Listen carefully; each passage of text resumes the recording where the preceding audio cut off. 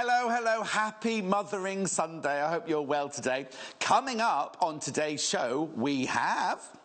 There we go, at 8 o'clock, we've got Mother's Day flowers with the lovely Jenniffer Taylor. Then at 9 o'clock, going to jump an hour then, 9 o'clock, we've got Technique Time with Joy. At 10 a.m, we've got Mother's Day Flowers Part 2 with Jenniffer Taylor. And then at 11 o'clock, we've got Joyful Quilting, or Quilting with Joy. That's what we've got in store for you today on Mother's Day. But, I need to also tell you, what we're doing is we're asking you to send in any pictures of your mum or your nan or anything that you've made for Mother's Day. Now, we've had loads and loads of messages, photos, and we will send them, show them to you. We will show them to you. So we're presuming that when you send them, you don't mind them being shown on the television. So this is how you can send them. If you send them to studio, I'll just say it, studio@sewingquarter.com. Studio@sewingquarter.com. If you just send in, that's the only way you can send photographs. You can't send them the other way on the web chat. So it's studio@sewingquarter.com. Anyway, talking about getting in touch, if you want to, we're very interactive. If you've got any questions for Jenniffer or for Joy later on, then please, please, please send them in. Because we are, well, we're Sewing Quarter. With Sewing Quarter, we're nearly 8 weeks old now. We're a shopping channel with a difference. We bring you fabrics, we bring you notions, we bring you all sorts of gorgeousness, but we bring you guests, we bring you ideas, and we bring you fun, hopefully. So there are 2 different ways you can get in touch if you just want to send in a quick message. The first way is called what we called a web chat, and if you go to the website here, there I am, just a few seconds ago. Now, if you just scroll down, you have to go to Watch Us Live, first of all. That's what you need to click on first. Then you scroll down the page and just send in a message saying, hello, and you can put more than that, or you can email us. So that one comes straight through to the gallery. It's Little Paul today. Or, of course, you can email studio@sewingquarter.com. Studio@sewingquarter.com if you want that to go. They all go through to Paul, so he'll read them out. While we're on this page, I just want to point out, if you scroll down the page, you'll see all the products from today's show. Now, that's yesterday. That was my show yesterday. They will disappear any second. Excuse me. And all the fabrics and notions and gorgeousness that I'm bringing you today will all appear under there, so you can just pop them in your basket. Talking about popping them in your basket, if you scroll up the page, right back to where you can see me and Jenniffer in a minute, you see where it says add to basket. You just click on there and it goes into your basket. Then you go up to the top right hand corner and click on your basket.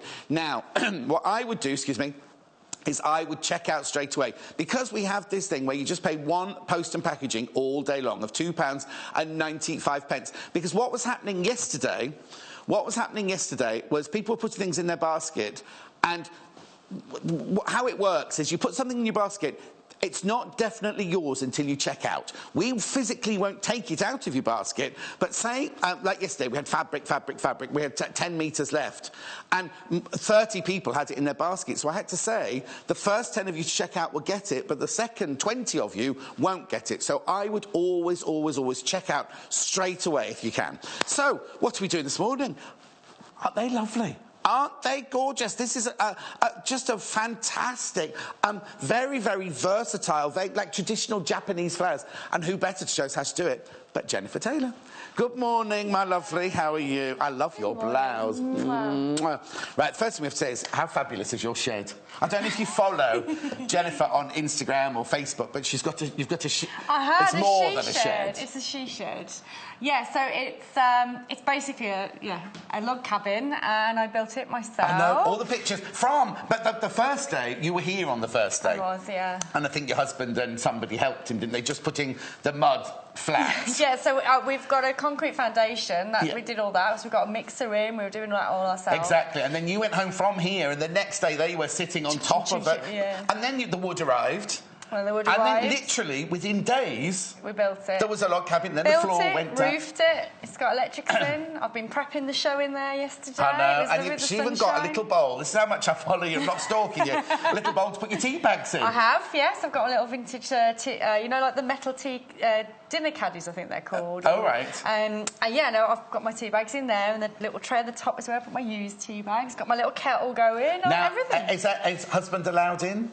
He's allowed in. He has to knock first. But it's so cute, and it looks really lovely because you've got everything. It's so now, I was asking you earlier, you didn't have it in your spare room, did you? You had it in your dining room? I had it in my dining room, yeah. So we were in the kitchen, and we were literally like eating our dinner next to the bin and the washing machine. We were like, we've got to do something about this. So I've been evicted from the dining room, and we can now have proper dinners. But does it suddenly make you have suddenly think, oh... I was like, yeah, we could go, I forgot about this room. I forgot about this extra room. But no, it feels like we've moved into a new house. It really is strange. But it's nice because we're able to have really nice, relaxing evenings now at a dinner table. But also, it means that when you finish work, you can shut the door, because if you're in the sitting room and it's in the dining room, you're thinking, oh, I haven't finished that hen yet. You're always going to go in. I'm noticing a difference now. I'm able just to kind of put it. I love sewing, and I love what I do, but you do need to just shut that door occasionally. Of course. When it's in the kitchen, you just kind of go, oh, just have a little.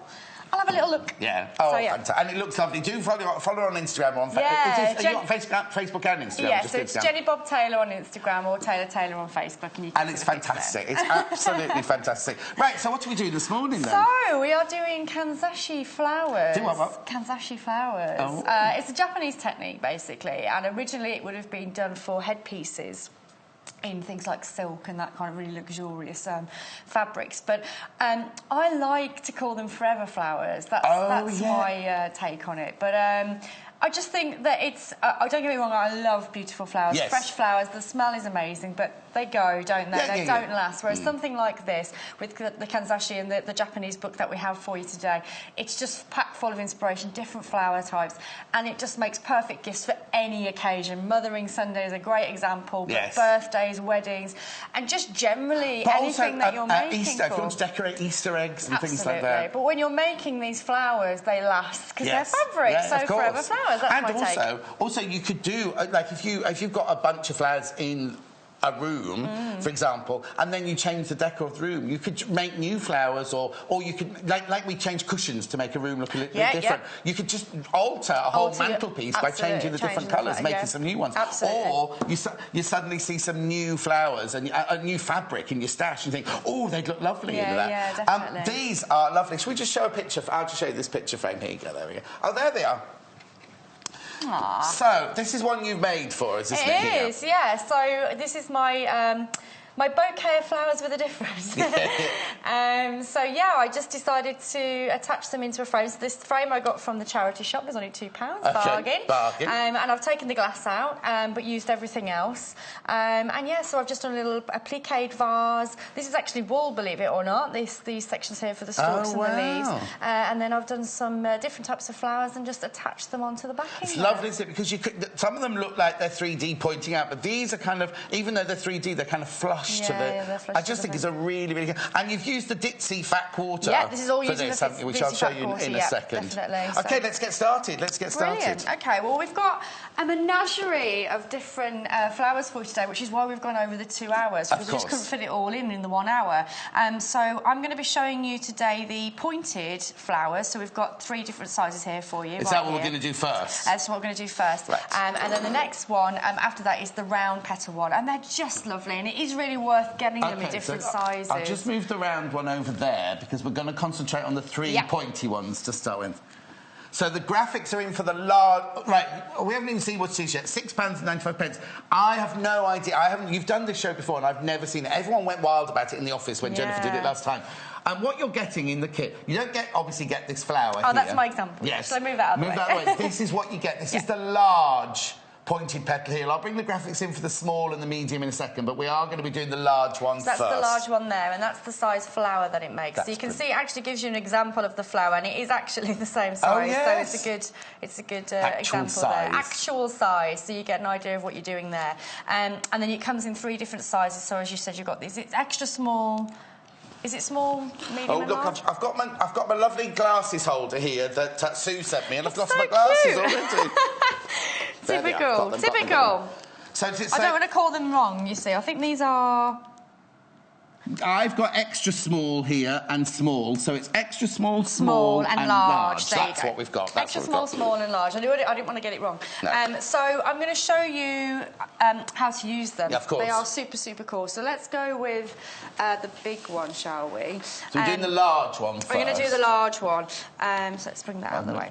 Move that one out of the way, then. So just to make things a little bit easier, I like to cut out a strip first. So what I do is I get my maker. So you can see it comes like this.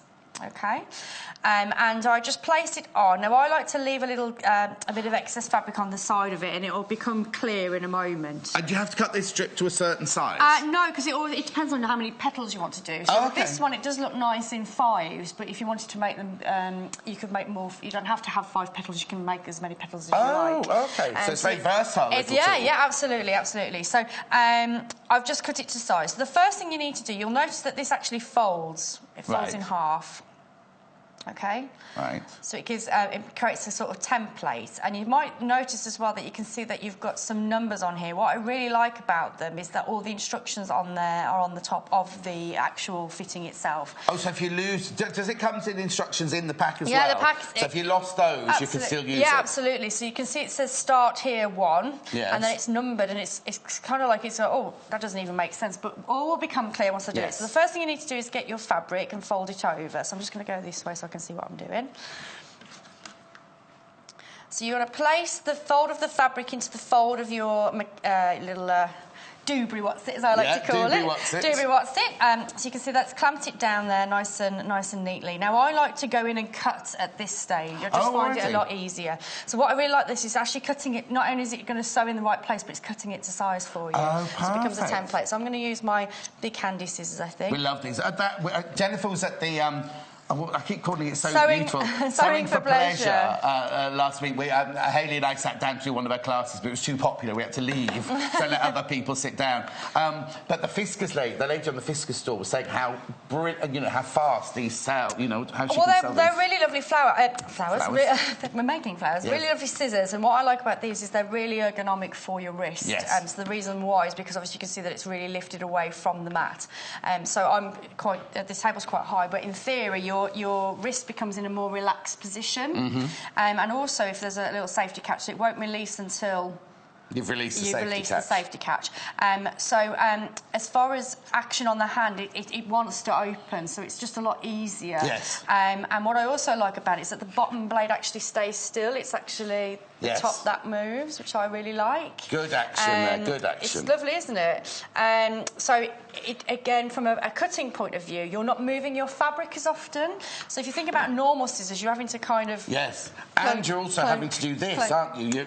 Yes, and you're having to do not only the close, but the open action close, and the open action is where, again, with these, because of the spring action in them, they're always in an open position, and it's just the cut that you do, so it's springing back. So you're cutting out the work, but I think that they're just really lovely on the wrists and hands. If you do have problems with that, definitely grab them. But just if you do a lot... Well, I was going to say, because you're doing it every day, all day. Well, I don't have any problems with my hands or wrist. Not yet. You're still young, you see.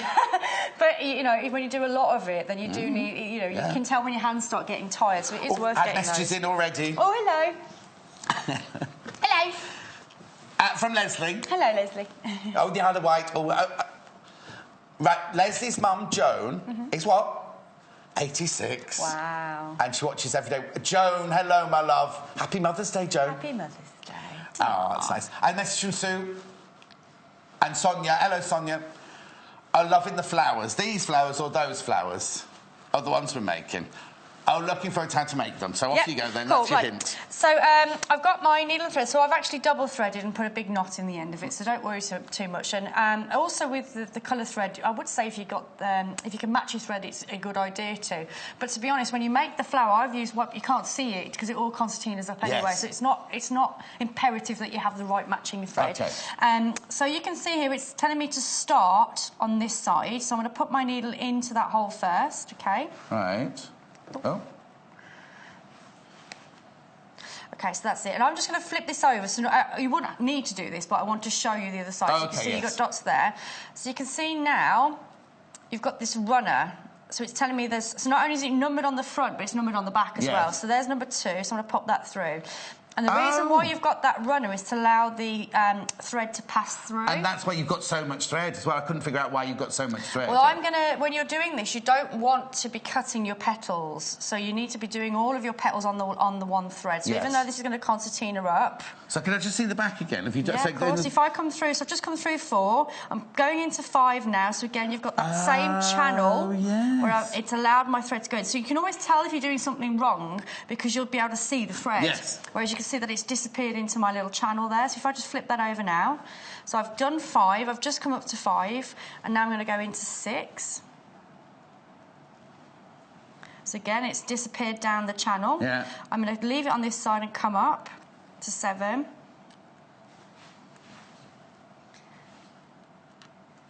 Oh. I mean, you wouldn't need to turn it over if you're doing it at home. You're only doing it for us to see at home. Yeah, now, just so remember, you this can is see. the large one for $6.95. Remember, there are other sizes available. We've got the extra small and the small in the point. They call it pointy. They call it pointy petals. Pointy petals. Pointy petals. Oh.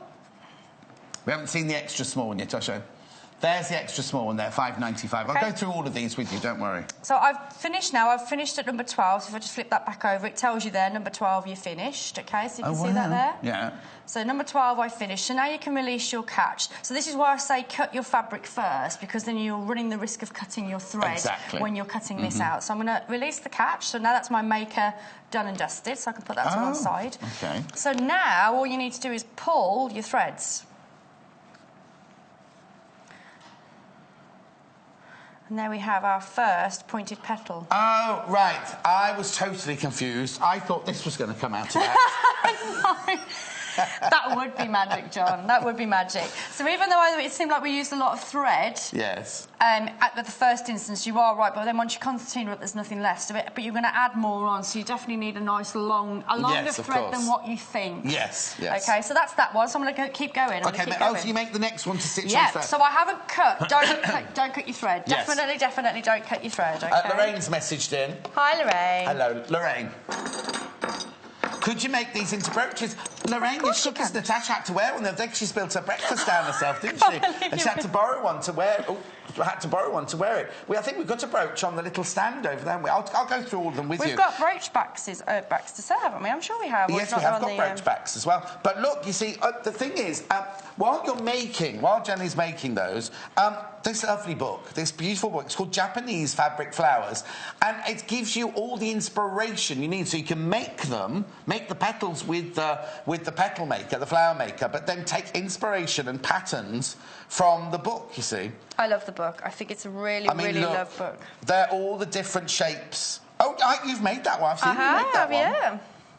In fact, there was one earlier that smelled beautifully of lavender. That's the lavender one, yeah. So that's why it smells of lavender. I know, yeah. It's what do you call them when you put them in? My brain's gone dead. When you put potpourri, like a lavender bag that you put in your underwear drawer. Yes, that's the one I'm talking about. What are they called? No, you don't put potpourri in your underwear drawer, the little ball.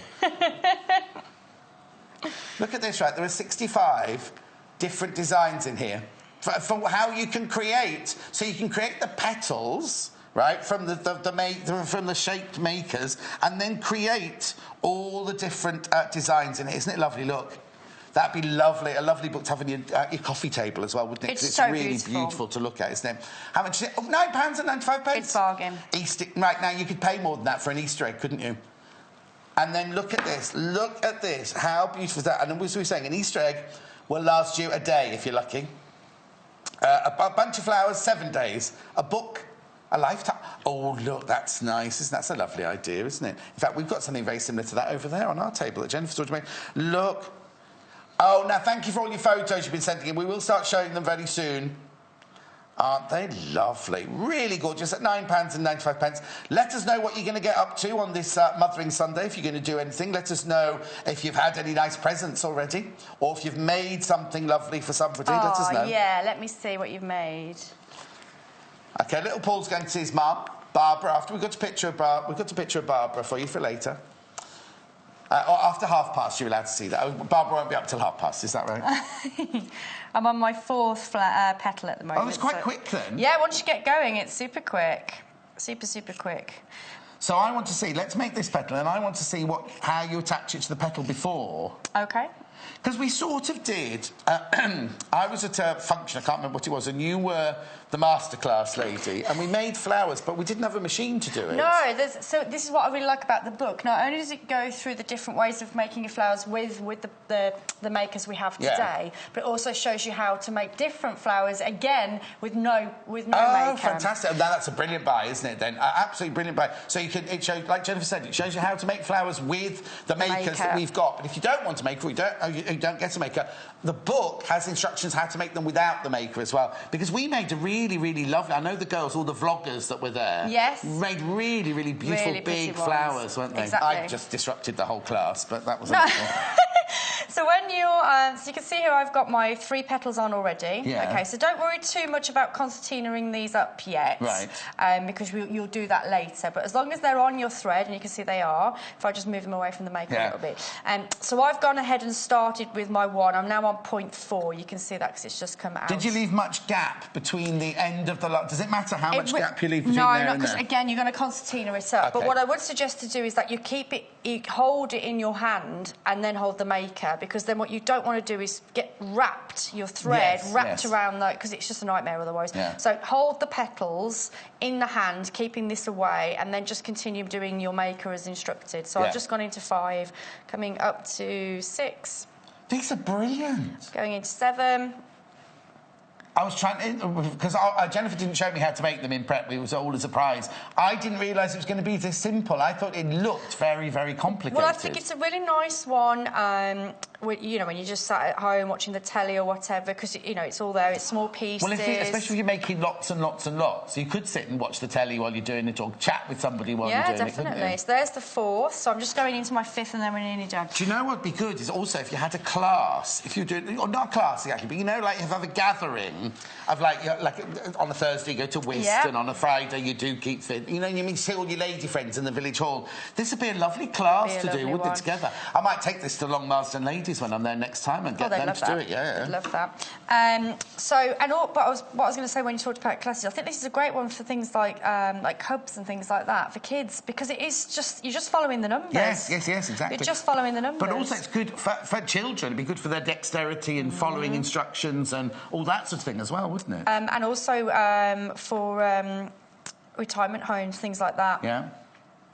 I got a lovely brochure through for a retirement home last you? week. Yeah, it was. I'm old enough now, you see, and it was. But I know I'm 39. They let them in very early these days. But it looked gorgeous. It had a swimming pool and a bar, and a restaurant and gardens. Is it a spa? No, it used to be a spa. And what they've done is they've turned it into retirement flats, and in the gardens they've built little houses in the gardens and everything. And they weren't that expensive. And I was like, oh, I might have to move there. Then you find out how much a week you have to pay as like I don't know what it's called, you know, like the community church, not community church, but you know, kind of your floor rent, whatever it's called. You know what I mean? Like yes. And that was like higher, and I was like, oh, maybe not. But it was beautiful. You are funny. Sorry, I'm getting my threads all giddy. Let's see a few photos. You're making me giggle. I'm getting all mixed up. Yeah, you're getting all tied up. Let's see some photos. I don't know what's going... No, not that one. Oh, look. Oh, it's me! Is that you? That's me. You're the baby? I am the baby. I'm 10 months there. That's Happy Mother's Day too. Lane, is that Lane? Lane from Jenniffer. Oh, don't you look like your mum? So that's your mum standing up? That's my mum standing up, and I'm the baby.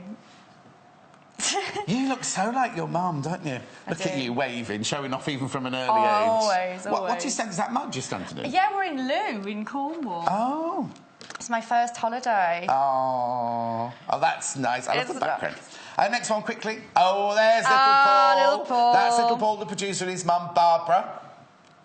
Oh, no, that's my nan. Oh, I love that. It's a really old passport photo, but I love that picture. It stays on my mantelpiece, because my nan's in heaven, obviously, now. And then this is my mum. This is my mum and dad in, well, I don't know what year it was, but it was their engagement. It was their engagement party. They got married in 1952, and that was their engagement party just before that. And then this one here, this is Hayley. Oh. That's production manager Hayley with a little bit too much lipstick on there. And that's our lovely little boy, Joseph. And then... And now this is a make that Rona has done. Wow. No, to Rona, sorry, from Rebecca. To Rona from Rebecca. That's lovely, isn't it? Maybe, can you make those? Can we do those one day? I'll give Rebecca, it a go. Can you let us know how you made it so we can do a masterclass in it? That'd be lovely. I love that. My friend Shmoy married like that. She loves angels and everything. This is a doofer bag for my mum. It velcros on straps so it can hang on the arm of her chair or over a walking frame. My dad wants one for Father's Day. Oh, Helen. We also put it on Facebook, you see. That's lovely, isn't it? Really What's a doofer bag then? I don't know, but I love it. A doofer bag. Oh, yes. Now, this one's a lovely one. This is a sentimental pillow, this one. Made by Stella Bow Bunting for her mum. It's a really, really lovely thought, that one. Making a cushion out of a shirt. That was really lovely. That's the last one for now. We've got more to show you later. Loads more to show you later. Thank you so much for sending them in. Right. I love that shirt. OK, so I've got my 5 petals on there now, so I'm ready to make my flowers. There's 2 ways of doing it. Can I ask one question? You can. Could you make 6, 7 and 8 petals as well if you wanted to? You can make as many petals as you like, And John. it just get... Right, OK. Just keep going. All right. But obviously, the more petals you add, there will be a hole in the middle. So you need to find something to fill the middle with. Yeah, so this is where you start stacking, which is why it's really a nice idea to get the different size petals. So if you do have a hole, then you can stick one on the top. See what I mean?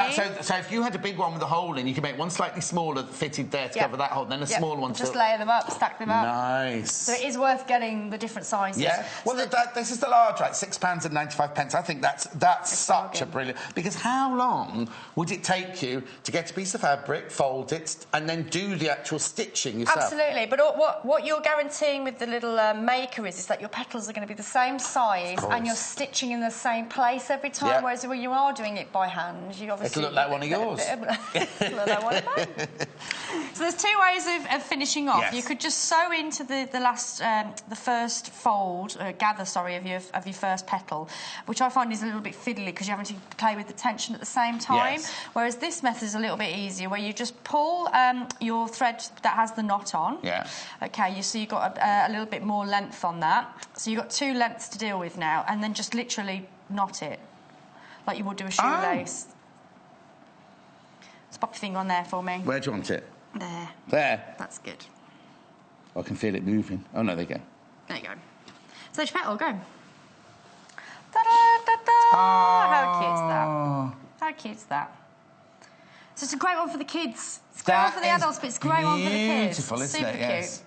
So now, that is the large flower maker, this one, the large flower maker for £6.95. Now, what we've used is... Oh, there you go, sorry. There it is, and it folds in half like that. What we've used is the Ditzy Fat Quarter, which I've got a picture of, I think, haven't I? Mm-hmm. I can get it if you want me to get it, but it's just here. This is one that's open already. Now, Paul made me spend hours putting it out earlier, so that's the one you've used. That's the one that I've just used. But this, do we use all these in your display as well? In the picture frame. Oh, yes. Where's that gone? Just behind us there. So in my flower picture frame, I've used the polka dot for the vase, but there's no reason why you couldn't do it in the flowers. But I decided to use the 3 fat quarters that you get with the floral print, the ditzy flowers into the flowers. That's lovely, isn't it? It's cute, isn't it? So hang on, 1, 2, 3, 4, 5. So you get 6 pieces of fabric for £14.95. Bargain. That's a metre and a half. That's what. Metre and a half. Yes, metre and a half. Aren't they lovely? There they are, close too. Look, so you get the 3 polka dot ones, the blue, the pink and the grey, but you also get the flowers, the pink and turquoise, the purple and yellow, and the blue and pink.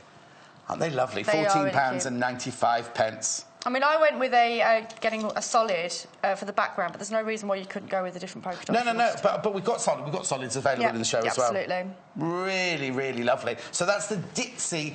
It's called Ditzy Butterfly Fat Quarter. Butterfly. Really lovely, because Ditzy is normally just a flower, isn't it? So you've got Ditzy and butterflies on there. Really, really lovely. At £14.95. Right.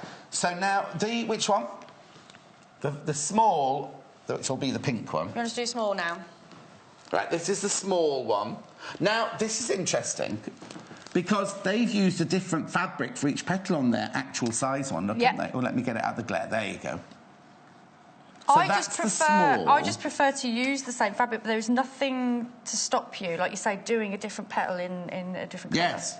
And I prefer alternatives, you could do polka dot pink and then blue. Yeah, because you wouldn't get a flower like that, would you, with 5 different coloured petals in real life? No. Maybe you will. Oh, there's those new roses, though, aren't there? Like the rainbow roses, where each petal's a different colour. Really? You've not seen those? Yeah, someone sent them to me.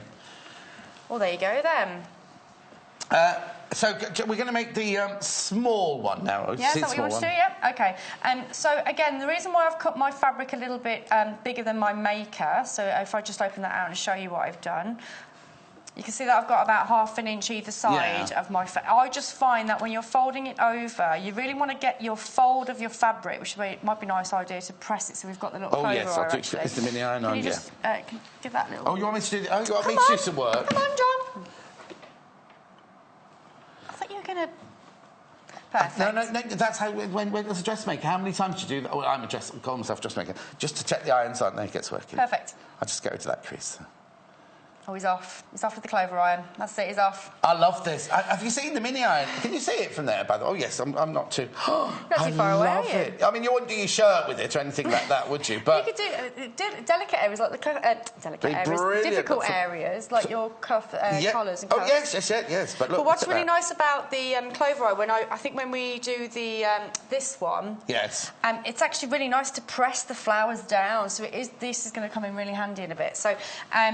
yeah, so the tip is, when you're doing your maker... what Jennifer's saying is not on the round ones. You don't press the round ones. We'll show you when we do the point... No, you don't do it on the pointy ones, you do it on the round ones, that we'll show you later. Yeah, because they're already quite pointy. Yes, exactly. If you want to, obviously, get them even more crisp, then, go in with the iron. Yeah. But I'll show you what I mean with the orchid, the round one in a second.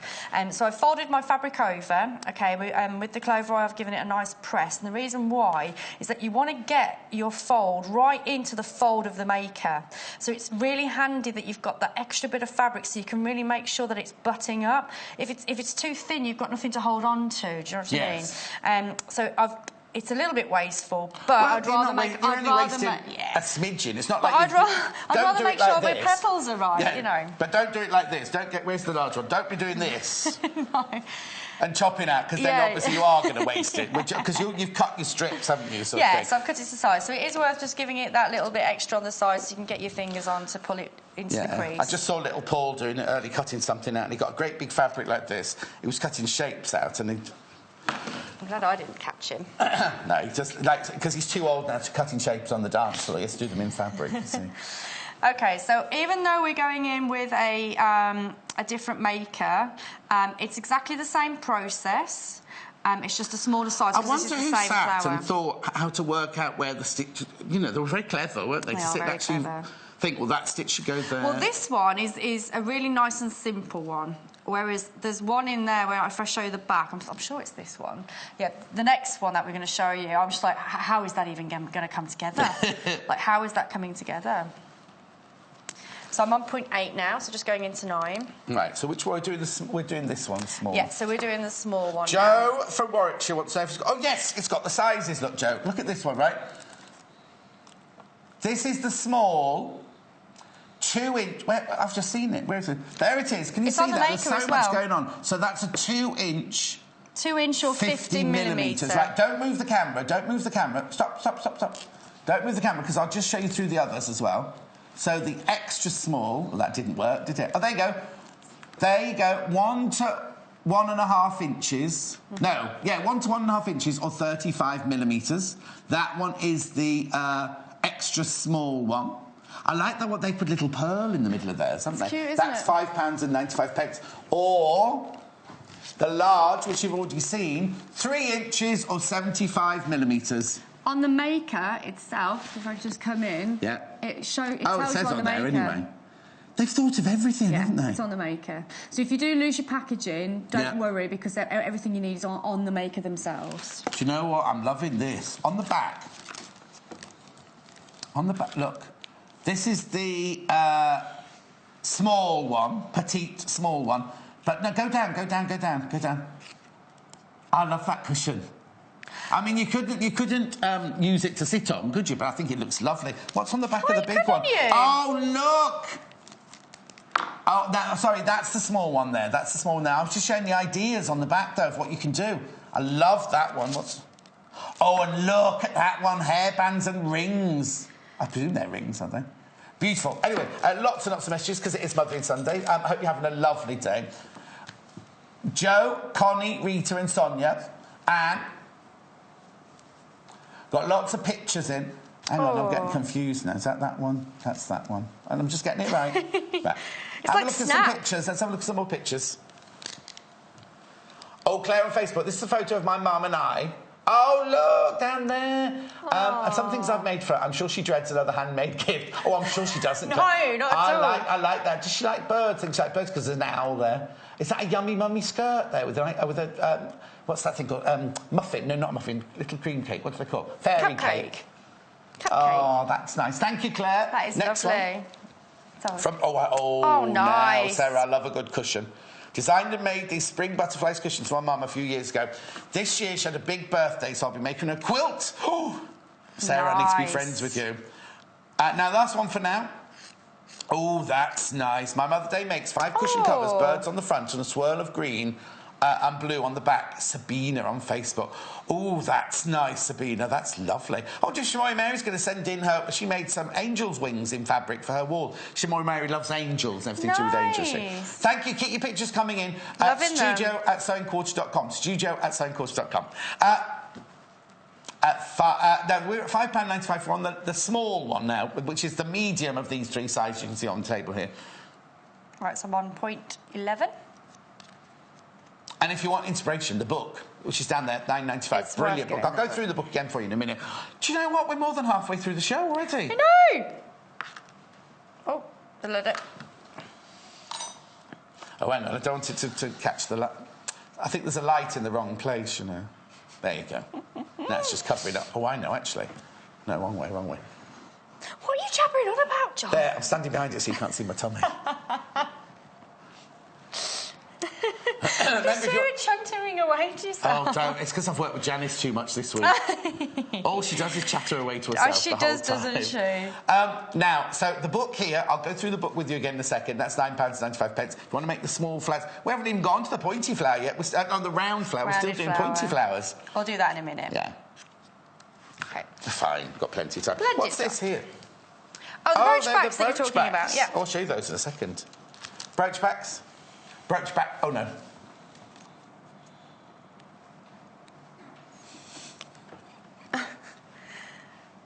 What are they getting on about? I don't know. Little Paul's on one today. Oh, you lucky you weren't in the other day. Hannah, you know, producer Hannah. Yeah. She was in the most foul mood. And it's not just Paul who gets moody. 95p for Trimmets brooch bars, silver-coloured, contains 2.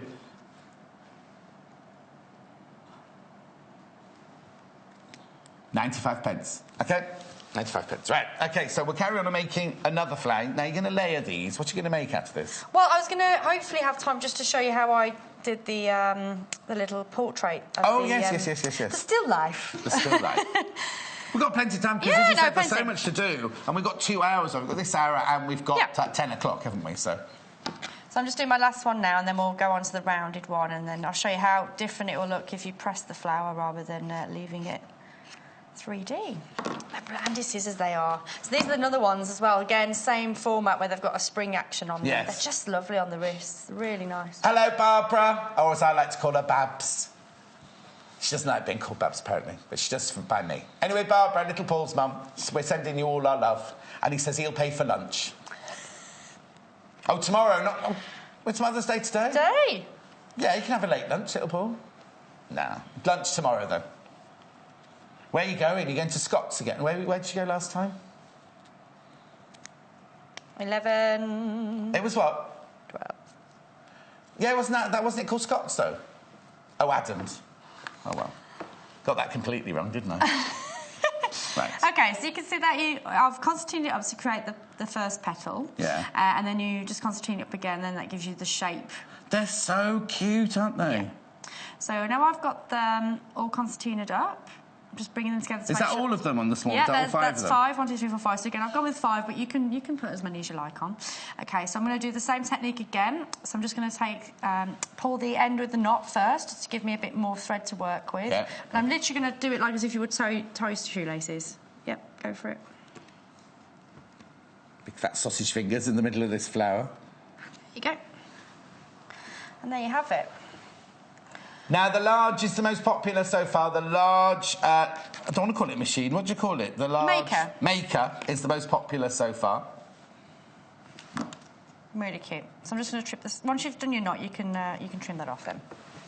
There we go, there's your two. Barbara's been back in touch. She says she can't wait to go out for a Michelin star restaurant lunch tomorrow with little Paul. That's nice. I'm going to pop a bit more thread on my needle, I think. Now Who's Fred? Who does? Oh, they want to know who Fred is because you keep mentioning Fred. Fred? Fred. Thread. They're in a funny mood upstairs. I do apologise at home. They're in a funny mood upstairs today. What have you I'm lost? after my thread. Oh, I've got it. What have you lost? My thread. Your thread? Yeah. There it is. There it is. Fred, he's here. No, Fred's married to Shimoy Mary. Book. Let's look at the book. Yeah, you look at the book while I'm threading the needle. Yeah, because we've seen you thread a needle before, haven't we? Japanese fabric flowers, 65. I was looking upside down and say 59 then. 65. It's going to be one of those days. And I'm in tomorrow as well. 65, and from here it looks like 59, you see. This book is just gorgeous. It's full of inspiration. Whether you've got the makers or whether you just want to make them by hand, there's the ones you can make with the makers, you see. But then all these, now that one's like a Suffolk puff, isn't it? Yes. And they call it yo-yo. Oh, they call it yo-yo, yeah. But in traditional, we call it Suffolk puff, don't we? There's the pumpkin that you've made. It's over there somewhere, isn't it? You've used that as a pin cushion, have you? Yeah, I made it as a pin cushion, or, like you said, the lavender for the drawer. I can't think what it's called now. Oh, look, I love that water lilies. That's gorgeous, isn't it? Oh, I quite like those. The thing is, I'd make them into placemats and have them on the corner of my placemat. Nice. Or something. The thing is, because they're fabric, there's nothing wrong with you adding these. Like when you mentioned about your cushion, or you can't sit on it. Of course you can, it's fabric. They're not real flowers. I don't want to squash it, though. No, you do.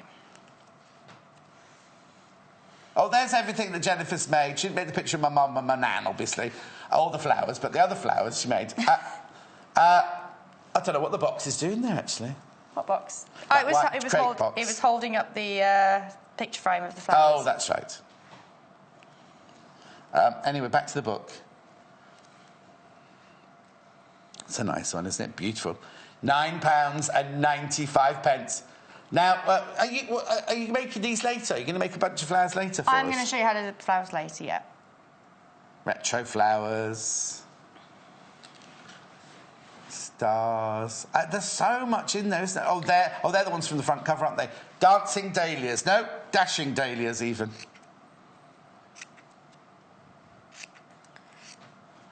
I just like that it's got not only the instructions on how to do the flowers, whether it's by the maker or not, but the inspirational projects as well. It's just a lovely book.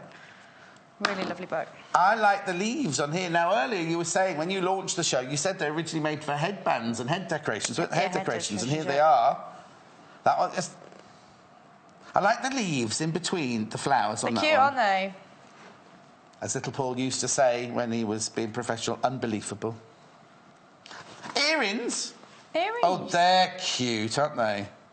Really nice. Just get a shepherd's hook crook to put on the back of there. £9.95. Oh, no, hang on. What's there? What's there? Look. Oh, they're the leaves of the water lilies. Oh, yep. How lovely.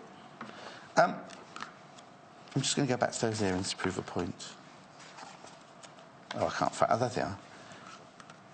There's shepherd's hook crook at the back there, look. Just put them through your ears. Anyway, at £9.95 for that book. It's brilliant value. Oh, I'm going to put... there you go. Great. Right, oh, what are you making now? So I've gone ahead with the last maker that we're going to do, which is the rounded one. Oh, I can't reach across you. It's over there. Could you pass that through to me? There you go. And there's the sample flower. So this is what we're making. And I'll walk you through this step. This is small. This is the small round petal one, this one. And this is the packet. 2-inch this one is. I'm just checking it is definitely this. Does that say small on there? Can't see. Yeah. So that's the petals are rounded on that one, you see. So this one's going to take a little bit more time. 2-inch, 50 millimetres. So, Jennifer, just show us what you're doing on this one then. OK, so here's our maker. So this is the wrong side. Right. So that's the wrong side of the maker. Oh, OK. And then I'm going to flip it over, and that's the right side. And the reason why I know that is because it's telling me to start here. You see that? Start, and then finish over there. Start, finish. So if I just bring in the other maker that we had, so you can see that they're different. Yeah, that's the back. Yeah, sorry, I'm agreeing. I was nodding, I wasn't saying anything, yes. Yeah. Okay, so I'm going to walk you through this because because obviously I got really used to this one, the green one. I was like, oh yeah, I'm getting the gist of it now. So when I got this one, I was like, ooh. Oh, but it still should be simple because it's still got numbers, isn't it? You just follow it. You don't have to think about it. But when the mechanics in my head was going, how is that going to work? And it is Sunday morning. How is that going to work? So I'm going in with 1. So again, starting here, holding my petals in my hand. Right. So 2 is down here, whereas before you went across. Oh, yes. So 2's there. Okay. Oops, move that a little notch. 2, so I'm going to go into 3 and find 4, which is there. Again, you can see where you need to go from the top. You don't have to keep flipping it like I am. It's telling me what I need to do at the top. But I want to show you the and mechanics. as you said at the beginning, if you know you've gone wrong, because if you've got a piece of thread going from one hole to another and it's on sight, in vision, then it's wrong. Exactly. So there's 8 and 8. Thank you for all your messages. We will be showing you more in a second. So there's the 8 and I'm finished, so I've popped that. Right. Okay, so now you just pull it. Look at that.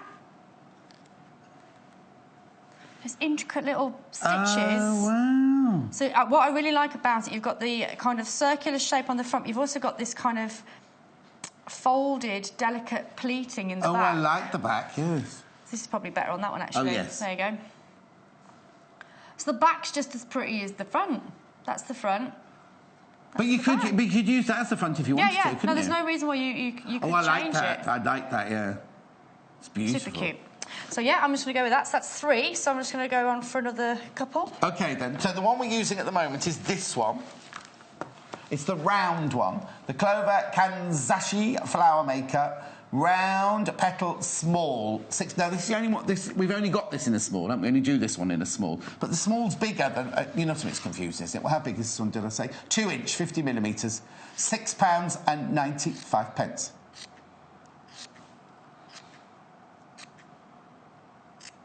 £6 and 95 pence. And now we're using the Ditsy fabric, remember, the Ditsy Fat Quarters. That's what we've used to make all of these. Oh, you got that? OK, I'll put it back there. There you go. At the bottom of your screen is £14.95. You get 6 fabrics. You get the 3 fat quarter pieces in the polka dot, the pink, the blue and the grey. You get the Ditsy fabric in the pink and turquoise. You get the marine blue. And you get the... really lovely. And thank you for your messages. Sue and Sonia, thank you. Lots of images in. I don't know what Sue and Sonia said. She just sent lovely messages in. Ditsy Butterfly Fat Quarter Bundle by So Easy, £14 and 95 pence. It's nice because it's like a gauzy fabric, isn't it? It's not a heavy duty cotton. I suppose you could do them in whatever fabric you wanted. You could do them in, absolutely. I mean, traditionally they do it, like I say, in things like silks. Yes. Or chiffons, but I think they're really nice. Well, I suppose it depends what you're making, what occasion you're making them for. Making them for a wedding. Oh. Can you imagine? That's my glasses. I thought something falling down. If you're making, like, for bridesmaids, like, you know, sometimes bridesmaids have a sash with flowers on, or a corsage, or even, like, the flower basket at the beginning, or not necessarily the petals, you wouldn't throw the petals, but just decorating flower baskets and things. Well, the thing is, like, and you go about wedding favours, if you're making the corsages, then those double up as your favours. Oh, yes. Do you know what I mean? Did you do that at your wedding? I did pocket pieces for my gents.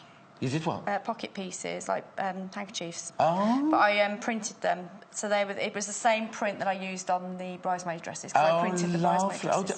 Now, we didn't get that fella, so we got the wedding dress, making your own wedding dress, and doing the paper cutting at the bottom and everything. Yeah, so the screen that I used for my wedding dress to create the paper lace, I used that screen again, but actually printed it with fabric paint this time. Oh, wow. And printed so you could see it was the same pattern basically, but on the bridesmaid dresses. Nice. And then I made matching handkerchiefs for the gents. It's a lot of work for your wedding, wasn't it? I did my cake. I did the table decorations. Oh, Sammy did as well for her wedding.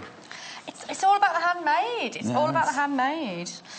Again, so I'm going to go in through the 1. So I'm starting. I've started, so I'll finish.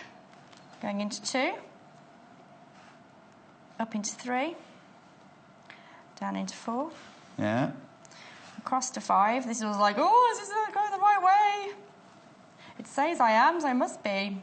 So there's 6, there's 7, there's 8. That's petal done. How quick was that? Brilliant. And also once you, it's going to be like my nan used to sit or knit or crochet in front of the telly, and she'd end up not even looking at the crochet. She could see the telly like this, and she just, you know what I mean, or knitting like that. You'd get like that with this. If you were making lots of flowers, you'd eventually get so used to it. You get so used to doing it. So now I'm going to tie off. So I've done 6 on this one, whereas we did 5 on the last one. Rebel. So again, I'm just giving myself a little bit more length on where I knotted it. OK, just want to knot that one off. Got a few more pictures to show you once we've knotted this one off. Thank you for all the pictures you've sent in. So we will make our way through all of them. Finger John. Thank you. Tap. Oh. Da, da, da, da, da. Let me release that. So why did you do 6 on that one? Because you did 6 on this one. I just like it. I think it looks nice with 6. You don't have to do it with 6. No, because I suppose the 5, the pointy one, looks lovely. Do the flowers fray, somebody's asked? These ones don't know because it's all folded. Yes. You can see all these edges are folded. The only area that would be fraying would be the centre point. Don't be afraid of that, though. Again, but then the flowers that I did by hand, some of them I liked that they frayed because then it just adds more texture to the flower. But these ones are all folded edges, so there's no reason they wouldn't be fraying. So that's it. So this is what would be nice when... So you can see how this is on these flowers, like the flowers are actually curling up, whereas it'd be nice with the clover iron if we actually flatten those down. It gives you a different flower altogether. So I'm going to go in and do that, look at you being outrageous now, changing the... I like it, though. This is what I like it. Just changing the flower, changing the fabric, sorry, changes the flower. Do you not think? Yes. Oh, no, totally. Right, before I do a roundup of that, shall we see some more little pictures then? Oh, she's off. I'm just here. Here we go. This is the first one of this section. The ladder stitch tutorial you showed in the break earlier enabled me to... That's you, isn't it? The ladder stitch tutorial. That's you. Showed in the break earlier enabled me to finish the cushion. Thank you so much, Alex. Oh, that's nice. I didn't see that. Not today, but the other day it was an advert, and it's the ladder stitch, and apparently it's you. And it goes out as an advert now. Next one. Hilary, oh look, that's like home is where Mum is. Good morning, I'd like to share with you my daughter's card she made me for Mother's Day. Isn't that lovely? Oh, That's Hilary, so thank you. nice. That's really lovely one, that one. Oh, here is my new spring coat I made for Mum. She's 84 years old. Wow. Sadie is the faithful beagle, also in the photo from Susan. I love that coat. How trendy. How trendy is your mum? That's lovely. A lovely dog as well. Look. Oh, look, he's gorgeous. Next one. My mum Doris and the personalised glasses cover that I've made for Mother's Day. I also made her one of the long-eared bunnies the other day too. Oh, for her 88th birthday, says the long-eared bunny. Oh. Love the programme. Thank you, Sarah. Oh, that's nice. She's glamorous as well, isn't she? Doris. Very. We love Doris. Is she having a drink there? Is she having a drink of wine there? I think she might be.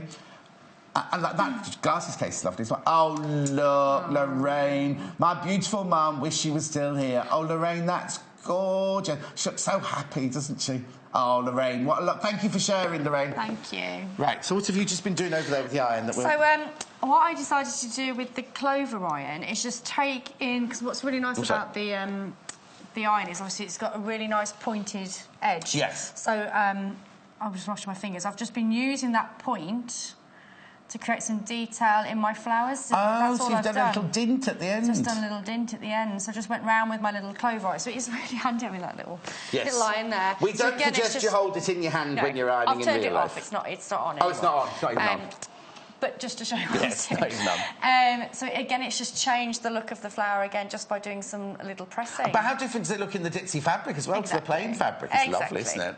Exactly. £6.95 for that. So, what have we seen so far? Well, I love all these flowers, but we need to go through all the different flower makers, don't we? Really. So we've just been seeing.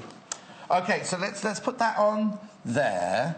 That one is now there that's yours. Mm-hmm. That one goes there, and that one goes there. Yep. So we'll start off with the large one, which is this one, which is the one you've got there. Yeah. £6.95.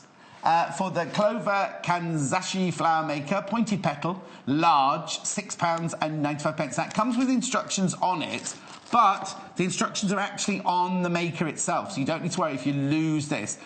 This one is... how big's that? What does that say, Jennifer, there? It's the 75 mil... or 3 inch. 3 inches. So that's the size of your finished flower, isn't it? That's the size of your finished flower there. So that's the large one at £6.95. Then the next one we used was this one, which is the small. £5.95. And that one does a 2 inch or 50mm there. That's the one there that Jennifer used there. £5.95. Now that's small. And it makes that... Well, this is the actual size that you make... Oh, you see it there. That's the actual size that it makes there on the packet. And that's the bright green one. Now, we didn't show you the extra small, but it also comes in extra small. And on the back of the packages, there is lots and lots of inspiration. Extra small. Got a minute left to show you this last one. There's the small one. We didn't show you how to make that one. It's exactly the same technique, isn't it? It's the same as the big one and the smaller one. It's just the size that's different. OK, lovely. And then we did the rounded petal one. We did. Which is this one, which is a slightly different shape and might throw you to start with. £6.95. Graphics coming in for that one now. Isn't that lovely? Really, imagine what you can make with all those. £6.95. That's a small round. Small round. Oh, that's the most popular so far. It's overtaken the big pointy one. And then we will be showing you the book again in the 10 o'clock hour. Yep. Japanese Fabric Flowers, this gorgeous, gorgeous book. Be brilliant as an Easter gift. Now, it's £9.95 for that. Give the call centre a ring or go on the web and look down underneath us. You're back in an hour's time making more flowers, aren't you? More flowers, yeah. Got lovely Joy coming up next with sewing technique. Oh, so many techniques. You're going to learn so much in the next hour. Get yourself a cup of tea, get yourself a notepad or get the YouTube ready. Joy will be up any minute. It's going to be a masterclass in rulers, cutters, the works. See you in 3. Follow us on Pinterest. Search for our Sewing Quarter page and follow us to discover sewing work we create and love. Join Lucy Brennan on Wednesday, the 29th of March for a detailed demonstration of how to use Creative Grid's quilting rulers. Creative Grid's rulers have been hugely popular since we launched them 2 weeks ago, and Lucy will be featuring 2 of our best-selling rulers as well as the debut of our new cotton linen fat quarter packs. So join Lucy on Wednesday the 29th of March at 9 a.m. and 11 a.m. only on Sewing Quarter, Freeview Channel 78.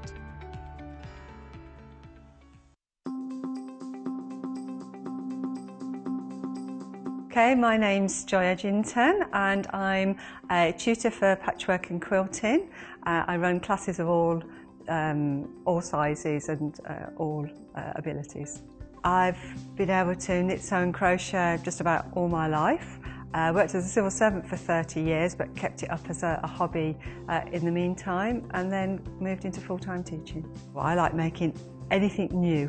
I'm a bit bright and sparkly, anything that comes along new, I like to have a go at it. Fall in love with your rotary cutting equipment and learn how to use it really safely.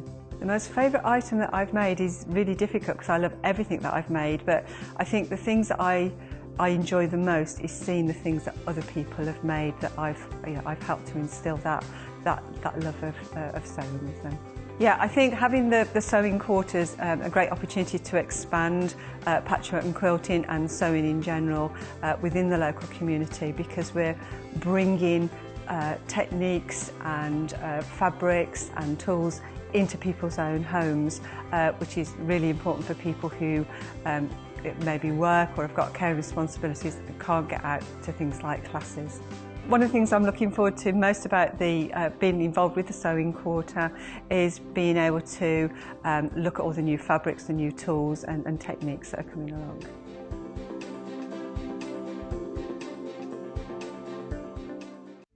When you spend £10 on your first purchase, you will receive this free sewing kit from the Sewing Quarter worth £14.99.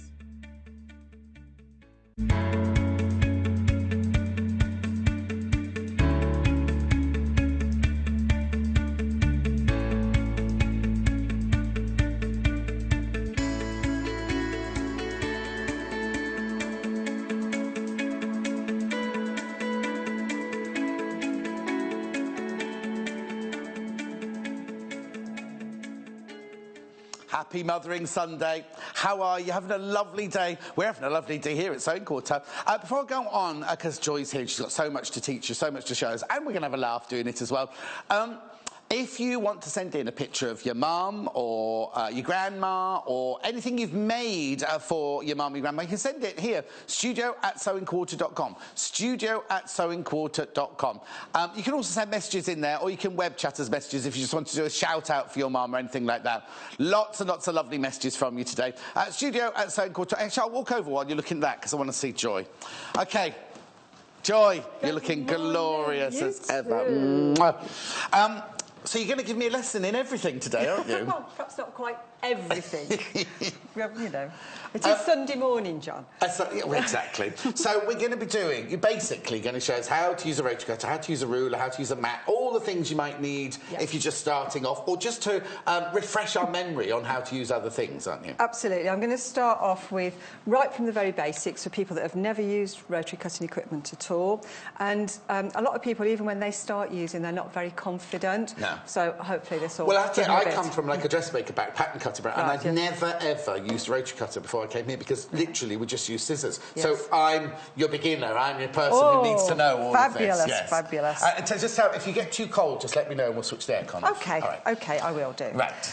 So, to do rotary cutting, there's a few rules. Yes. And we have to be safe. So all through this hour, I'm going to be talking about safety because that's the most important thing.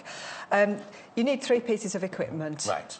To do it safely. The first thing you need is a mat. Right. And it has to be a self-healing mat. Right. And by self-healing, what that means is that when you cut onto it, the mat magically closes itself back up so you don't get cuts in your mat. How? I mean, well, it's a technical thing, isn't it? I'm just saying, magic. how does it work? It's magic. OK, it's magic. So we'll leave it to that. It's magic. It's magic. Yeah, it's special properties that make it happen. Right.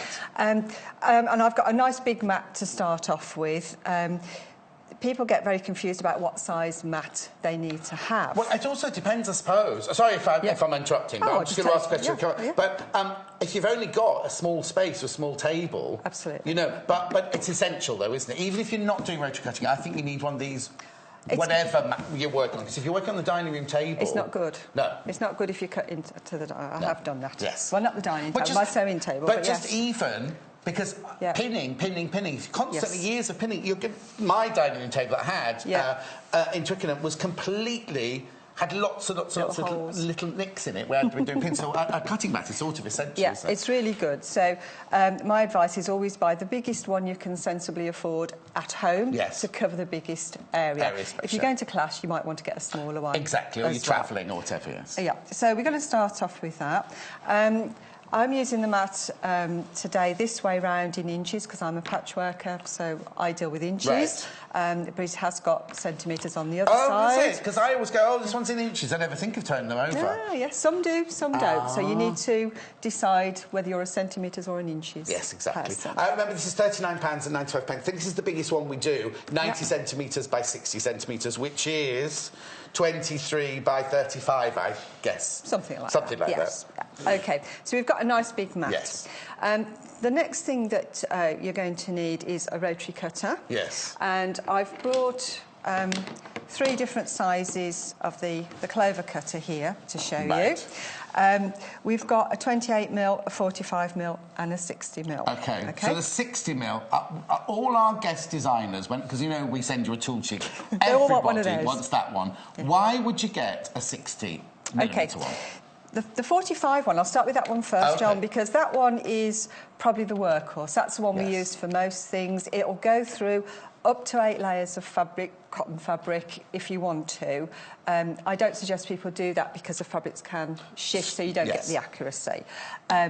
If you're using heavy-duty fabrics like the corduroys, furnishing fabrics, things like that, because they're a bit thicker, and again, you might want to go through a couple of layers at a time, this gives you some extra depth. Do you know what? I never even thought about furnishing, cutting furnishing, but there's lots of straight lines in furniture, like cushions and things like that. I didn't even think of that. Yeah, like you're saying, corduroy or that lovely kind of tapestry kind of fabric. Yeah. So you might want to use that one. I use this one for most things. Okay. It will cut through just about any fabric, leathers as well. Oh wow. Yeah, only one layer of leather at a time because that is really thick and dense, but it will cut through. So this is the one we're talking about. This is the one the graphics are in at the moment. The Clover rotary cutter with soft touch cushion handle at 45 millimetres, £14.95. So I'll let you explain about it. Okay. The smaller one, right. Obviously you've only got a very little amount of depth there to use. But this is really useful if you're doing tricky cuts, if you're doing some curved cutting, or if you've got very small templates that you're using, anything like that, where you want that bit more manoeuvrability. So that's 28, which is the graphics are in there, £10.95. That's 45, and that's 60. Just so you're at home, you might be getting confused. That's all. Right, if you're a beginner, go straight for the 45. Okay.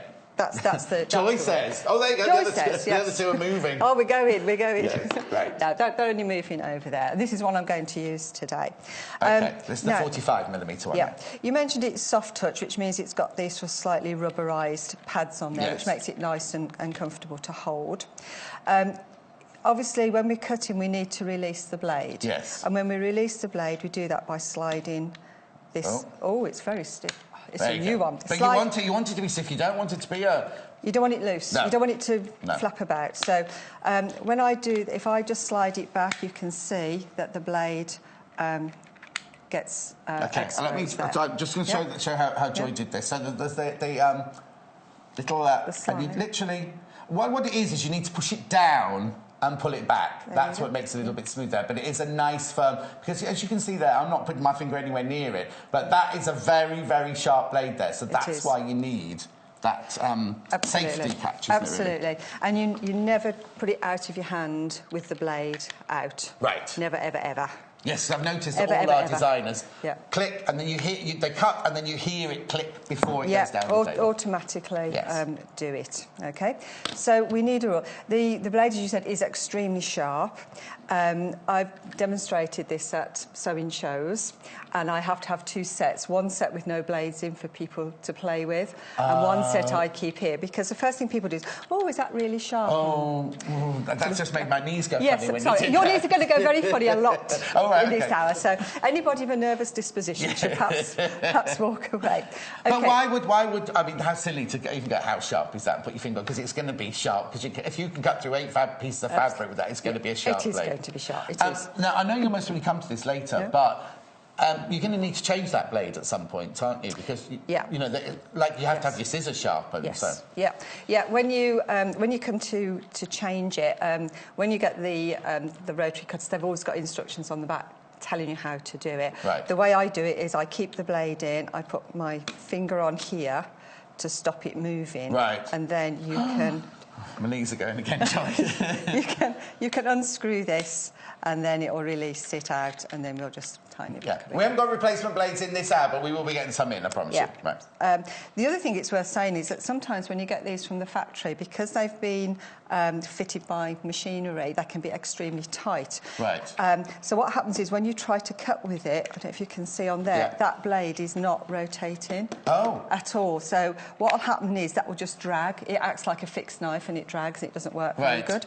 So very often you have to unloosen it, and I unloosen it right off, and then I just take it back till it's just finger tight. It's just hand tight. And then...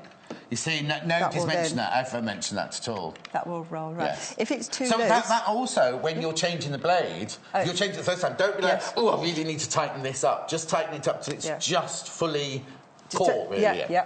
I never let husbands tighten these up because they tighten them too tight. The other, if you hear it rattling like that, then you know that blade's too loose. Yes. So again, you just need to finger tighten. And they do work a bit loose when you're using them. Of course, so they will do, won't they? Of course they will, yes. So we've got this one. Now, this is a good one because you can use this one as a right-handed or a left-handed person. Oh, now that's a question we have in a lot about what happens if I'm left-handed, and I don't know the answer. So here you go, if you're left-handed... If you're left-handed, pay attention. I'm going to try and do as much left-handed as I can today for people as well. Yeah. So this particular one, you can use left or right-handed, because the way you hold it 45-degree angle, your finger goes on the little guard at the top, and then you can roll it along. If you're left-handed, you simply turn it over and go the other way. I thought you were going to have to say, you take this off, you move it round here. So not with this one. No, not with this one. Oh, so others you have to do that? Yeah. Okay. If I just show you so this if you're one as left-handed, well. that'd be a brilliant one to get then. Yes, really. yeah, because that will work either way. And sometimes we have mothers and daughters using them, and one's right-handed and one's left-handed. So that's quite useful. This one is one of the sewing quarter ones. Okay, it's the sewing quarter rotary cutter, this one. And this one comes with a set of replacement blades doesn't as well. Okay. Oh, wait, hang on. Let me just lift those up. So you get the one blade that's already comes in the rotary cutter. Then you get two blades that are identical. I can touch it, look, because it's in a packet, don't worry. Two blades that are identical to that one, but then... You've got two pinking shear ones, which is really good, particularly for dressmakers. They like this one. Yes, of course. It all comes in a sealed pack, so if you buy this one, I suggest you cut it like this so that your blades are still completely entrapped until you're ready to use them. Yeah, because when you buy... I only say this because I did it yesterday. When you go to the supermarket, you buy two of those toilet things you put in the toilet. Once you've cut here, they both fall out, don't they? So basically, you're cutting it so that one and that one are... How did we get to toilet? Well, no, because they're staying there. What happened yesterday was I took the one out I wanted to use, and the one I didn't want to use fell out the packet. Yeah. That's fine. It's a toilet cleaner. This, you don't want a sharp blade falling all over the place, do you? So I've just cut those so we can do it. Yeah. But this one, again, we've got a slide here that we can... do you want me to say? Yeah, so that one will release back again. But this one, you can only have the blade this way, so this is only for right-handed people. Oh, you see, now I wouldn't know that. You can't turn that one over, and you can't put the blade on the other side. So we should say that the sewing quarter one is for right-handed people only. I'll write all this down, Paul, so when Joy's not here, I don't be ringing her every 10 minutes. And it's still a lovely rotary, it's still a good rotary cutter, but only buy it if you're right-handed. Yeah, it works in exactly the same way. They all work the same way. But that one is for right-handed people. This one can be either. Now, before we even get our blade out and we've got our mat here, we need to know what we're going to use this with. And what we need to do is we need to use these acrylic rulers. Quick question then. It might sound really stupid. Would you ever use a rotary cutter just on its own? Okay.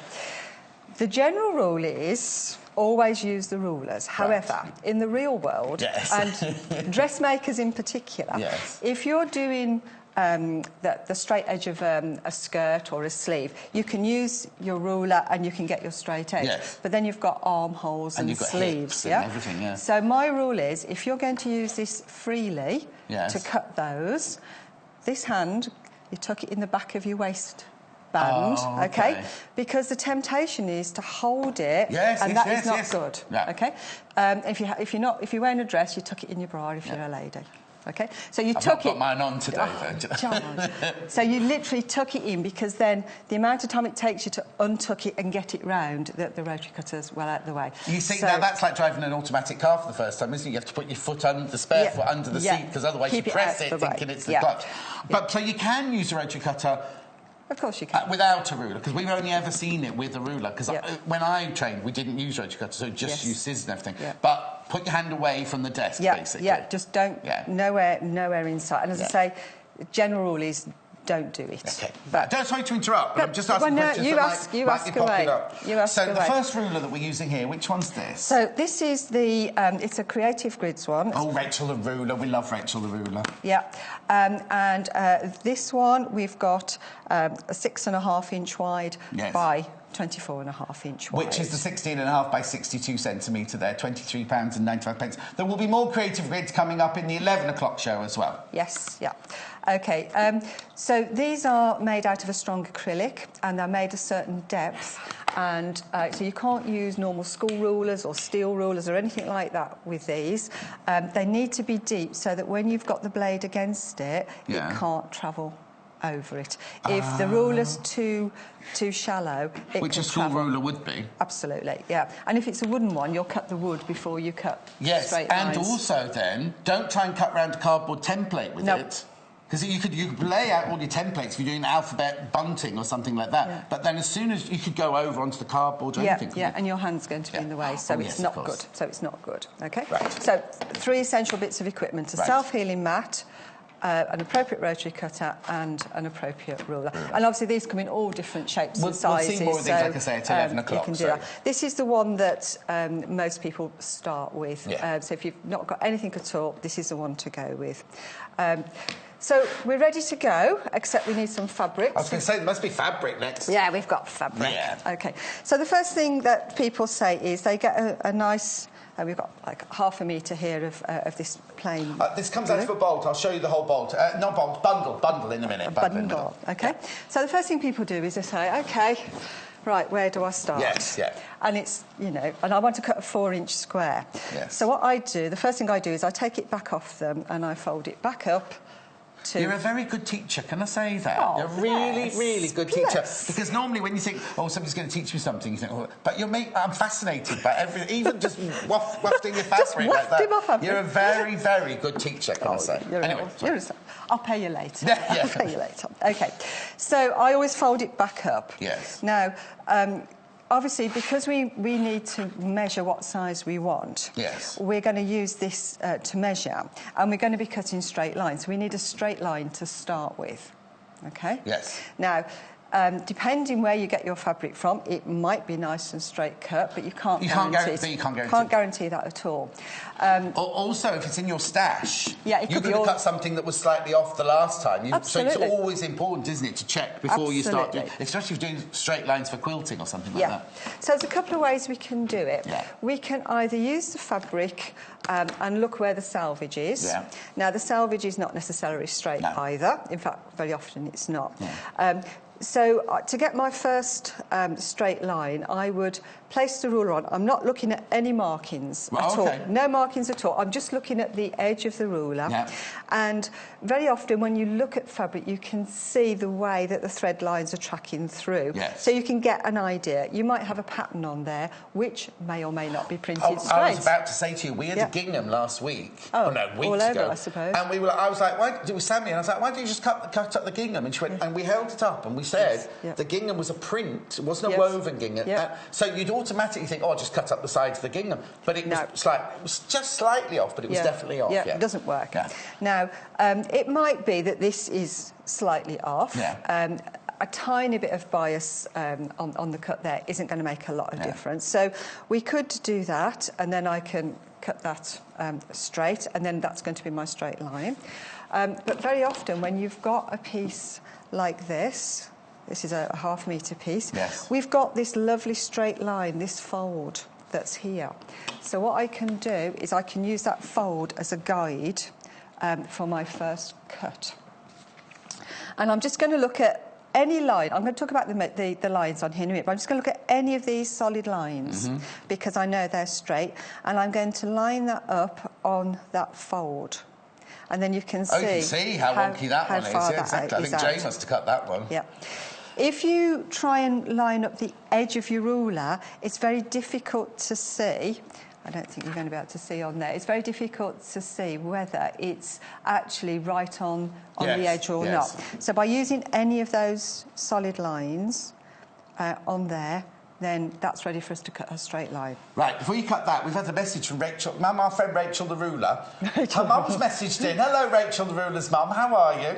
Have we got a picture? I did a picture. For my mum... Oh, bless. Oh, hang on. Rachel Ruler's mum, Sheila, this is for her mum, 91. And she's still sewing, knitting and loads of reading. She's very much on the ball. Blimey. Thank you, John, for entertainment. Brilliant. Oh, Sheila, thank you so much. Sheila, come in. Sheila, hang on.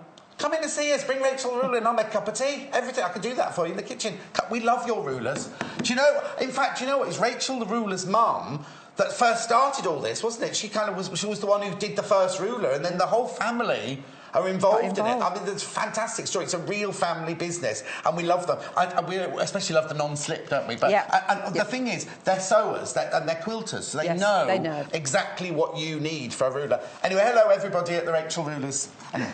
Okay, so now I've got my straight line lined up on here, I'm going to get a straight edge of my fabric. Right. Okay, so the first thing I do is I need to hold the ruler. Yeah. And when you're holding the ruler, make sure everything is at least an inch away from the edge. Say this again. Make sure all your fingers are at least an inch away. I was taken in by your glittery nail varnish. Yeah. Right, so your hands are at least an inch in. At least an inch away. Then, if by any chance you don't get it right and you do slip, you've got some wiggle room. You've got at least an inch. You've got at least an inch. In this case, we've got an inch and a half. Yes. This little finger is off the edge of the ruler on the fabric. Right. That acts as a brake to stop it sliding. Okay. If I go up here, it'll slide. Oh, yes. Okay, so having your little finger off the edge there helps to stop this ruler from sliding. Right. Now, it's only stable as far as the end of your fingers. Oh, OK. Because if I just cut this... that would act as a pivot, wouldn't it? Exactly, Yeah. and that will swing over. So I'm going to release the blade, finger on the top. I'm going to... Yes, well done. Yeah, I know she told me before. Yeah. Every time I cut, she just said, I'll just tell you quickly. He's not going to tell you. I'll just tell you quickly, before we started the show, she said, as soon as I get the rotary cutters out to cut, step away from the table, John. Yes, move away. I'm you away. never know. Well done. Step away from the fall over a trolley instead. Right. OK, so release your blade, place it right up against the edge of the ruler, and I'm starting just before the fabric. Okay? Right. And then I'm going to just roll along to the end where my fingers are, and then I'm going to move my hand up to stabilise the next bit, and then right the way up to Is the that a top. Joy movement, that one? It looks like a patented movement, that, as you moved along that Yes, ruler. I've done it a few times, Yes. John, a few times. Have Now, you put the blade to the thing? I put the blade away. Yes, you can come in now. I've put the blade away. Now, what I don't know is, did that actually cut? Yes. OK? So I'm going to leave the ruler where it is, and I'm just going to gradually put this away. And see, it didn't cut here at all. Oh. OK? Now, if I'd moved that ruler, Because I'd that have would to be start my all over instant again. thing, would I just move the ruler away? So leave the ruler where it is. I'm glad that hasn't cut for you, because I did a show the other day, and the bit didn't cut, and whichever who the designer was, I was like, oh, John, it didn't cut. So I'm glad you've done it. I'll step away from the table. I do it deliberately. Yeah, I know she did it on purpose. I did So, it. blade back out, come back in, and you can hear that nice slicing sound. So then you know that it's gone away. Yeah. Okay. So now we can see we've got a beautiful straight edge. Nice clean edge as well, isn't it? So this is the first step. This is what I call the trim step. Right. Okay. So we trim this. Right. Now we need to measure, and we're going to cut some strips to start with. Right. Particularly when you're beginning, it's good to cut a strip and cross-cut and have some fabric that you've not used in a sensible chunk, rather than just trying to cut a little square out the corner. But now, I'll just show people how to do it left-handed. Oh, yes. Do that bit left-handed, yeah? Do you want me to go and stand on that side of the table then? No, you're safe. I'm not actually going to cut Oh, this okay, time. okay, You're okay. safe this time. So if you're left-handed, you start on the left-hand side of your fabric. Exactly the same way of going about it. Line up your straight edge on the bottom. Yeah. But obviously this time you're using your left hand. Yes. And then you're going to do exactly the same movements, holding your hand, little finger off. Yeah. Exactly the same. Okay? So on the left. So for right-handed people, you start on the right. Left-handed people start on the left. Yes, which they'd naturally do, I suppose, wouldn't they? Yes. One would hope so. Yes. What I find is I get quite a few left-handed people come into classes, and what I find is they've spent all their lives coping in a right-handed world, and they get a bit of a hodgepodge. Well, I also have to say, the lady on the Fisker stand in the I was at where I met your friend with the machines. Yes. Pete. Was it called Pete? Pete, yeah. Pete and Liz, good morning. Oh, there you go. Yeah. And it's beautiful machines. We'll talk about that another day. The lady on the Fisker stall said that she's left-handed, but she's always had to use right-handed because that's what's always been in classrooms. That's what's always been in sewing rooms. And she said that's exactly what happens with her. She lives in a right-handed world, so she doesn't have left-handed scissors. She just copes with right-handed scissors and things, you know. But we're gradually getting it's good, there. it's good, OK, so now we've got our straight edge, which is our trim. Now, what we need to do now is we need to turn this fabric so that the straight edge is on the opposite side to where we've cut it, because we want to measure, and we're going to measure a 4-inch strip using this. But then Oh, you'd have to become a left-handed person then? Yeah. Yes. Yeah, and that's not good. So we're going to turn the fabric around. Now, I haven't picked it up and wafted it because that's going to disturb all this. I've just swizzled it round. To get our measurements then, we need to have a look at this ruler. Is it better if I put this on the cream for this? It might be. Let's have a look. There we go. Does that give you better? I don't know whether it does. He's not talking to me. What's that? The cameraman's not telling me if that's better or worse, so I'll just ignore him and carry on. So on the ruler, we've got a lot of measurements. Yes. Okay? And it's 1, 2, 3, 4, 5. This would be 6, and this is at ½ an inch. Yes. So each one of these solid lines is at an inch interval. Right. And that goes acrosswise and downwise. Yeah. It goes in both directions. And the reason for that is because we're not just doing a linear measurement, we're going to be measuring areas. Yes. So squares, triangles, rectangles. You've got lots of small markings in between, and the smallest one is an 1/8. Yeah. The next one takes you to 1/4. Then you've got another 1/8, which takes us to 3/8, and then we've got a half. And then 5/8, 3/4, 7/8, and an inch. Now, I've noticed it's all in inches. Yes. Is that because quilters, even though we have to say inches and centimetres, quilters still work mainly in inches? To a large extent, yes. Most patterns and books now will give you centimetres and inches, and there are centimetre rulers, centimetre mats starting to come into the market. But generally, yeah, we're quite traditional. We like we like our inches, so we're going to stick with them. Yeah. Okay, and it measures crosswise, and it also measures right the way up. Along the length as well. So basically we can cut any square we like as long as it's not bigger than 6.5 inches with this ruler, and the same with the strips. We've also got markings on the mat. Now, I'm a bit of a heretic when it comes to markings. I go right outside and upset a lot of people. I tell everybody to ignore the markings on the mat completely. Yes, I would. Have you heard that before? No, I haven't, but I would as well. But you would as well. Good. That is not going to change, is it? Whereas this, as you cut, even though it's self-healing, as you cut, this could move, and you're going to be carrying this round. Yeah, and, it's possible, but also if you're trying to mix measurements between the measurements on there and there, they should be the same. Yes. But with printing and stuff, it might not be. So I ignore everything on the mat and just work on the. Exactly. Now, Joy's full of little sayings like that. She's got a mantra. Did you know she's got a mantra? haven't got there yet, though. Oh, we've got it here, look. Oh, we've got it up. We've got it coming up. Yeah, trim and turn. So we've done the first 2 bits. And then and now we're going to measure and cut. I love that. Trim, turn, measure, cut. That's it. OK, right. Because it does get a bit confusing, particularly when you're starting off, to know, well, which bit am I doing next? Yes, so if you trim off, turn it round. Now, I want to measure across here, and I'm going to do I think I'll do a 4-inch strip. Right. So I'm going to get the edge with a ½ an inch out of the way, because I don't want that to confuse me. And I'm looking for this 4-inch line, which goes all the way down the ruler, and I'm going to line that up right on that straight edge that I've cut. Yes. And if I want to double check, I can just check that that top fold there is also exactly on the line. So now I know if that doesn't move when I cut it, that's going to be exactly a 4-inch strip. Yes. Now, you say if it doesn't move because you're going to have your hands on there with the finger off the edge, but it's also, this is what I love about Rachel the Rulers. They've got those little pads, little sticky dots on the back, that stop it from moving and everything. It helps, non-slip. Yeah, it helps to grip the fabric to stop that. It can still move, if you're heavy-handed, but that really does help. So I'm coming back here. So hands off the table, John. Thank you. And I'm going to cut up here. I'm going to move my hand. And then lovely sound and the lovely movement going up there, isn't it? Oh, yes. OK. Leave my ruler where it is and just pop that away. Double check it. Right. Before you go any further than this, people have asked to see the fabric they're using because they love that cornflower blue there. Right. What it is we have this really lovely bundle of fabric for you here.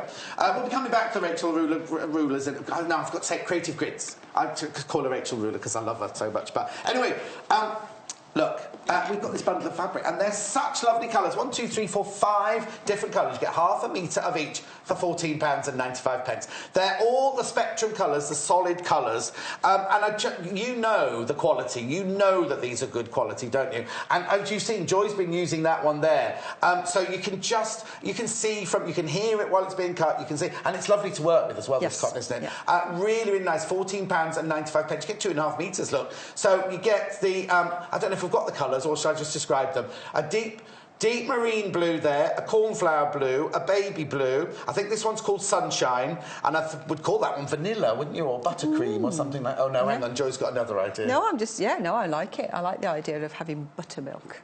Vanilla, and then the blues. I called that baby blue, yes. Yeah. Oh, that one's azure. Oh. And nautical. Oh, which way round to... But anyway, it doesn't matter, you get all of these. You get all of these anyway. You get 5 half-metre pieces for £14.95. So that's really, really lovely, isn't it? So you're saving. If you were to go onto the web and buy them by the half metre, you're actually making a saving by buying them in a bundle. And remember, they'll come in the lovely box as well. And we had a lady emailed in yesterday saying the box that it comes in is so strong that you can use it as a storage box afterwards. Anyway, that's the fabric, £14.95. Let's get back to the masterclass. Masterclass. OK. So now we've got our strip. Yep. What I'm going to do first, I want to cut some squares. Particularly for beginners in patchwork, squares, triangles, rectangles, the most common shapes that need to be cut. So I've done my trim, my turn, I've measured and I've cut. Yes. So now I'm going to start again. I'm going to trim again. Oh. OK? Right. Because now I need to have a straight edge. And you don't want your salvage as well, do you? And I don't want my salvage. Don't use the salvage in patchwork. So we're going to get rid of that. So again, I'm going to line up any of these solid lines on the edge of the fabric. Just make sure I'm moving. This is so not slippy, I can't move it. OK, there we go. So then I'm going to take my salvage off. Right. So trim. Easily turn. done. There's lovely rotary cutters up there. Right, turn. And if you were left-handed, you would trim, then you would turn. And then you would measure from this side and cut this way. Yes, because you've still got your fold in there. Because my fold's there, yes, that's not going to cause us any problems at all. Right. OK? So back to our right-handed side. This is good You're fun, going to confuse yourself now, aren't you? No. I've only got 2 hands. I can cope with 2 hands. Oh, I see. It's a good job I'm not an octopus. I couldn't cope with four hands. So I know this is 4 inches and I want it to be a square. Yeah. So I'm now going to line up my 4-inch line on that trimmed edge. But I'm also going to check that I've got a solid line top and bottom. Because then I know I've got that really nice and square. I've got it now. I'm ready to bounce out of shot. Ready to move. Quite seriously, though, if you're doing this at home or if you've got somebody watching it, particularly when I'm teaching this, people often like to come up and look close, and I have to say, move away, because I know I'm safe. Move away from the fabric. Yeah, I know I'm safe with this, but if the phone rings or the dog jumps up or the cat jumps up, it can make you jump and things can happen with rotary cutters. And while we're talking... Or you can have a real nattery old man standing next to you asking you loads of questions. No, that's fine. Questions are fine. The other thing you never do is cut towards you. Is that for the same reason like you don't scalpel towards you? And you don't do anything sharp. If you cut towards you and you do happen to slip, it's not pretty. You get blood on the fabric and it's a devil to get back out again. Exactly. It really is. So never cut towards you. But that's a safety. That's absolutely a safety, isn't it? Absolutely. So there we go. So I've got now some really sharp, accurately cut 4-inch squares. OK, well, I'll do that. Let's have a look at some of our Mother's Day messages. We had so many coming in today. This one is a cape for my mum, to Jen, love Carrie-Anne. Oh, that's nice. I love those fabrics. In fact, that's very like... There was a lady on one of the stalls had a cape very much like that at the I Love Sewing, or whatever it was called. Next one, very quickly. The box had a note letting me know that my son was moving out so I can have the sewing room I've been dreaming of. And the fabric is for my first cushion in that new room. He's wonderful. From Mrs. Bolton. Oh, that's nice, isn't it? He had to move out so she could have a sewing room. Next one, very quickly. Love the show. Can't be with my son today. Next best thing, drinking coffee, eating chocolates and watching Soap Quarter while still in bed. Oh, Maria, that's lovely. What a lovely message. That looks like RJ, that one. Is that your son? It looks like RJ, that does. Better looking version, yours, obviously, than RJ. Last one before we carry on with this. Good morning, John. Mum's present for Mother's Day using Creative Grid Ruler. Oh, there you go. Linda from Portrush. I'm addicted to the show. Oh, thank you. Thank you so much, Linda. That's isn't that lovely? Beautiful. I love the colours you've used there. Is that a log cabin? It's log cabin. It looks like barn raising pattern as well. Pardon? It looks like it might be a barn raising pattern. Log cabin, you've got lots of different... All right, stop showing okay. off. Stop showing off. Oh. Well, you did That's lovely, because I like the fact that all the... I'll carry on in a minute, but all the bits are all different sizes, aren't they? Yes. I like that. Yeah. Right, OK, very quickly, before we carry on with Joy's so you're loving your bundle of fabric here. £14.95. Half a metre of the vanilla, half a metre of the yellow, half a metre of the baby blue, half a metre of the azure and half a metre of the marine. I'm not sure which way around they are. £14.95. Now, if you were to buy each of those individually on our website, you'd be paying a little bit more. So buying them in that bundle, I'll just put it out there, buying them in that bundle, you're actually saving money. £14.95. Right, now get back to Joy and her cutting. Yes. OK, I've just changed fabrics. Why? Because I'm going to show you... Rebel, Joy. You talk about that in rehearsals. Ah, sorry. Did I only tell you I was going to use That's the vanilla fabric you're using there, yeah. Yeah, I'm using this vanilla now. OK. Now, what I want to do now is I've cut just some more squares. Yes. But I want to cut some triangles. Yes. So just cut straight through the middle. Straight through the middle, diagonally. But this is a little bit unwieldy to use. So I'm going to introduce Baby Brother. Oh, clever. OK.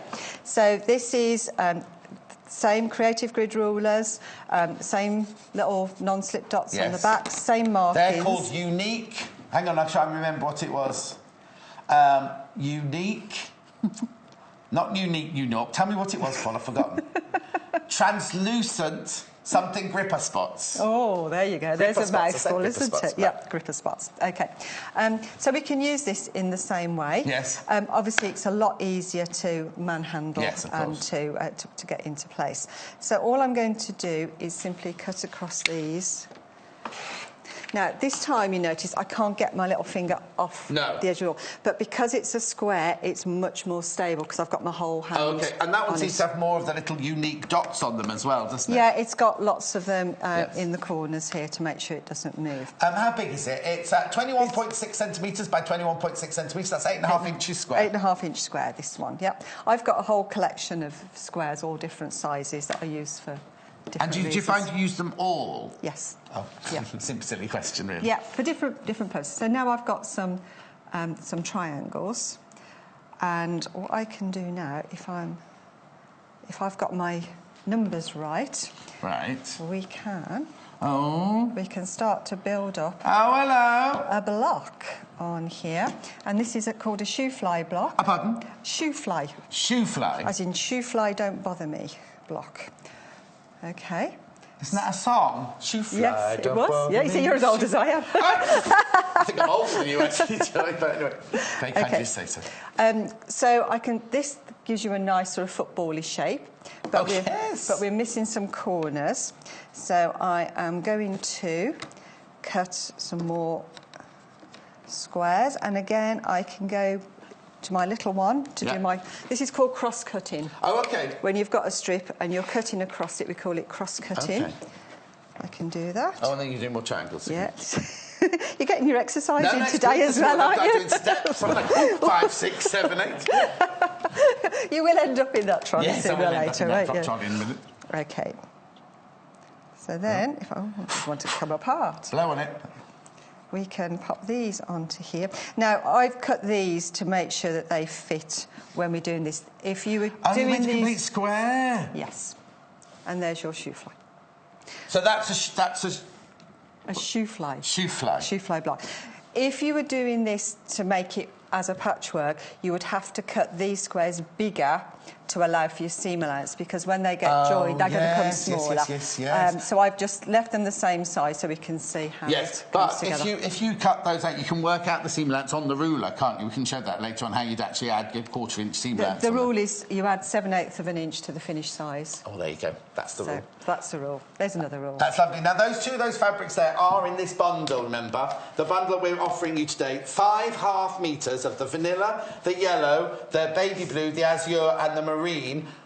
Aren't they lovely? 1/2 metre, you get all these. Now, they're all our Spectrum solids. They're all on the website. But if you went to the website to buy 1/2 metre each of these, you'd actually be paying more than you're paying for this bundle. So you're making a little saving there. Have a look at this. This is what you get. Yeah, I'm just going to check that it's 1/2 metre. Yeah, 1/2 metre. That's very bold. Now, you see, I always say, now my fashion guru thing is, don't wear this against don't wear that colour if you're going to wear it against the vest. If you're making a scarf or a wrap, don't trim it in that colour.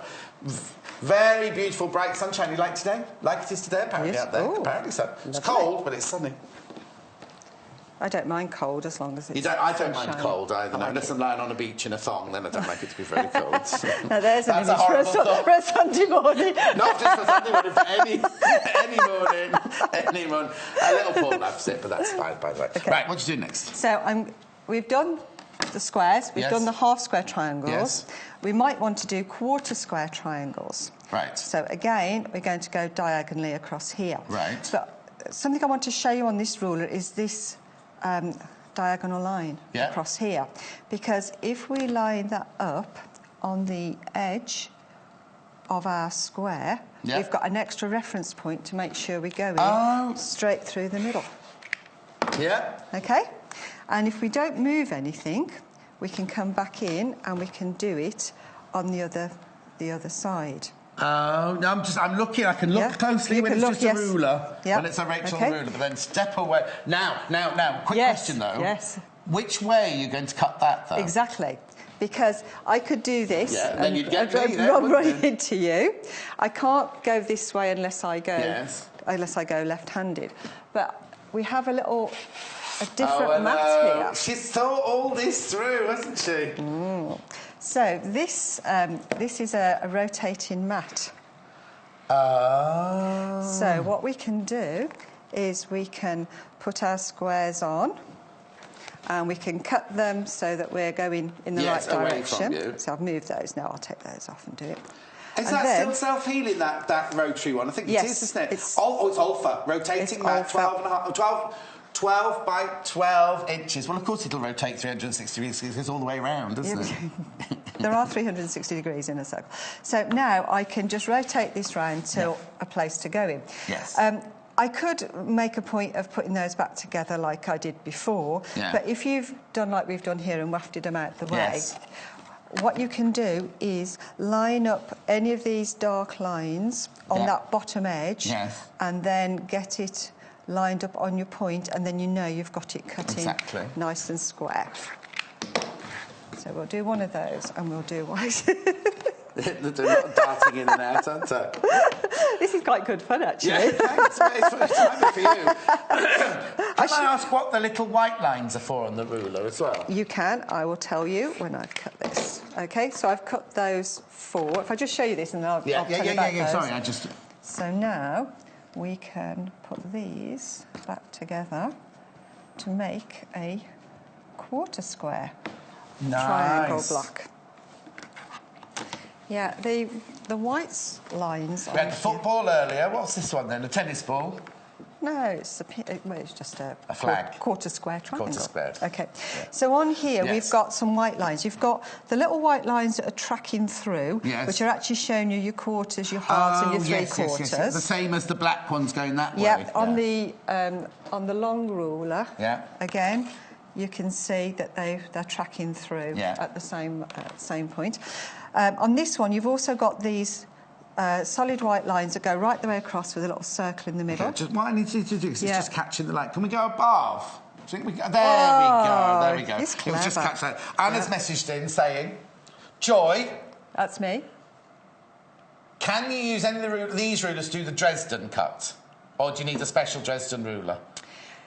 It depends if you're doing curved Dresdens or are you doing spiky curved Dresdens. Dresden? Oh, what? Or spiky Dresdens. Spiky. It can be me, it's spiky. You can get Dresden plate rulers that you can use. We've got one, we'll see if we can find it for the... Come back, was it Anne? Ooh, come back in the 11 o'clock hour, we'll see if we can find it for them. We'll ask Hayley in the break. Okay. Right, sorry, right. Leave Keep it down. flat, leave then it flat. It doesn't hit the lights then, that's it. Okay, so these lines with a little circle, that's just showing you where the centre of this square is. It might be that you've made a quilt block 8.5 inches, but you need to just trim the edges to tidy it up, and you can centre that where in. all the seams are meeting in the middle. Yep, so you can use that as a guide for trimming. Excellent. So really good. Right.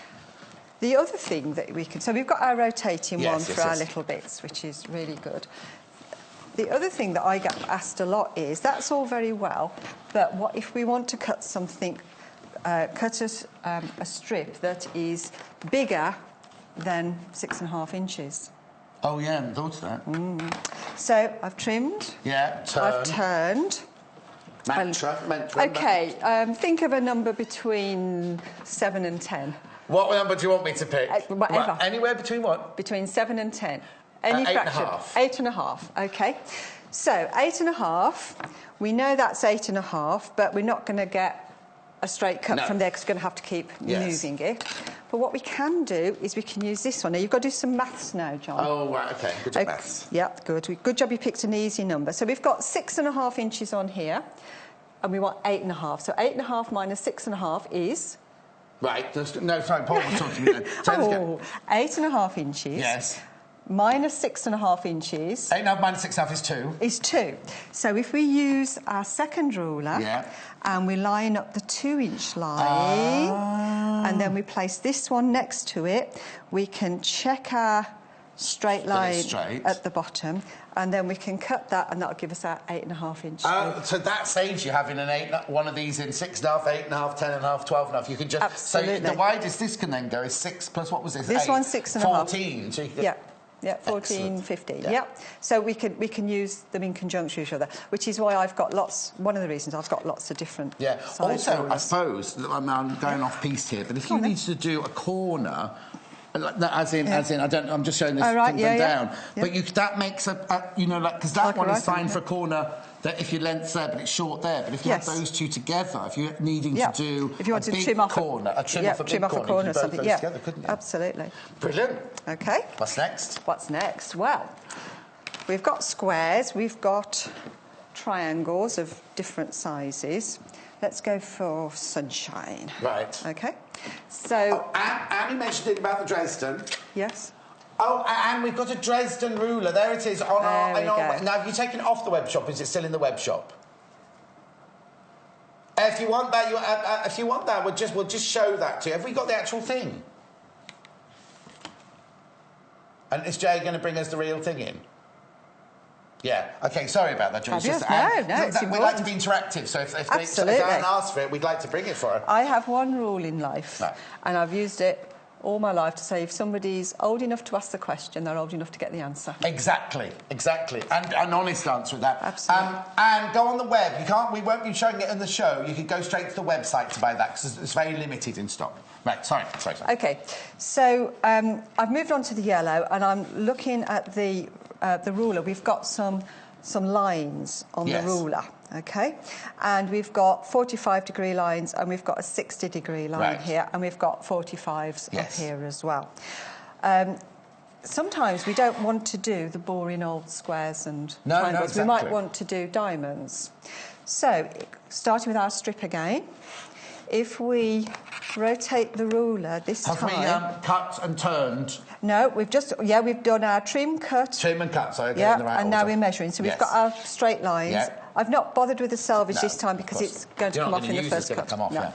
So I've lined up my 60-degree line on the bottom here. And now I'm going to use that to cut against. Yeah. So that gives me my first line. So this is the equivalent of my trim. Yes. Now I'm going to turn. Now, this, if you remember, was a 4-inch wide strip. So I'm going to place this on here with the 4-inch line on that line that I've just cut. Right. And then I'm going to measure across, and then I've got my diamonds. Now, you're very fast. You need to do that again for me now. So okay. we know that this is a 4-inch It's a 4-inch wide strip. You've cut your 60-degree line Yeah, off. and turned it round. Turned it round. Now, this is the next bit where you lost me So, now. because this is 4 inches, I need to measure 4 inches from this cut edge. Right. Okay. And if you had a tape measure, you'd have to put 4 inches there, then 4 inches there, then 4 inches there. Right. No, we don't do tape measures. All right, then. That's too old-fashioned. Yeah. OK, so I'm measuring from this slanted edge now, the 4 inches, and if I go across here, Brilliant. then that'll give me some diamonds. That's fantastic. Because you wouldn't think you'd make diamonds from a straight... From a straight ruler. Straight ruler and a straight piece of fabric. You know what I mean? It's straight, but you actually make... But even better, we've just got time, I think, Oh, yeah, to do a bit more. We've got we're plenty of time. fine. So, I've done my diamonds, and now I'm fed up with my diamonds. Yes. I'm going to want some kite shapes. Isn't that a kite? No, that's a diamond. I thought that was a kite. No, it's a diamond. Oh, OK. It's a diamond, whichever way you put it. All OK. right. And I'm going to go on to my little ruler, because, again, that's easier to manage. Now, what I'm going to do is I'm going to put my 2-inch line... Because... I don't know why I'm stepping on you, not cutting it. You're just frightened to be next to me now, aren't you? Right, so hang on. So we've got the 4-inch diamond. We've got a 4-inch diamond. Yes. So what I want to do now is I'm going to halve that. Right. And go for a 2-inch line, point to point, across the short part. Right, So across this short part, I'm going to measure 2 inches out. Right. And then I'm going to take that off. Right. And now I have... Oh, no, that's right, because it's a kite diamond, isn't it? Of course it is. Yes. OK. What would you use what would you use the kite shape for, then? Would you just make... Oh, I know. You could make lots and together a star and then put an octagon or a hexagon or whatever, however many pieces it is. That's right. Yeah. I'm learning. I'm learning. Yeah. And the bonus is that you get a little equilateral triangle left over. Oh, which you can use for little projects Except as when... well. Oh, yes. That'd be very little. By the time you take the 1/4-inch seam allowances off there, it'd be very little. Or use it for a piece of applique or something. Yes. It's usable. Yes. And don't throw anything away. No. Well, you see all these little bits here that I've been cutting off? These get saved and they get put into an old pillowcase. And when the pillowcase is full, we sew it shut and then it goes to the local cats and dogs home as bedding. Ah. So anybody out there cutting up lots of bits? So this one that we just keep putting everything in here, we should save that for that. Yeah, I'll bring you a pillowcase, John. Bring me a pillowcase. I will, and you can Tina's save messaged in. Hello, Tina, my love. She's loving the programme. Great. Having breakfast in bed. Oh, I love that. Question for Joy. Oh, here we go. Do you include what, sorry? Do you include the line on the ruler in your measurements? Or does she... Oh, no, it was a longer question. It's been cut off. I don't really understand. Do you use the line? Right, OK. I think I know what you mean. I think I know what she means, yeah. Very often, people will say, where are you measuring to and from? Is it line to line, inside of the line, outside of the line? And also at the edge of there, there's a 1/4-inch seam allowance in there. Is that included in the inches as well? Do you know what I mean? I suppose. Right. Two things then. Yeah. When I'm lining this up, I line this up so that the black line is exactly on the edge of the fabric. Right. So it's sort of tracking itself all the way down. Yes. If you bring it in slightly, like that, so that you can see the line and a little bit of fabric on the edge, it's not going to give you an accurate cut. Right, OK. And the same, if you knock it over too much, it won't give you an accurate cut. OK, now my question is that bit there included in that last inch? OK. Yes, because on this one, you can actually count your 1/8 of an inch across and you see where that's number 1. Yeah. When you get to this edge, you've got number 8, and then you've got this piece on the end, which is your 1/2 inch. Right. Now, it depends what size you're cutting. If you were cutting 3.5-inch strips, then you would need to move from the 3-inch across to the 3.5-inch. Yes. OK? And then that's your cutting edge there. And that would be the cutting edge there, so it depends whether you need that inch on. These tend to have these 1/2 inches on because if you're making an 8-inch block, at the point before it's all sewn in, it's going to measure 8.5. Right. So you can trim it back to 1/4-inch seam length, 1/4-inch seam length, 1/4-inch, so it's going to be 8.5 all the way. Which is why these crosshair lines in the middle are sort of slightly off-centre to take into account that 1/2 inch.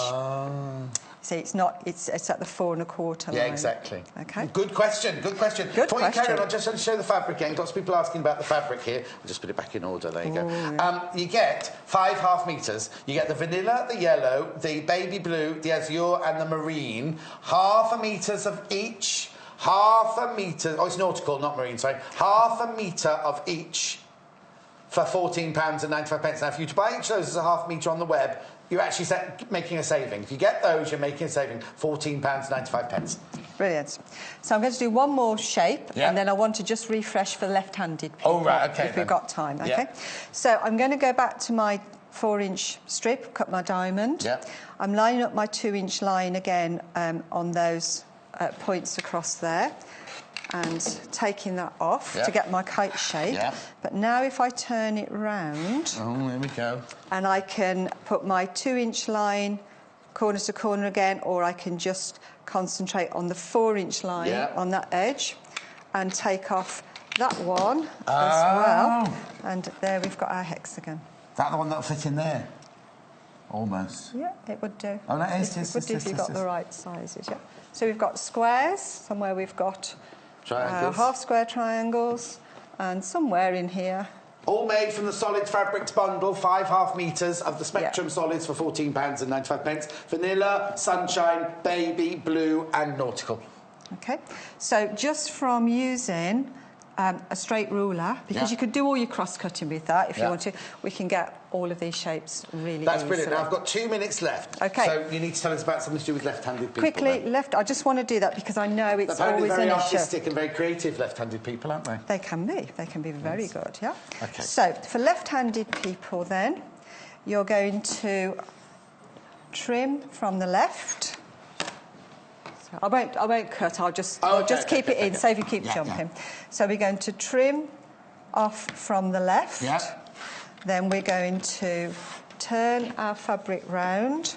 We're going to measure from here. From the left. From the right. We're measuring from the right. Yes, the rule is the blade should always be up against the ruler. Yes, yeah. And the piece you're cutting off, the piece you want, is always underneath the ruler.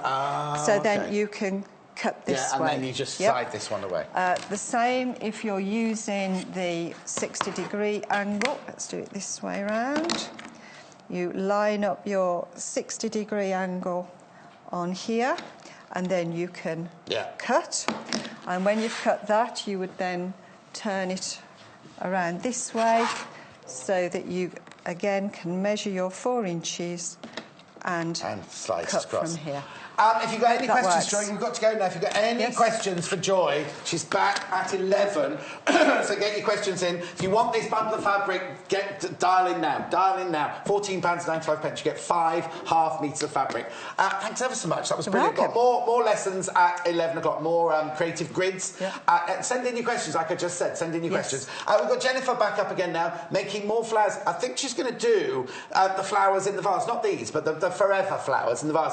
If you want these fabrics, dial ring now. 0800 112 44 33. Sewingquarters.com if you want to buy them on the web. Joy will be back in an hour's time. Go and have a lovely cup of tea. We'll see Joy now. I'll see you in 3 minutes from now with more Japanese flowers. Bye-bye. Join us on Facebook. Simply search for The Sewing Quarter and like our page for the latest news and more.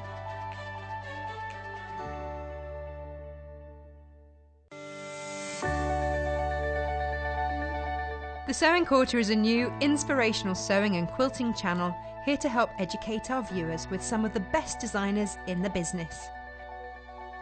We hope to bring you some exciting demonstrations with some of the top industry experts. We're part of the Immediate Media family. Immediate Media is a fast-growing multi-platform company who operate some of the most loved brands across the UK. Our brands range from our first TV shopping channel adventure with Jewellery Maker to several successful magazines such as Simply Sewing, Radio Times, BBC Good Food and many more. We've been working incredibly hard to set up and bring you our new exciting channel, and we hope that we can help inspire you with new ideas and projects.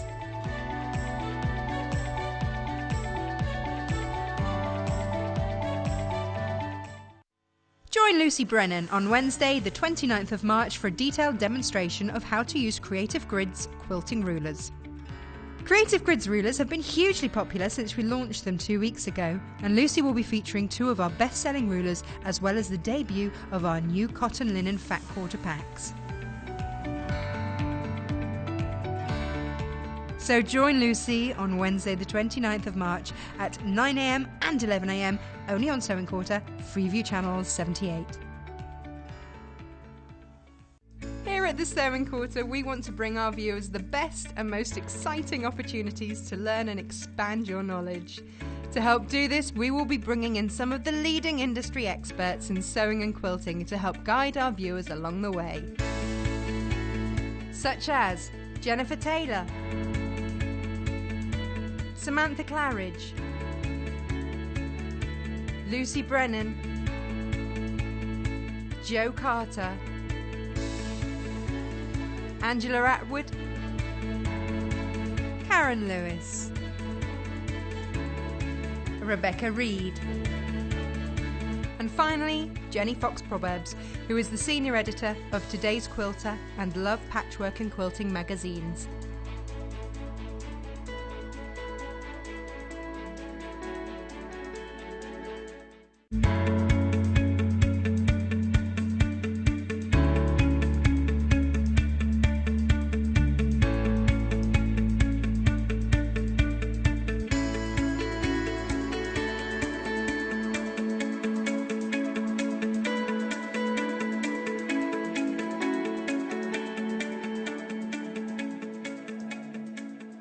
Happy Mothering Sunday. Now, I don't know what's happening here. It's like a hug in here. Everyone was having a hug in that break. I was busy prepping. I turned around and everyone's having hugs without me.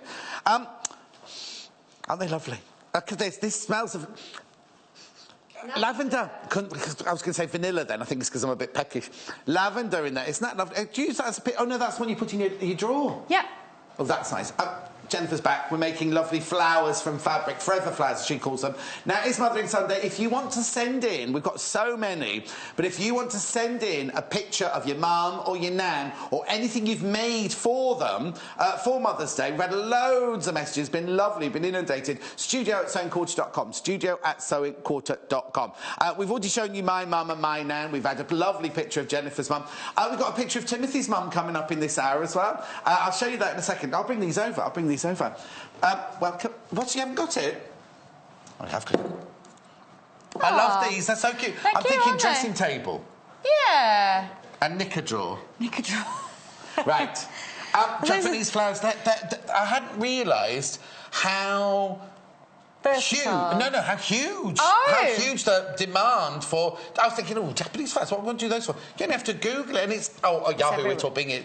They're everywhere, aren't they? They're a big trend at the moment. They're massive, yeah, definitely. I think any kind of the traditional Japanese techniques are coming back in. So you've got the Kanzashi flowers, you've got sashiko stitching as well, which is a Japanese stitching method, which is a repairing technique. I just think that it's coming back, that kind of love of traditional crafts is coming back. Now, when your book comes out, have you done a flower section? I haven't done a flower section. Oh, good. That means you have to buy this one then, because you want to put them off. You buy Jennifer's book. It's coming out soon, is it? It is, yeah. Soon, I think it's the end of May or beginning of June. Ooh, very close. Very exciting. But in the meantime, she hasn't got flowers in her book. I haven't got flowers in there, no. Get this one. It's Japanese Fabric Flowers by Sylvie Blondeau for £9.95. And again, it's just full of the most gorgeous, whether you're using a maker like we're using today, or whether you're just making them by hand, with a yo-yo one there by hand and things, full of inspiration, full of ideas. And I love, were the water lilies on that page? I do apologise. I love those water lilies. Gorgeous, aren't they? Just gorgeous. Beautifully photographed as well. Really lovely book as an Easter gift. Now, if you're going to buy an Easter egg, fine. Go and buy £10, spend £10 on chocolate if you want. But the chocolate's going to be gone by the end of the day. This will be around.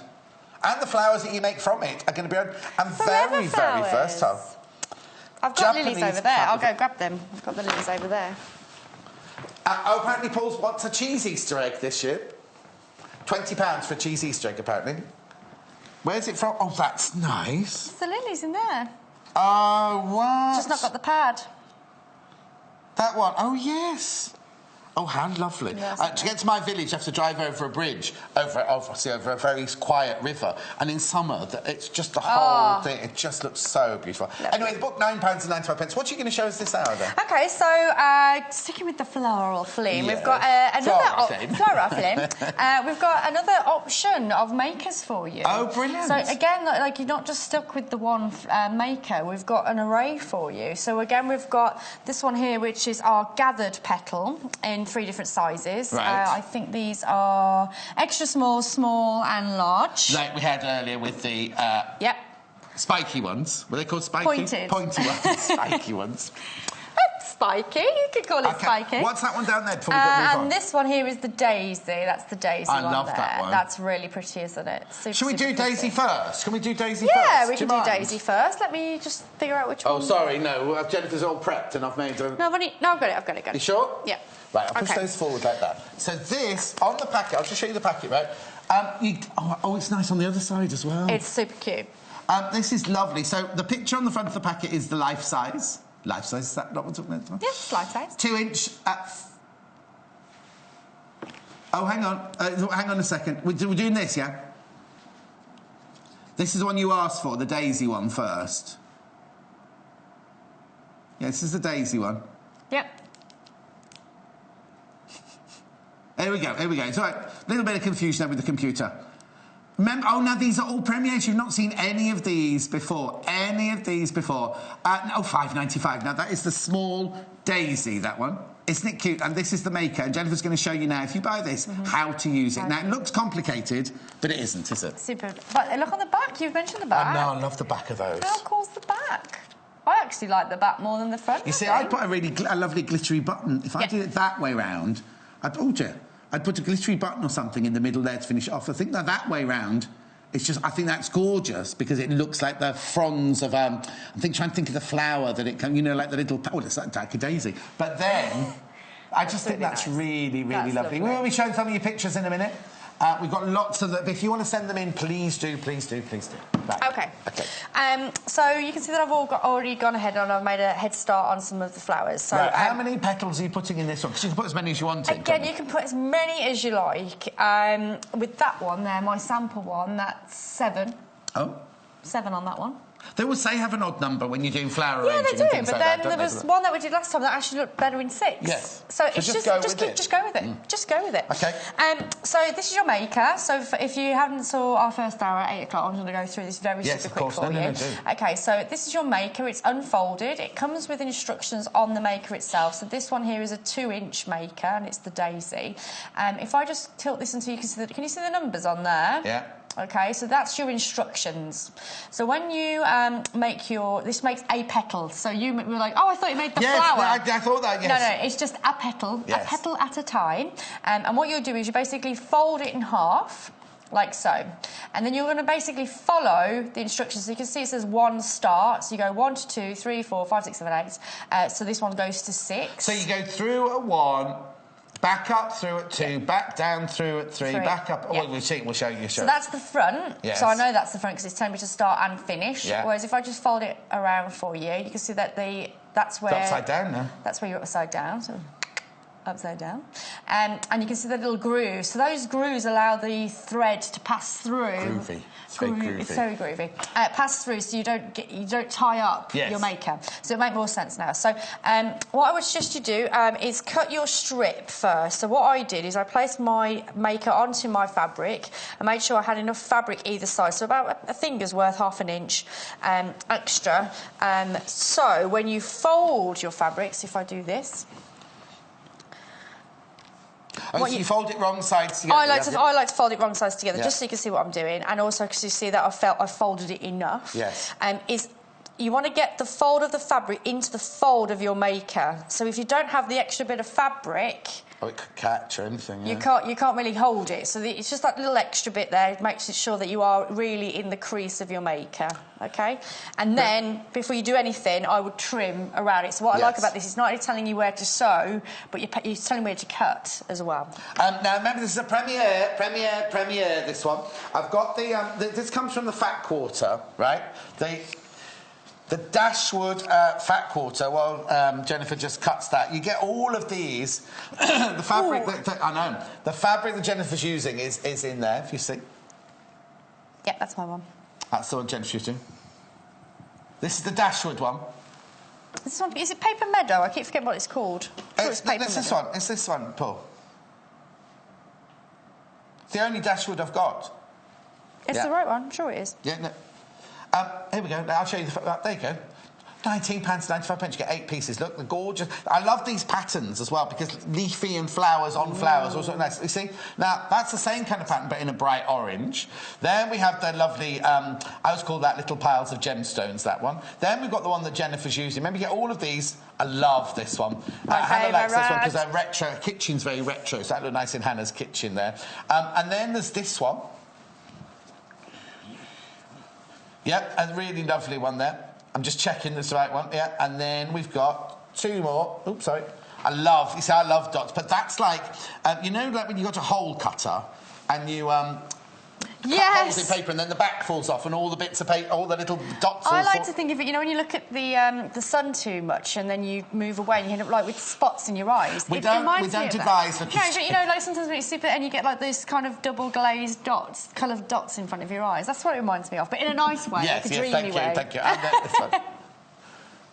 £19.95. Anyway, sorry, we're here to make flowers. Let's look at the flowers. I like that fabric, though. It's gorgeous fabric. Comes in the Fat Quarter there at £19.95. So I've gone ahead and stitched 1, 2, 3, 4, 5 petals on already, just to get us a little head start. Okay. Yes. So what you want to do is get a nice strong thread, double thread it with a big knot on the end. It just makes things easier. So you're basically adding the petals on. You don't make a petal and then knot it and then cut it off. Okay, no, that's what I thought you would do. You need a string. Of petals, string of petals. So I like to get petal bunting. Bunting. Okay. So when you're ready to, so I've already cut out my next petal, so I'm ready to go. Yeah. I would suggest holding these petals in your hand. So I'm right-handed, so I'm holding it in my left hand. Yeah. Because what you don't want to do is end up getting your long thread, and you do want. Cut your thread quite long because you actually need quite a lot, even though you're concertinaing it up. You've got to go through that maker quite a few times. Of course, all right. So cut more thread than you think would be my tip. And also, because of that long thread, hold this out of the way because you're going to get yourself in a tangle otherwise, okay? So I'm going to go through my maker. So it's telling me here, this is the front of it here, it's saying number 1. Yeah. So I'm going to go into number 1. So it's a Premier Daisy petal. That's just brought back a petal. horrible memory from school. But anyway. Okay, so I've gone through number 1. I'm going to twist it. You wouldn't need to do this at home. It's just that I want to show you the maker as I'm using it. So you can see that my thread is passing through that channel we talked about. Yep. So I'm going through 3 now. Watching. And I'm going to go through 4. So again, I'm passing that through, and the channels. So you're showing the wrong. That's the wrong side. So if I flip it back over now and do the right side, so now this is going into 5. So you should be able to... And this here, just in case you're confused, this thread here is the thread that's going into all the other petals Into all the other made. petals, yeah, that's right. So I'm coming up through 8 now, so I'm finished. Yeah. 8. OK, so I've got a start and a finish. OK? Yeah. So now you can unpop your clasp. So that's my maker done and dusted. So I can put that to one side. And now all I need to do is just pull that. Yeah. And as I'm pulling it, it's creating our beautiful little petals. There it is. Do you think in tradition, because traditionally these Japanese flowers were made as hair ornaments and hairbands, weren't they? Do you think they used to have like a piece of cardboard or something in this shape that they used to make them round or something? Because somebody somewhere has sat down and thought... or I suppose, as well in the book, you would normally make them by hand. So it would always... It's very similar to the sashiko stitching about the precision of the stitch. Yes. So they would know where to stitch in the flower. So this one... I think it is this one, where it's just 3 stitches. It's really, but the fold is just like, oh, that's good. Yeah. That's beautiful. So close it over the fold. So I'm close over the fold, trim around. Come on, you need a mantra like Joy. Fold, trim. Fold, trim. That's very draconian, isn't it? Fold, trim. No. OK, so I've cut it out, so I'm just going to do one last petal for you, just to quickly go through that. So again, I'm going to start in number 1. I'm not going to twist it over now. I'm just going to go from the front. Look, you could make a Highwayman's Bandits thing as well, couldn't you? You could. You definitely could. Right. So you can see that I'm not even twisting my maker. I'm able to find out exactly where I'm going without having to keep twisting it. And that's my petal done. How quick was that? Super quick. done. You done? Done. So I'm folding that now. Keep pull, pull, pull, pull, pull. So there we have our array of petals all done. So that's, how many have I got on there? So let's have a little count. 1, 2, 3, 4, 5, 6, 7. Yeah, 7. Yeah, 7. Okay, so my tip would be, rather than turning this around and sewing the two gathers together, so the first and the last petal together, a quick and easy way to do that is to pull what the end that the knot is, which is why it's worth putting a big knot in. Yeah. Oh, and it's just pulled right the way through. Yeah, okay, so I've got 2 ends now, and then literally do it as if you would do your shoelaces. Right. Okay, so I'm just going to do that. That's how I do my shoelaces, but there you go. How do you do your shoelaces? That's a knot, that is. That's a granny knot, isn't it? It's a first knot, though, isn't it? So with this one... Yeah. You were doing your shoelaces in your head then, weren't you? Yes. Because you don't think about it, do you? You don't think... Pop a finger on there for me. No. Where am I putting my finger Just there? there. Thank you. Oh, hang on. Does that come across? With this one, you do want it to be a little bit loose. Sorry. Pinch it for me. There you go. Like that. That'll do. Oh, I'll turn it that way so you can see what we're doing. Right. There you go. Done. And then we have it. There we have our little daisy. That's so cute. I love it. Our little lazy daisy. But I love just the intricate gathers in here. 1, 2, 3. Okay, now what would you use that for? What would I use this for? What would Jenniffer Taylor use that for? Well, I really liked the inspiration on the back of the makers, actually, in the book. The back of it? And the makers and the book. I think there's a feature in the book as well. Adding it onto things like cushions or your no, that was on the back of one of the ones this morning. Yeah, adding it to a cushion. But I really like these. We could put it on any... What's that one on there? I can't see. That's on a belt. Oh, yes, that's nice, isn't it? I love those. But you can use it to decorate or adorn anything, couldn't you, really? Possibilities are endless. They are, and this book is full of ideas. Full of ideas, that book. So once you've done your little knot, you're good to snip. Done. Now, if you... you could do that, I suppose, couldn't you, if you wanted to make daisies? Well, I'm going to make a couple of these and hopefully show you how to do the flowers. Are we doing that now or are we doing that later? If you want to... Do you want me to do another maker? I want to do a different shape. Yeah, fine, let's do another shape and then we'll make some flowers. Large one now. We'll do the large one. Large one. Is that the one you've got? Yes. The purple one? Oh, sorry, Jennifer, we're messing... No, it's fine. You sure? I'm all done. Put it on there. This is the large one. Gathered petal, large. Now, this one's called the Flower Maker Gathered Petal. I'm glad we're off the daisy, because when I was at school, the PE teachers used to go, come on, Daisy, you can do it. Do you? Yeah.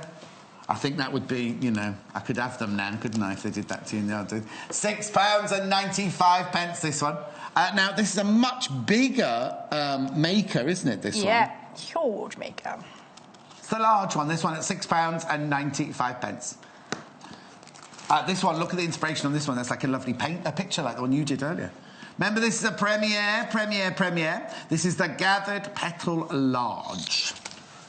OK, so even though we're making flowers, this is actually giving you a completely different design petal-wise, so a different flower, OK? I'll go a message from a customer. Oh, completely off track. You've gone off track. What is bias? What's cutting on the bias? I'll tell you what, I'll show you that in a minute. I'll let Jenniffer do this and I'll show you what cutting on the bias is and the bias. In fact, I might need to... I'll take one of your pieces. Oh, no, I can use... I'll take one of your pieces from you in a second. OK.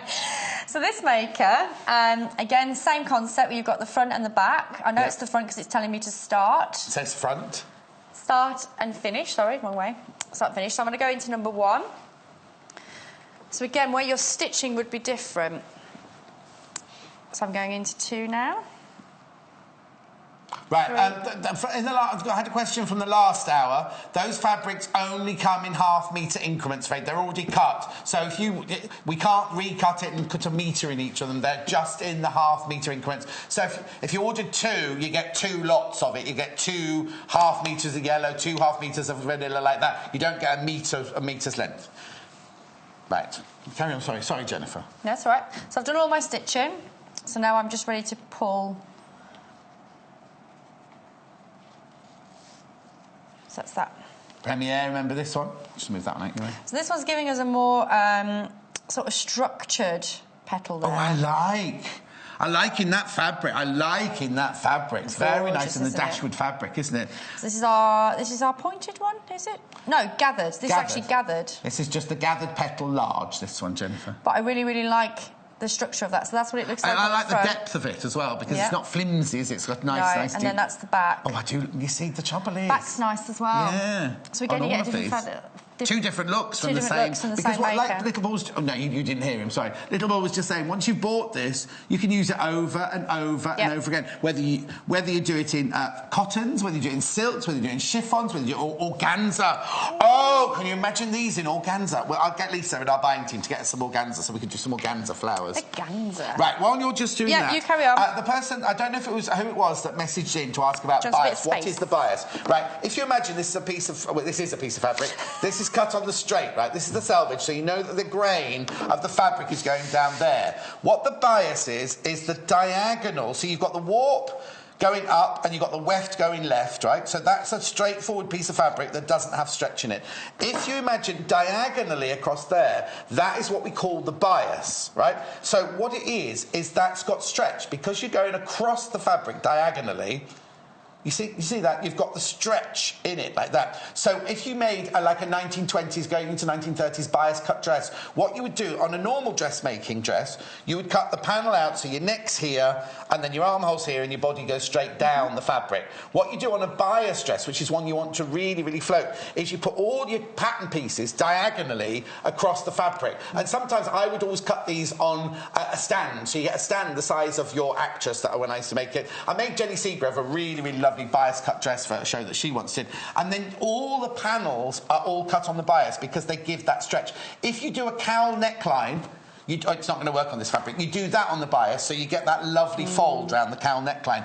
And also, if you've got to make a binding that goes round a neck, and you don't want to do a facing, you just want to do a binding, it's got to go round a circle, round the edge of something, you do a bias binding. And the way you do that, you buy one of our bias binding makers, but what you do is you just take the straight edge, the top of your fabric to the selvage there. So this is the natural bias. You cut along there, and that's your natural bias. And then you cut strips going across the fabric like that to make your bias. Isn't that right? bias doesn't... cut on the bias means it won't fray either. And it won't fray... Yes, exactly. Is that... Have you got anything to add to that, or did I cover that? No, you've covered the necklines. Good boy. Good lad. Well done. What else? So I hope that answered your question. I hope that if you think of anything else, bias, just throw it into the conversation. But we're making flowers. Happy Mothering Sunday! Happy Sunday! Send your pictures in. Send your pictures. We've got loads. We haven't shown any for a while, have we? Have we got any left? Have we got one for... Have we got Timothy's mum? There's a picture of Timothy's mum now, coming up in a second. Timothy's, well, he's a director, but he's on cameras at the moment. He and Ginger Mike share the job between them. Oh, it's disappeared. We'll find it in a minute. The fabric that we've been using is the Dashwood Studio 8-piece fat quarter. It's called Paper Meadow. Hey, there's Timothy's mum. Look, there she is. Doesn't she look lovely? Moving on. Shall I tell you what it was? Shall I tell you what that was? Obviously, that was me.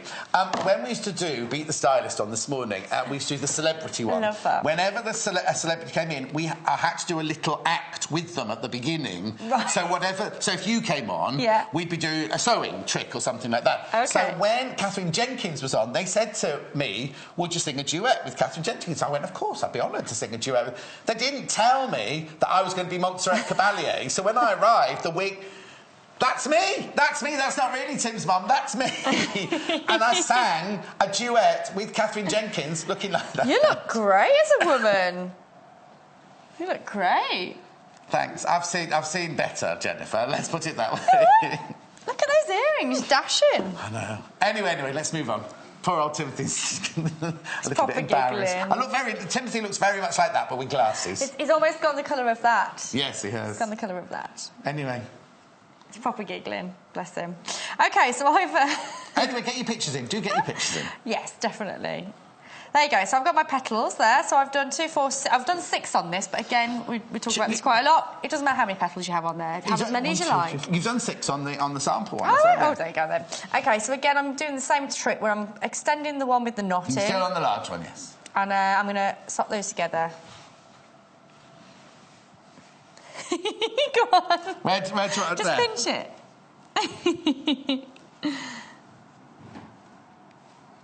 Done. Done. So then you can move those around.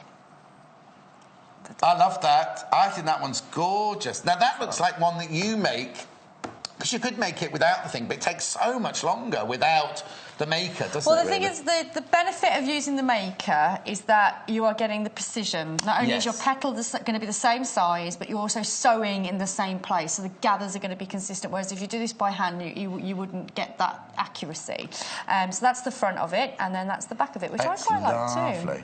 I love that fabric, very vintage, isn't it? Talking of fabric, but somebody's asked to see all the fabrics that are on the front of the table. So before we go on to the next flower shape, let's just go through the fabrics that I've got available in this hour. So we started off just a minute ago with the Dashwood Fat Quarter. Isn't it lovely? We've just shown this one, all the different... This is the one... Oh, actually, you can see all of these fabrics because Jenniffer's actually making all her samples out of this. Really, really good quality cotton, this. Dashwood Studio 8-piece Fat Quarter, £19.95. Aren't they lovely? I did just flick through them, but you can see all of those fabrics with the that Jenniffer's using now. I've got three other Fat Quarters to show you very quickly. Oh, let's have a look. Well, this is the one from the 8 o'clock show that used the 8 o'clock show. This was very, very popular. This was like the ditzy one at 8 o'clock, actually. Oh, I've got a picture of it. I've got a picture of it as well. We've got the polka dots, the ditzy flowers, the pink polka dots, and the turquoise there. That's really lovely. That's £14.95. Now, little Paul has got a picture, but I can show it to you open here because I've got them all here. These are the ones you used this morning. These are more like a gauze. Not gauze, like a heavy muslin, isn't it, this one?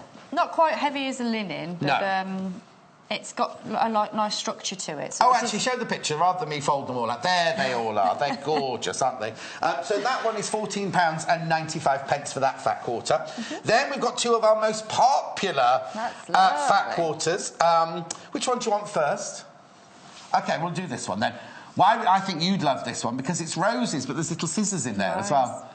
Really lovely. This is a rose bouquet, this one is called. Now, what you get in this one is the rose bouquet fabric in 2 different colours. You get it in the red and you get it in the purple. In fact, you get 2 of the purple ones. And then you also get purple and pink polka dot fabric in there as well. That's rose bouquet, £14.95. There's a quick picture. There it is this morning. We took a quick picture of that. That's lovely, isn't it? And then last but not least, £14.95. And last but not least... Which one? Yeah, got this one. OK, this one, this Fat Quarter, all the fabrics are the same pattern. But I think it's called Rose and Dots, this one. I'm not sure. I'll just wait and see. Rosy dots. Yes, I have. Just showing the Fat Quarter first. £10.95. £10.95. Fat Quarter bundle. 6 of them in there. This is called Roses and Dots, and I'll just show you the colours you get. So you get here the really, really beautiful pattern with the big dots on it. So you get it in... What colour would you call that? It's almost like a turquoise. It is turquoise, isn't it? Yeah. Then a pale pink.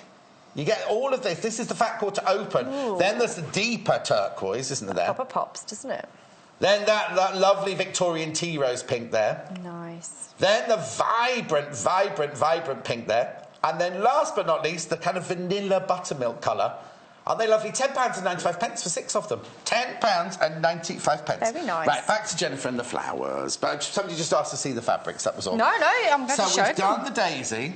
We've done the large. We've done daisy, we've done the large. So now we're going to go with our... What size are you on now? I think it's that one. Yeah. Yeah, it's that one. Orange, got it.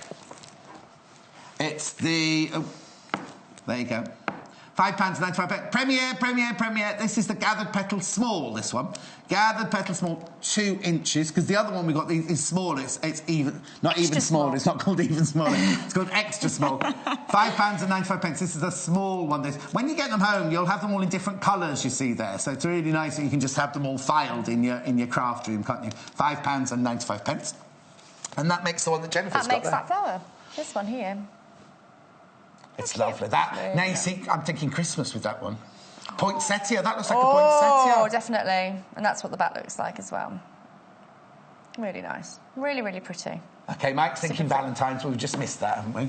Was Valentine's Day gone? Oh, it's been and gone, hasn't it, Valentine's? Yes, it's been and gone. I had to think then. No, it's frightening because I was doing my diary. It's nearly April. Shh. I know. It's little Paul's birthday in April, everybody. It's whose birthday?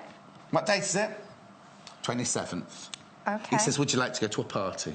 Yes. Yes, she'd love to, little boy. My birthday soon. And when's yours? May 15th. Oh, May 15th. Is this before yours, he says? All right. Come on, it's not a competition. Oh, no, Paul's life is one big competition. I came first. Okay, so again, just to recap, I like to cut my fabric a little bit extra so I've got something to hold on to for the step where you fold the fabric over. Again, this is nice where you get your clover eye and get a nice little lion. And the reason why I'm doing it this way, so when I fold it over, I know that I've folded it enough. Yeah. Okay?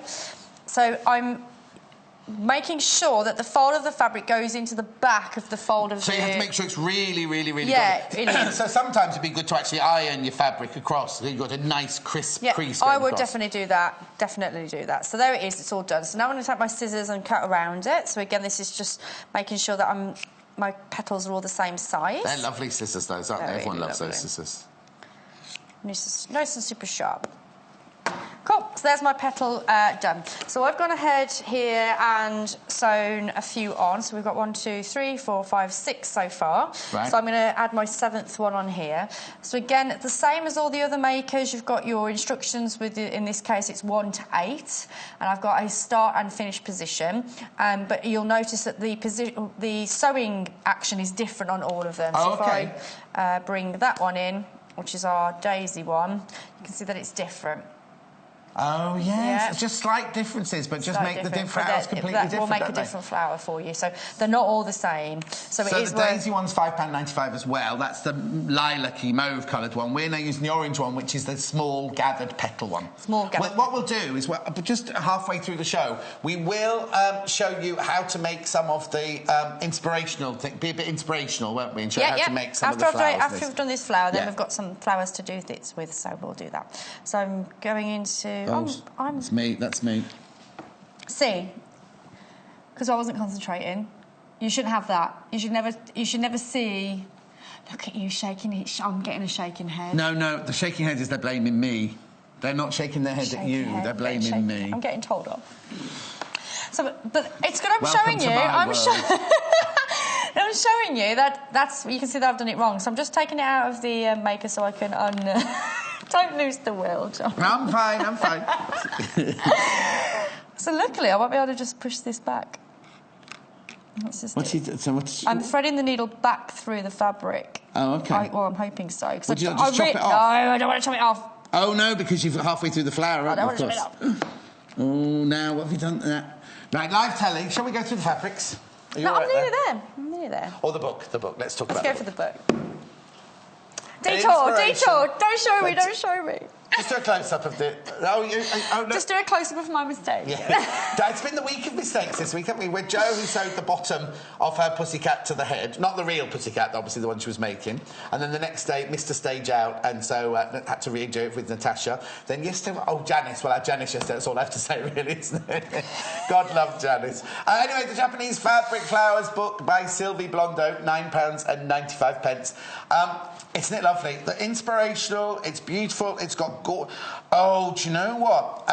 Like table settings at a wedding and things like that. You put somebody's name attached to the flower and they've got something to take home with them. Absolutely. Make a little brooch out of them. This book is gorgeous. Look at all the different shapes you can make.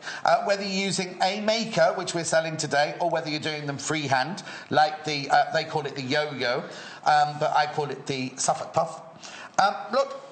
All the ideas, lots and lots of ideas there, and the drawings of how to do it. There's the yo-yo and the pumpkin, which are... the pumpkin's over there, isn't it?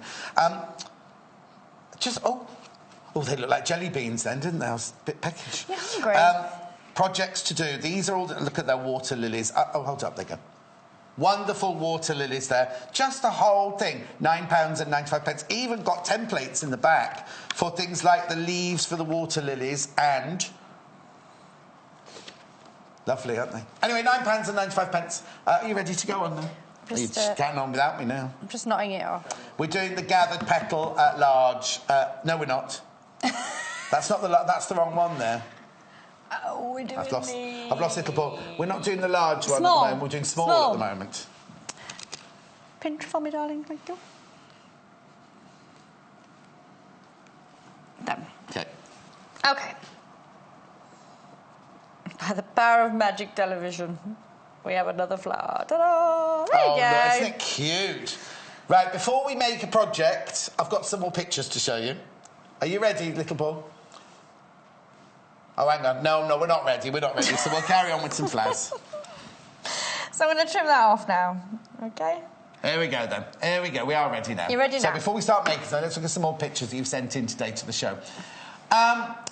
This is a wash bag I made for my mother-in-law. Keep up the good work. Oh, Naomi from Peveril. That's not her surname. Naomi from... Isn't Peveril... Isn't that near... Isn't that in Colchester, I think? Or is that Hatfield, Peveril? Anyway, thank you, Naomi. That's nice. That Mrs P. That's super cute. Oh, no, is it? Right, that's... You know our producer, Hannah? That's her sitting down. She's not that young now. Right, and that's her mum in the background there. Gosh, she hasn't changed a bit. She's got bigger hair these days. There's no writing on that one, though. Beautiful. Sharon, she's called, isn't she? She's called Sharon. One more before we carry on with making flowers. Oh, hang on. There's a word missing out of that one. I've made my mum's Mother's Day gift by stitching on the embroidery machine. She made it this very minute. My daughter, 10 weeks. Aww. 10 weeks old, has made Nana Ann a special tulip from Helly. Oh, I love that. Oh, you were talking about octopuses earlier, weren't you? That would be you see. Look, if you're an octopus with your scissors and your thread and your everything going on there. And look at that lovely tulip. Thank you so much, Helly, for that. Sorry we've missed a word out on your thing. On your right. message. That's it for now. But if you've got any pictures you want to send in, studio@soundquarters.com. Studio@soundquarters.com. Right. Brilliant. OK, so to attach our beautiful flowers into a little bouquet here, I'm using just your bog standard garden wire. Right, which we don't sell here. Which you don't sell, but you can pick it up super cheap. So make sure you cut yourself a nice length, obviously depending on your size of your vase. Yes. Will depend on the size of your That vase from your house, then? Charity shop. Oh. 95p. Oh. Bargain. Oh, I've just wrecked the whole design. Right, OK, I was trying to get one out, but then I've realised you put them all together like this. Anyway, go on then. Anyway, right, so to attach your flower, I'm just using some pointed, what are they called? Pliers. Pointed pliers. And I'm just going to be turning the edge. So I've got something to stitch to in a bit, all right? Did you learn to do this on sewing bee? No. Did you make flowers on sewing bee? No. No? No. There you go. So I've just kind of done a sort of ish knot. So I've turned it around a couple of times. Do they still make... what did I use when we were little? Pipe cleaners. You could do pipe cleaners. Do they still make pipe cleaners? I just find these are a little bit more sturdy. Yeah, right. All right, so that's... Once you've got that done, you're ready to go. So let's move that out of the way. So I'm going to make... a flower by hand, and it's going to be the pumpkin out of the book. OK, well, I'll find you that in the... What, do you know what page it's on? No. Sorry. I don't. Oh, actually, right, OK, before we do this, I've just got to show them the extra small... We won't make one, we'll just show it to you. This is the extra small... This is the extra small one, 1 to 1.5 inches, 35 millimetres, £5.95. So that's the life-size one that you'll make from this little peppermint green. And then on the back, I've just told you that. And then you could make hairbands or rings if you wanted to. That's inspiration for that one. It's the 1 to 1.5 inch, 35 millimetre. £5.95. Right, now if you don't want to make one by a maker, then you can make one by hand, like this. From the book, what page? Not sure what page. What was it I called? could have looked for that. It's called Pumpkin, so go past the inspirational projects. You start, I'll find it. You start, I'll find it. OK, so I'm just taking a piece of material. Yeah. OK? I'm going to be folding it into quarters. What's it called? Pumpkin. Oh, there it is, found it. 22. Pumpkin. Oh, my lucky number. So it's folded into quarters, and I'm just taking my scissors, and I'm just going to cut into an arc. So that's this one here that we're making? Yeah. Yeah. Or a variation of that. A variation. So it'll either be the pumpkin or the pearl, depending on how you want to do it. So I've got a circle. It's all in the book, though. It's all in the book. It's all in the book. All the instructions are in the book. So there's my circle. It's not a very neat circle. Is that one? Is that over there? Is that a pumpkin finish? Yeah, do you want to go grab it? While you're doing that, I'll go and get it. So don't worry about your circle if it's not specific. As long as it's not. Your circle doesn't have to be perfect, is what I'm trying to say. Yes, because I've got a fabulous circular cutter tomorrow. That's have been perfect for this. Okay, and all I'm going to be doing is a running stitch around the edge of my circle. Right. Da, da, da, da. I'm going to go all the way around. The fabric we're using is the Dashwood fabric. The fabric that Jennifer's using is the Dashwood fabric. I think this one looks like, you know, when light hits water. Oh, yes. You see, I saw tanzanite, diamonds and gold in there. Well, you would, wouldn't you? Because you're a magpie. All those, working on those jewellery channels. Not anymore. Not anymore. Paul's calling it the iridescence of the water. Ooh, very good word. Very good word. Okay, so Might once not you've be the right one, but it's a good word. It's a good word. He learnt that when he used to be a fisher. He used to go fishing a lot when he was younger. Oh, okay.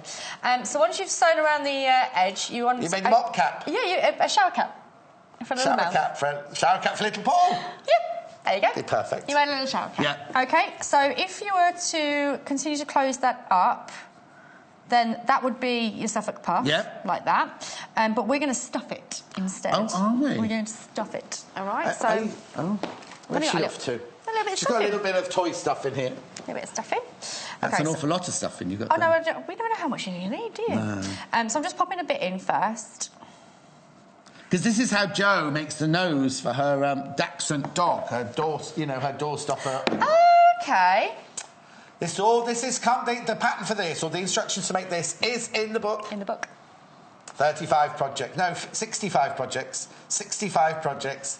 Japanese fabric flower books by Sylvie Blondeau, £9.95. OK? Cool. So I've popped in a little bit of stuffing into my shower cap. Yes. Now I'm going to take my garden wire. I'm popping that in there. I'm just going to pop a little bit more in. So that little knot that I've done in the wire is going to sort of anchor it, isn't it? Oh, so you're making like a poppy head on this one then? Yeah. So I'm going to concertina that up around... Just push that in, stuffing in. Around your metal head, all right? So there's the...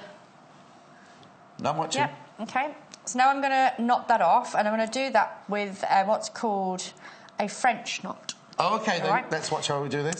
So I've pulled it tight, but don't worry about the tension too much, because it's actually the next step that's important. So pop your needle into the fabric, so you got your hands free. OK, so my needle's in the fabric, and I'm going to pull the tension. Right. So that's where the tension is now. So I'm going to pinch with my fingers in my thumb in my left hand. I'm wrapping around my needle once or twice. You can do it 3 times for luck if you like. There you go. So the knot is underneath my thumb. And it's holding it now. My hand's loose. Yeah. It's all in that pressure of my thumb. OK, I'm pushing my needle through. So now I've got a knot really close to the work. Yeah. I'm going to go back through and come out anywhere. Oh, OK. OK? So that's that done. Oh, you're not going to knot it off again then? No, all done. So you've just gone through there, so the end of the thread is in your... In the work. Yes. So that it almost acts like a second knot, because that length of thread's got to work its way all the way back to the knot on the back side before it even gets undone. So that's the top bit done. When I was little, you used to get sherbet lollipops that looked that shape. It does like a little lollipop, doesn't it? Which flap? Should we go with the yellow one? Yeah. So then what I then do is pop that through the centre. Oh. OK. There's your flower. So all I need to do now is just do a quick tacking stitch to attach that to that, because that part of the flower isn't going to go anywhere. Yes. So you just need to make sure that is attached to that section. And real so life, it won't fall down. What would that bit be? Is that the stamen, or is that the... It's a stamen. It's a stamen, well done. Yeah. This is a stamen. I did Barge level, you see.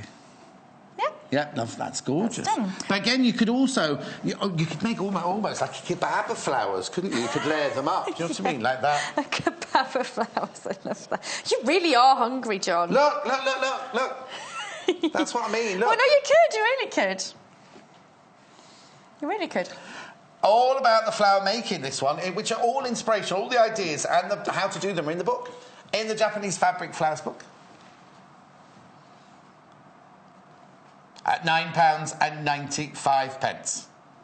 OK? Right. Now, if you've... Oh, hang on. If you just joined us, we've just got to show you the makers. But what's this you just got here, then? So you could just leave it as we did before with that. Yeah.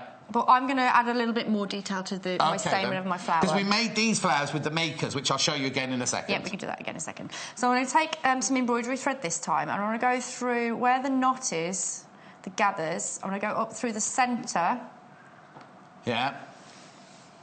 Of my statement, and I'm going to wrap it around the edge, and then go back up through the centre again. So this is just adding detail. It's not secure it. It will secure it more because you're going through. Remember that wire knot that we did? Yeah. Sorry, I just. So you're going through that anyway. So it will give you a bit of more security. But it's actually I want to just pull it a little bit. Yeah. So this is where you're getting your pumpkin from. So if you left it without what I'm doing now, that's called a pearl. Right. Whereas I'm going for a pumpkin. See, you're talking about food now. That's what it's called in the book. So I'm just constantly going through the centre of the back. Oh, so what you're doing is this. You're creating this, really, aren't you? Yeah. But you're creating it as like a bud on the end of a stalk, whereas this one, you've made it into like a little pincushion. Yeah. We wanted inspiration, didn't we? Exactly. So I'm just going to do one more so it's nice and even. So this time I'm going to stay here and I'm going to do another French knot again. That's 1, 2.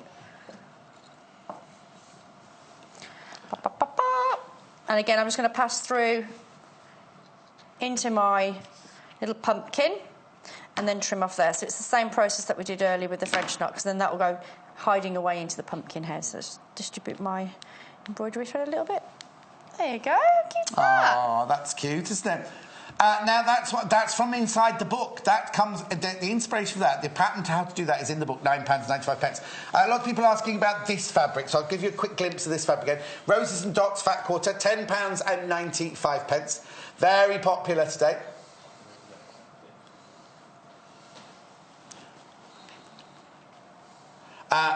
Very pastel pink there. Beautiful bright turquoise. You've got the tea rose... The vibrant fuchsia pink there. Or would you say that was more of a cyclamen pink? A what? Cyclamen pink. Oh. Do you not know cyclamen? Oh, no. Lovely plant, cyclamens. And vanilla. Gorgeous vanilla there. Or we could do food. We could do vanilla cake, pink cake, Victorian tea rose cake, turquoise cake, dusky pink cake, and pale turquoise cake. Candy floss. Candy floss cake. Right, the makers. Right, we want to see the makers, how we made the flowers. Yeah, so, that's fine. Right, so let's do... Which one do you want to do first? This one here. 3-inch gathered petal... Did we do? Oh, we did the daisy first, sorry. Right, hang on. Daisy petal, small. Oh. There's only one. I'm just getting... Yeah, there you go, there you go. So this is the daisy. So we did this one first. Of course we did the daisy first. How could I forget that? Oh, look. Ta-da! So this is the daisy. This is the daisy. This is what you get. £5.95. There's only one size in the daisy, the small. And that made... Have you got the daisy over on your side? I've got it on my side. Daisy. There it is, there it is. Premier, £5.95, never been seen on the channel before. Clover Kanzashi flower maker, daisy petal small. OK, the next one we then went to was the large one, wasn't it, next? That one. Which is that one. For the gathered petal one, which is this one. Oh. Apologies. Now, remember, you make it at a petal at a time. So when you get this, you fold the fabric in half, you put it in, makes one petal, and you gather all the petals together, like these two here. This is the large one. Again, another Premier. 3-inch, this one, 75 millimetres. And then inspiration on the back there is the flower picture. Now, all the instructions come with it, but the instructions are also printed... Oh, not printed, indented. No, that's the wrong word. Etched. Embossed means they'd stand out, wouldn't they? These are dinted in. £6.95. £6.95. That's gorgeous, isn't it? And you can make that flower. What you do is you just fold it in half, you put all the fabric in, make petal at a time, and then join them all together to create that. And you can use the flower on either side, couldn't you? I love the both sides of the flower there. £6.95. Then we moved on to this one, the orange one, the small one. Yeah. No. No, that one. That one. All the instructions there, £5.95. Again, it is a premiere today. This is the cushion one I like. It's cute, isn't it? Yeah. Just attach them to your favourite cushion. Or, do you know what? If you made that patchwork cushion that we did the other day, the one that's right next to Tim there, over there on the set, actually, there's a really lovely cushion that we sell a kit for. Chuck it over. And, well, go on then. Don't throw it, though. Carry it. No throwing in the studio. £5.95. This is the small pet club. Now, look, this is the cushion we made the other day. How lovely is that going to be? If you go to the website, you'll find this cushion kit on the website, and then you can embellish it with the flowers. Look. How cool is that? Hold it there. There we go. There we go. Now, obviously, it's just the maker we're showing there for £5.95. The kit, I think, was £14.95, but double check on the website. OK. Nice. It's a kit. It comes in a kit. You don't get the cushion pad, that's all. Right, OK, then we moved. Now, you haven't seen us use this one, but it actually makes this flower here. This is the extra, called extra small. We can do extra small if you like. I've got the thread. Go on then, do an extra small one while we're talking about it. There you go. That's that one. That's 1 to 1.5 inches, 35mm. Excuse me. Very, very easy to use. In fact, Jennifer's going to... They're from Japan, right? And originally they were made for headdresses and putting in your flat hair adornments and things. £5.95 for the extra small. There it is. Carol has asked... Yes, Carol? What's the email address? Here it is, Carol, my love. Here it is. It's studio@sewingquarter.com. Studio@sewingquarter.com. You can send messages on the web chat, but you can only send pictures on the email there, studio@sewingquarter.com. Somebody's asked about the fabric with the scissors on. That'll be this one. That'll be this one. Have I got that one open? No, it's the flower and dot one, I think it's called, or just no, rose. Is it called roses? Rose bouquet. That's it. Rose bouquet. Somebody's asked about that. I was just seeing if I've got it open or not. I don't think I have. I've got. We've got an image of this one. We haven't actually got the fabric of this one. No, I have, Jay, but not like you think. £14.95. Rose Bouquet Fat Quarter Bundle by So Easy. We love this fabric because it's got the roses. There you can see, it's got roses with scissors in, so you get the red and the purple in both colours. Well, it's more of a pink, actually. The pink and red, the flowers in the middle, with the pink polka dot. Then you got the purple flowers and the purple polka dot at the sides there. Really, really lovely. Oh, that goes to the... Now, if you have got it in your basket, please remember to check your baskets out. You can check out as often as you like. Check out as often as you like, because we only pay one poster packaging for the whole day. Right, now the daisy is the most popular. From this hour, anyway, from this hour. I'm just looking for you now. There it is. Was the daisy the orange one? No, that's good. Daisy was the lilac one. Sorry? Oh, which one? On the daisy? Very limited. Very limited now on the daisy. That's the finished daisy down there. Oh, sorry. Add it to your basket. Add it to your basket. Make sure you check out because it's limited, limited, limited. £5.95. So we're making a little one there. We are. Extra small, this one that you're making. Extra small. So again, just to recap, if you've just joined us, when you have your maker, you need to open it out. Like so. Yes. Okay. And what I like to do is make sure that I've got at least a finger's width either side, which will make more sense when we come to fold. Yeah. All right. So if I just bring that around to give us a nice clean edge, we're going to fold it over enough for our maker. Yeah. Okay. So it's nice to get a little iron on this, actually. It would help you a little bit. And the reason being is because you need to fold the fabric, and that folded fabric needs to go into the fold of your maker. Yeah. So it's really worth having that extra little bit of fabric either side just to make sure that you are pulling it and butting it up right to that edge. Yeah. Okay? So once you've got your little maker in place, it's clasped, so that's not going anywhere, all right?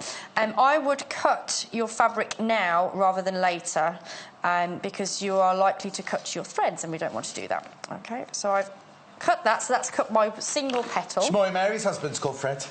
Fred. I'm just choosing what I want you to make next time you come in. Okay. So you want a nice long thread. Yes. So mine is double threaded, and I've got a big knot on the end of it. Okay, and you actually want, this seems like a lot of thread for such a small, but you do need a lot more than you think. Okay, because this is going to pass through the maker quite a few times. Well, as many times as you get petals you're going to make. Petals you want. So you can see I've already gone ahead and made one petal, and look how little dinky that is. Yes, you see, the thing is, if you didn't thread them Super all up, dimple. they're going to be all over the place, Yeah, aren't they, exactly. if you've made a pile so of you petals. need, don't cut, once you've done a petal, don't knot it, don't cut it, leave it loose. So you almost want like petal bunting. Yes. Okay, and I'm going to go through this nice and slow because it's a super, super tinky tiny one. So you can see here that it's telling me that I've got 8 ways of passing my needles through my fabric, and it starts with 1, and it does say start. Let me see if I can get that. There you go. Yeah. Start, and the finish is up here. Okay, so I'm going to take my needle in through where it says start. Oh, it's starting in a different place on that one, Start in isn't a it? different place. So I'm going to flip my maker, but you won't need to do this at home. You'll be able to do it all from the front. So you can see that the channels are different to they are on the front. Yeah. Okay, so I'm going to go into 2. And then you pull your thread into that channel. And then you can see that it goes into the channel. Yeah. Okay, so that's that. So now I'm going to go into 3, which is next to it. There. And I'm going to go into 4. So again, this is why it's really important to keep your petals away from you. So I always like to keep them in my left hand and almost I'm holding them or clutching them. Yeah. Okay, so I'm going to flip this over so you can see the other side now. So I've just come out through 4. Yeah. Get my needle. So I'm going into 5, into 6, into 7, and into 8 to finish. There you go. So that's all done. So once you've done that, you can now unclip your maker, put it to one side, and then all you need to do is then pull the threads. And also all the raw edges, because it's done on the fold, all the raw edges going into the centre of the flower, aren't they? Yeah. Aren't they? Now, if you wanted one of those, you know, boho chic, where things fray around the edge and everything. Yeah. I'm just trying to think of a different way. Could you fold it So with the raw edges going into the middle? yeah, so how you would do it, let's have a little play, Go on shall then. we? Let's play. So I think what you would do is fold your fabric like that. Yes. And instead of having the fold inside. you'd put the raw edges to the fold. So let's see how that looks, shall we? Oh, here we go. That could ruin your whole design now. You do Oh, realise, well, don't you? never mind. Why am I using the biggest Why pair are of you the scissors? biggest scissors when you've got little snidgy ones there? Little- And you've only got a couple of minutes left to do it, All so right, don't... quick. You know, you're hurting yourself. Right. On my watch. Not on my watch. All right, let's go. How long did you say, Michael? Got just a minute left. Minute. Yes. Let's go. It's good to be a I'll small show you, maker. but while she's doing the threading, while Jennifer's doing the threading... She's Cat's mother. Japanese fabric flowers are 65 decorative flowers to make. It's beautiful, isn't it? At £9.95, graphics will come in. There you go. £9.95. They're beautiful. I want Jennifer to make these next time she comes in. Hang on, where are they? The lilies. No, I don't mean all of them. I meant these. I like these. Nice. They're called the plum blossoms. Okay. That's our flower. Our petal, sorry, not flower. Okay. Not quite there. Oh, so you could do it with raw edges on the outside and then fray it away. So then it would look like this fabric does on the edge, and you have that lovely boho So you shape. got a I think it would fray on work better on the big flowers, wouldn't Yes. it? You know, if you did a big flower with raw edges and everything, that would be really, Yeah. really lovely. Jennifer, thank you so much. When You're are you coming welcome. back? Wednesday, I think. Don't quote me. Well, Don't she's back quote me. sometime. I think it's either Wednesday or Thursday of next She's week. coming back next week. Thank you so much, because You're it's welcome. really, really lovely. Always very, very popular as well. Now, Joy's back. Teacher Joy is back with another of our masterclasses. I think it might be a bit cold in here because she's standing a bit like lemon lip like this at me, like that. and the wings there. So, Jennifer, thanks ever so You're much welcome. indeed. Go away and make me some earrings and a necklace that I can do as a gift before you leave for home. Hello, And Captain. don't you go anywhere, because in 3 minutes' time, Joy will be up doing more techniques using Rachel the Ruler's rulers and... Oh, there's loads of stuff. There's rulers, there's all sorts of things going on. Don't go anywhere. 3 minutes' time. Thanks ever so much You're welcome. indeed. And Joy and I will be back in 3 minutes. Follow us on Instagram. Search for our Sewing Quarter page and follow us to get our latest posts.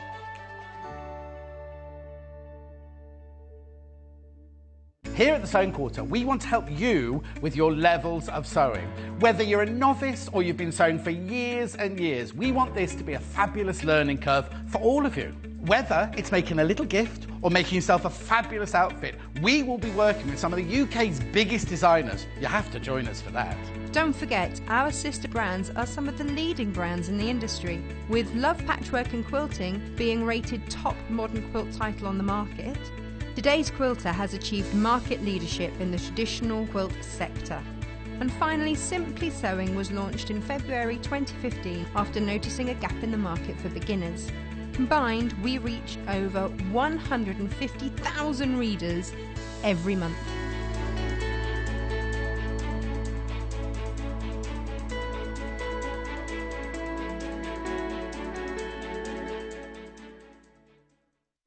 Join Lucy Brennan on Wednesday, the 29th of March for a detailed demonstration of how to use Creative Grids quilting rulers. Creative Grids rulers have been hugely popular since we launched them 2 weeks ago, and Lucy will be featuring 2 of our best-selling rulers as well as the debut of our new cotton linen fat quarter packs. So join Lucy on Wednesday the 29th of March at 9 a.m. and 11 a.m. only on Sewing Quarter, Freeview Channel 78.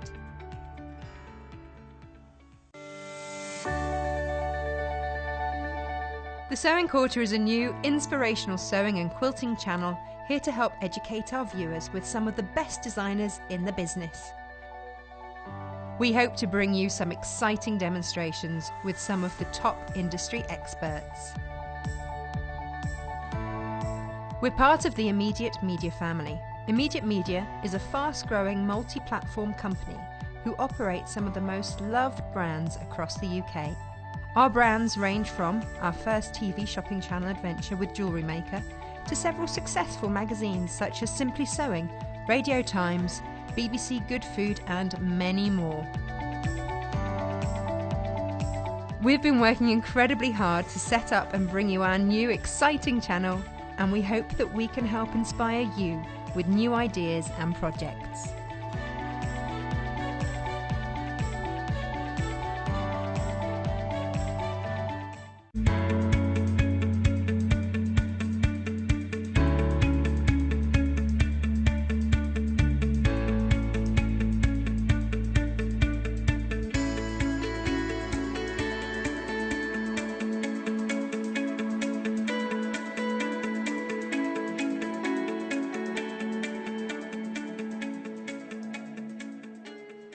If you love this fabric, because I just adore this fabric, don't go anywhere because we'll show it during Joy's next hour. But while I'm over here, I must tell you, it's Mothering Sunday. Happy Mothering Sunday. If you've got a picture of your mum or your grandma or anything that you've made for Mother's Day, we've had so many today, then please, please, please do send it in. We've only got an hour left now, remember. Only got 1 hour left today.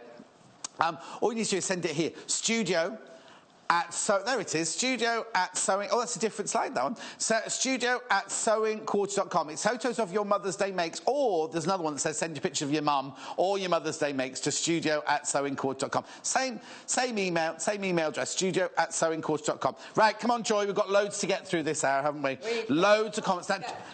Now, you've been looking through this book, I believe. I've been rummaging. Oh, have you? I've been rummaging while you were talking to Jennifer, and I found this book. Yes. Encyclopedia of Quilting and Patchworking Techniques, and inside is all the information to back up what we were saying earlier on about the rotary cutting. Did you write this book by any chance? No. No, you should have done, Joy. You'd be a rich woman, yes. Oh, in another lifetime. Yes, exactly. In another lifetime. So I just thought that was worth bringing. It's got lots of other techniques in there as well.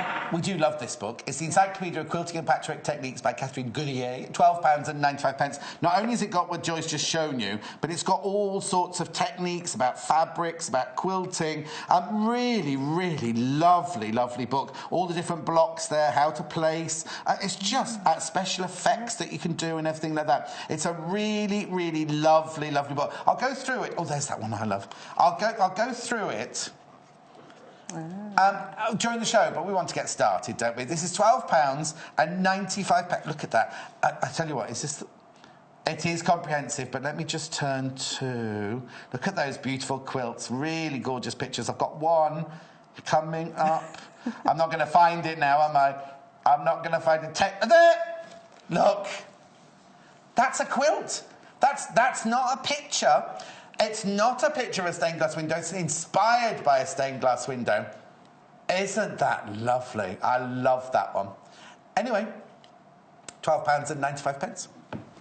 Right, so flying geese. I think we're doing. Are we first? Yes, are yes, we? we are. Don't let me jump ahead. No, you carry on. We're going to stay with the theme of rotary cutting. Oh yes. But we're going to look at some different shape rulers. Because, from Rachel the ruler. Yeah, because some of these look a bit weird and well, that one does look wonderful. a bit strange. Also, I think sometimes I had one the other day called Tumblr, and they're kind of a bit frightening to look at. If you don't know, how to use about quilting, them, you can look at it thinking, well, how on earth is this going to work? So, yes. Like, for instance, I'm going to hold this one. Look at this ruler; it's got a great big bit missing here. It has. Look. So this is called the Flying Geese and 45 90-degree triangular ruler. This one's actually by Rachel. This one's by Rachel, the ruler, this one. My mate Rach. Now, Flying Geese is a block, isn't it? Yeah, Flying Geese is a unit. A unit. Yeah, and it's basically a big triangle with two small triangles either side to bring it into a rectangular shape. Right. And the big triangle is the goose. Right. So we have to be careful our goose don't fly away. Yeah. And then the smaller triangles represent the sky. OK. It's because geese fly in the sky. If it's blue, is it a gander? It could be. Could be, couldn't it? Be. Well, it doesn't sound good. Flying gander. Anyway, Flying let's ganders, move on. no. My daughter-in-law calls flying ducks. Flying duck. Well, flying ducks or quacking ducks sometimes. Oh, OK. So Does she do quilting? Yes, I have to guess what she's on about. OK. So, but you're used to it now, aren't you? Yeah, exactly. It is. Now, this is a really good ruler because it's multiple sizes. Oh, OK. OK. It looks so complicated to me. Yeah, it's got a lot of markings on it. Right. But we've got all the markings down the sides here. Yeah. One side tells us what size strips to cut from. Right. I'm going to put my gloves You're on. going to need to, yeah.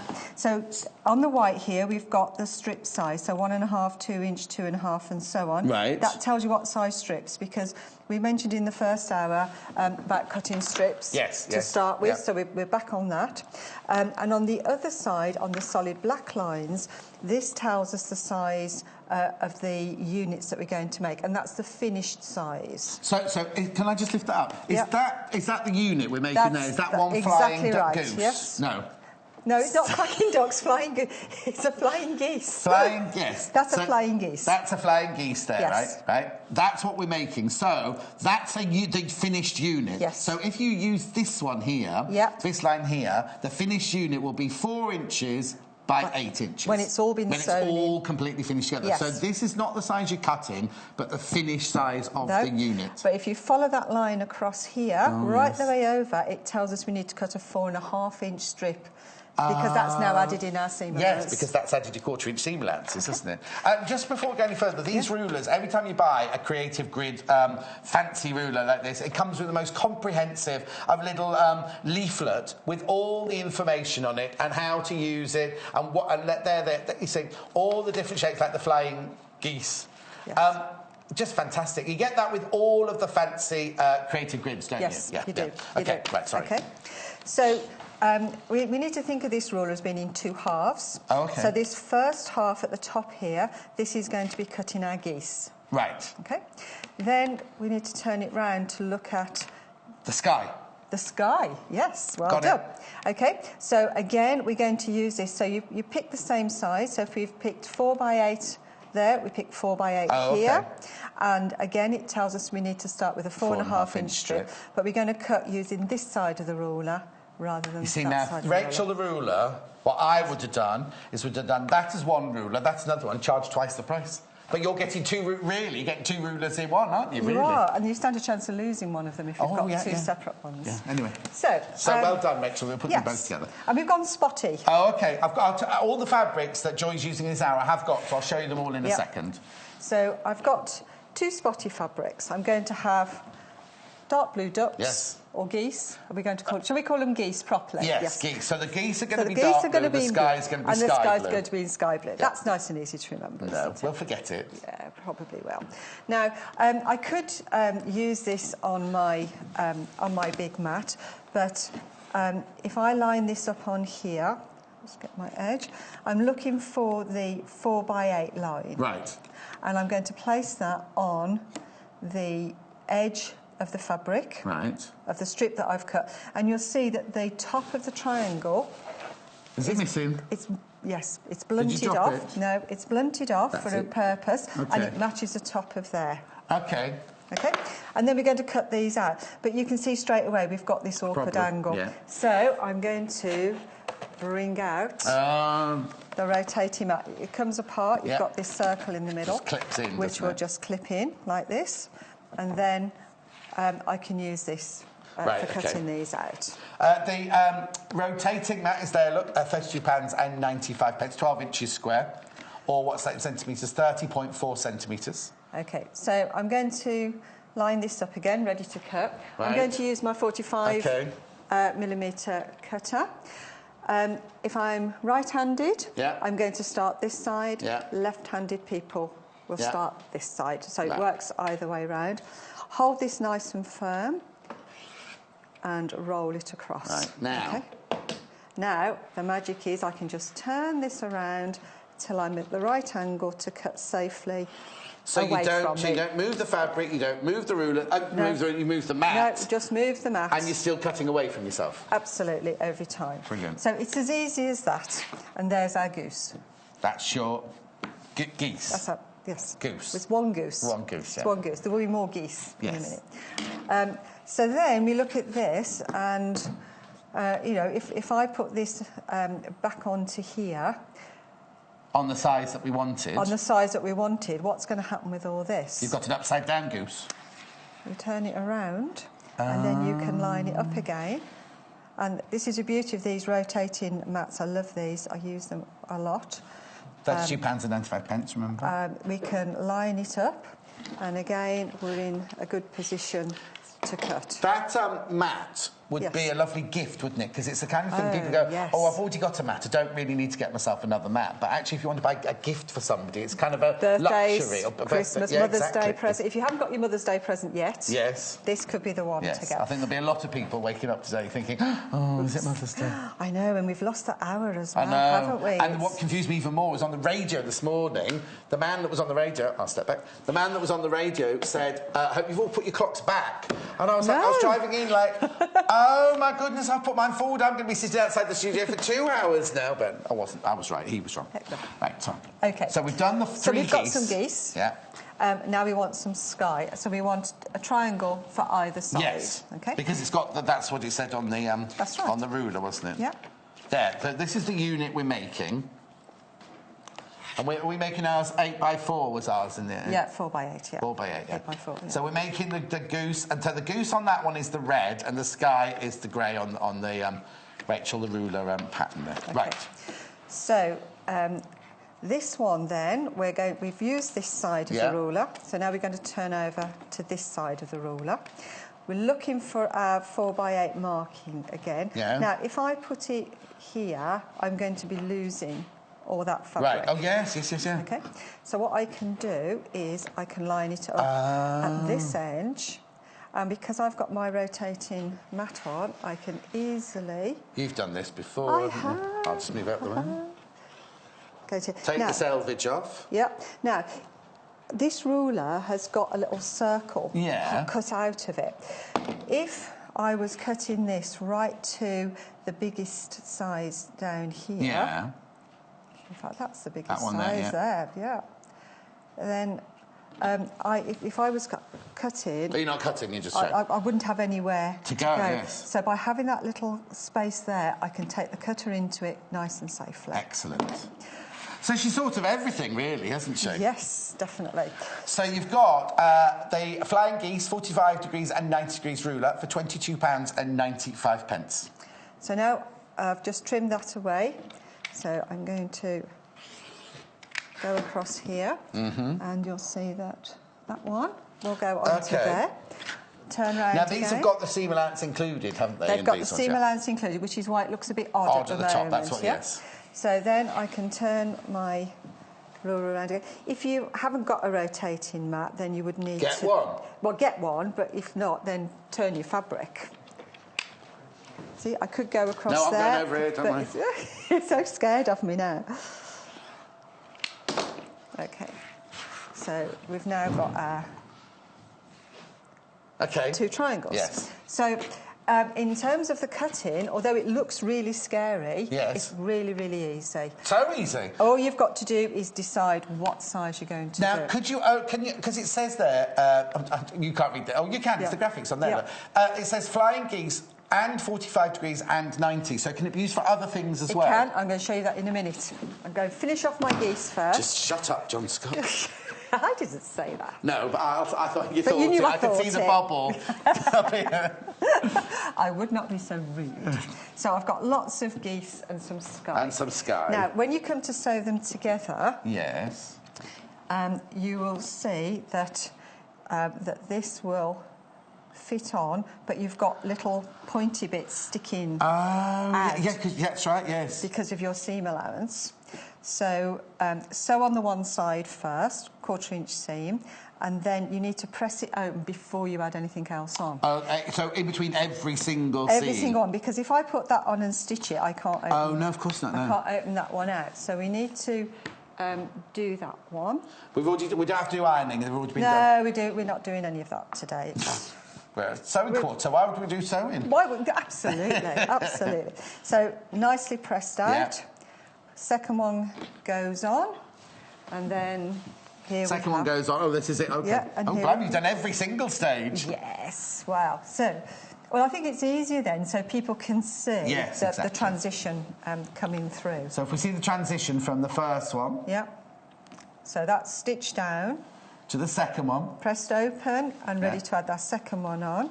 And then we put our second one on. To our flying geese. Now, people are going to be asking, why doesn't that go to the top? Absolutely, all the time.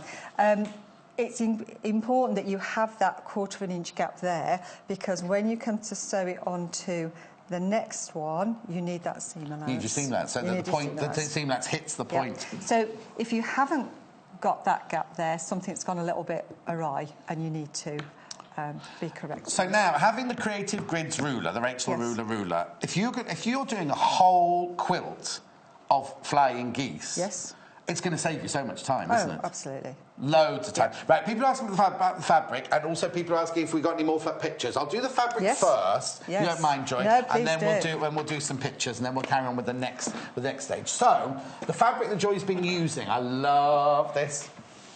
Love this, because this is what Joy's been using so far. We'll bring you the floral as well in a second, but look at these. Look at the choice of fabric she's got here. Polka dots, they never go out of fashion, do they, polka dots? Whether it's a quilt, whether it's fabric that you're making something out of. Polka dots never, ever go out of fashion, because we've got 5 different colours here. Now, this one isn't a bundle, right? This isn't a bundle. So, I'll start with this one. That's teal. That's the teal one there. Really lovely. Now, so £1/2 metre is £5.45. So if you're buying on the web, 1 unit is £1/2 metre. That's the teal spot fabric there by Macara, £5.45. Next one. Just wait for the colour and I'll tell you which one it is. OK, well, I'll go in the order we've got. We've got like a baby blue. I don't know if it's called... Oh, it is called baby blue. Let me take that one out then, because it's... It is a very, very pale blue. In fact, that's the one you made the sky out of, isn't it? Yes, you've used that one for the sky. It's lovely, isn't it? Now, that's £4.95 for £1/2 metre. £4.95 for £1/2 metre. That's the spot on baby blue, £4.95. OK, next colour would be the darker blue, which looks like a dark cornflower, which we made the geese out of. Marine blue, they've called it, marine blue. That's nice, isn't it? Beautiful. £4.95 for £1/2 metre, remember? Remember, when you buy fabric like this and we cut off the roll, it comes all beautifully wrapped in tissue paper in a box. £4.95 for £1/2 metre. Next one is the yellow. This reminds me of summertime, this one. It's really, really lovely. Remember, for £1/2 metre increments. You can have as much as you want, but you have to buy it in £1/2 metre increments. £4.95, spot on sunshine fabric. Lovely cottons there. Really good quality cotton, isn't it, Joy? They give a really nice wash of colour, but without being a solid lump. Yeah, a lump. A lump. We don't want solid lumps. Yeah, don't want solid lumps. No. And then we've got, oh, hang on, dark teal. Oh, OK, that first one, this is dark teal. You see, this is what I would call teal. So the first one we showed you as teal... No, right, the first one we showed you, right, this is a bit of a mistake here. This is what I would call teal, you see. So I showed that one as the teal one. That's dark teal, right, at £4.95. and that one there is teal. Right? So the dark teal, it was that one there, right, $4.95. The teal is coming out. Now, for some reason, that's $5.45 for half a metre. Nice, though. Beautiful fabrics. OK, shall I move on? Right, and I've got Joel Jewelry. Oh, very quickly, I've got the Joel Jewelry fabrics. I was going to show those till Joy used them, but Joy's about to use them, aren't you? Oh, in a little while. I love this. This half a metre Joel Jewelry fabric. Now, we don't normally do Joel Jewelry in the Fat Quarters, don't we? That is just beautiful, isn't it? It's the orchid, rose bouquet in orchid, that one, and it's vibrant. That name, don't buy that if you're shrinking violet, would you? No. It's vibrant, absolutely vibrant. There's orchids, there's roses, no, not orchids, there's roses, lovely daisies, and it's in the orchid colourway, that one. Rose bouquet, that one's called. Right, OK, last one of the rose bouquet is this one. Oops, come on, John, and one job. That would go lovely with that teal spot. Yeah, they go beautifully with the spots, look, you see. This one will be the eucalyptus. Eucalyptus leaves there in the rose bouquet, £6.95 half metre. Again, it's very vibrant. And then the last one in this range, well, it's not in this range, it's different. The last Joel Jewelry fabric is this geometric spot one. I can't remember what they call this one now. Look. Abacus. That's right, abacus. Oh, now, let me tell you, the pattern goes down the fabric, because that's quite important to know when you're buying fabric, isn't it? This is the way of the grain, going down the fabric. So selvage is here. £6 and... Oh, hang on, no. Oh, yeah, abacus fabric in eucalyptus. They call that one eucalyptus as well. £6.95 half metre. Right, let's get on with Joy and her next bit of our demonstration. OK. Now, with flying geese, quite often you will see them used as a border. Yes. So that they all sort of fly in a... We've got a book that we sell called Making Your First Quilt by somebody called Alex. Yeah. And she has the border, and on each side there's a little row of flying geese. So the border isn't quite this wide, and it's plain apart from 3 flying geese down each side. I'm just trying to see if I can put that one on the top. So you'd get them, for the border, you'd get them going in a line like that. Mm-hmm. But you don't have to use them just in a border. You can use them in a block as well. Can you? Which is what I've done here. Oh, so I've got them. They're kind of spiralling round, aren't they? Now, isn't there a story? Isn't there some story that goes with this? With the flying geese, in the olden times. Yeah, we'll go for the olden times. Yes. That's polite, isn't it? In America, when they before they abolished slavery, lots of slaves liked to try and escape, and why wouldn't they? And there was something called the Underground Railway that they used to go on, and historians sometimes some say yes and some say no, but there's a lot of theory around quilts being hung out in the garden, allegedly to dry, but that the different blocks used indicated the way that the slaves needed to go, or whether it was safe to stop and get food or water and stuff like that. And flying geese, if you've got it as a border, used to point the direction north. That way, yes. They all used to obviously go to the north because they wanted to get out of the south. Yeah. So. Fascinating. And that looks lovely, doesn't it? Now, that's quite... Oh, would this be called a block, then? One... How would... Because we were calling this a unit earlier, I would call this a unit, and you put 2 units together... To make a block.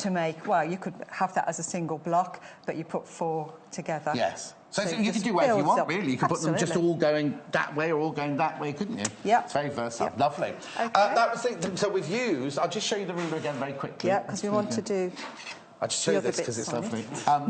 £22.95, because you've got 2 rulers in one. So you do the geese here. You do the geese here, and you do the sky. Is that right? That's it. Yeah, geese here, sky there. Thank you for joining us on Mothering Sunday. We're having a lovely day. I've got some pictures to show you in a second. I've got 3 very quickly to do here before we carry on with the demonstration. Sorry, Joy. Here we go. I'm spending the morning watching Sewing Quarter while quilting a quilt for my mum for Christmas. Oh, I hope the surprise hasn't gone. Lots of love for Fee. Big kiss, little kiss. Thank you, Fee. Second one. My lovely roses and handmade flower and card made by Dania. Oh, that's Carol from Grantham.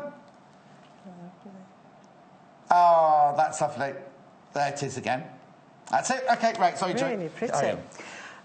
We mentioned earlier on, though, that we can also use this to cut our triangles from. Yes, yes. To do other things. And if we look on here, you can see we can do quarter square and half square triangles as well. So each of these rulers have what you can make from them. So there's the flying geese that we've done already. So that's called?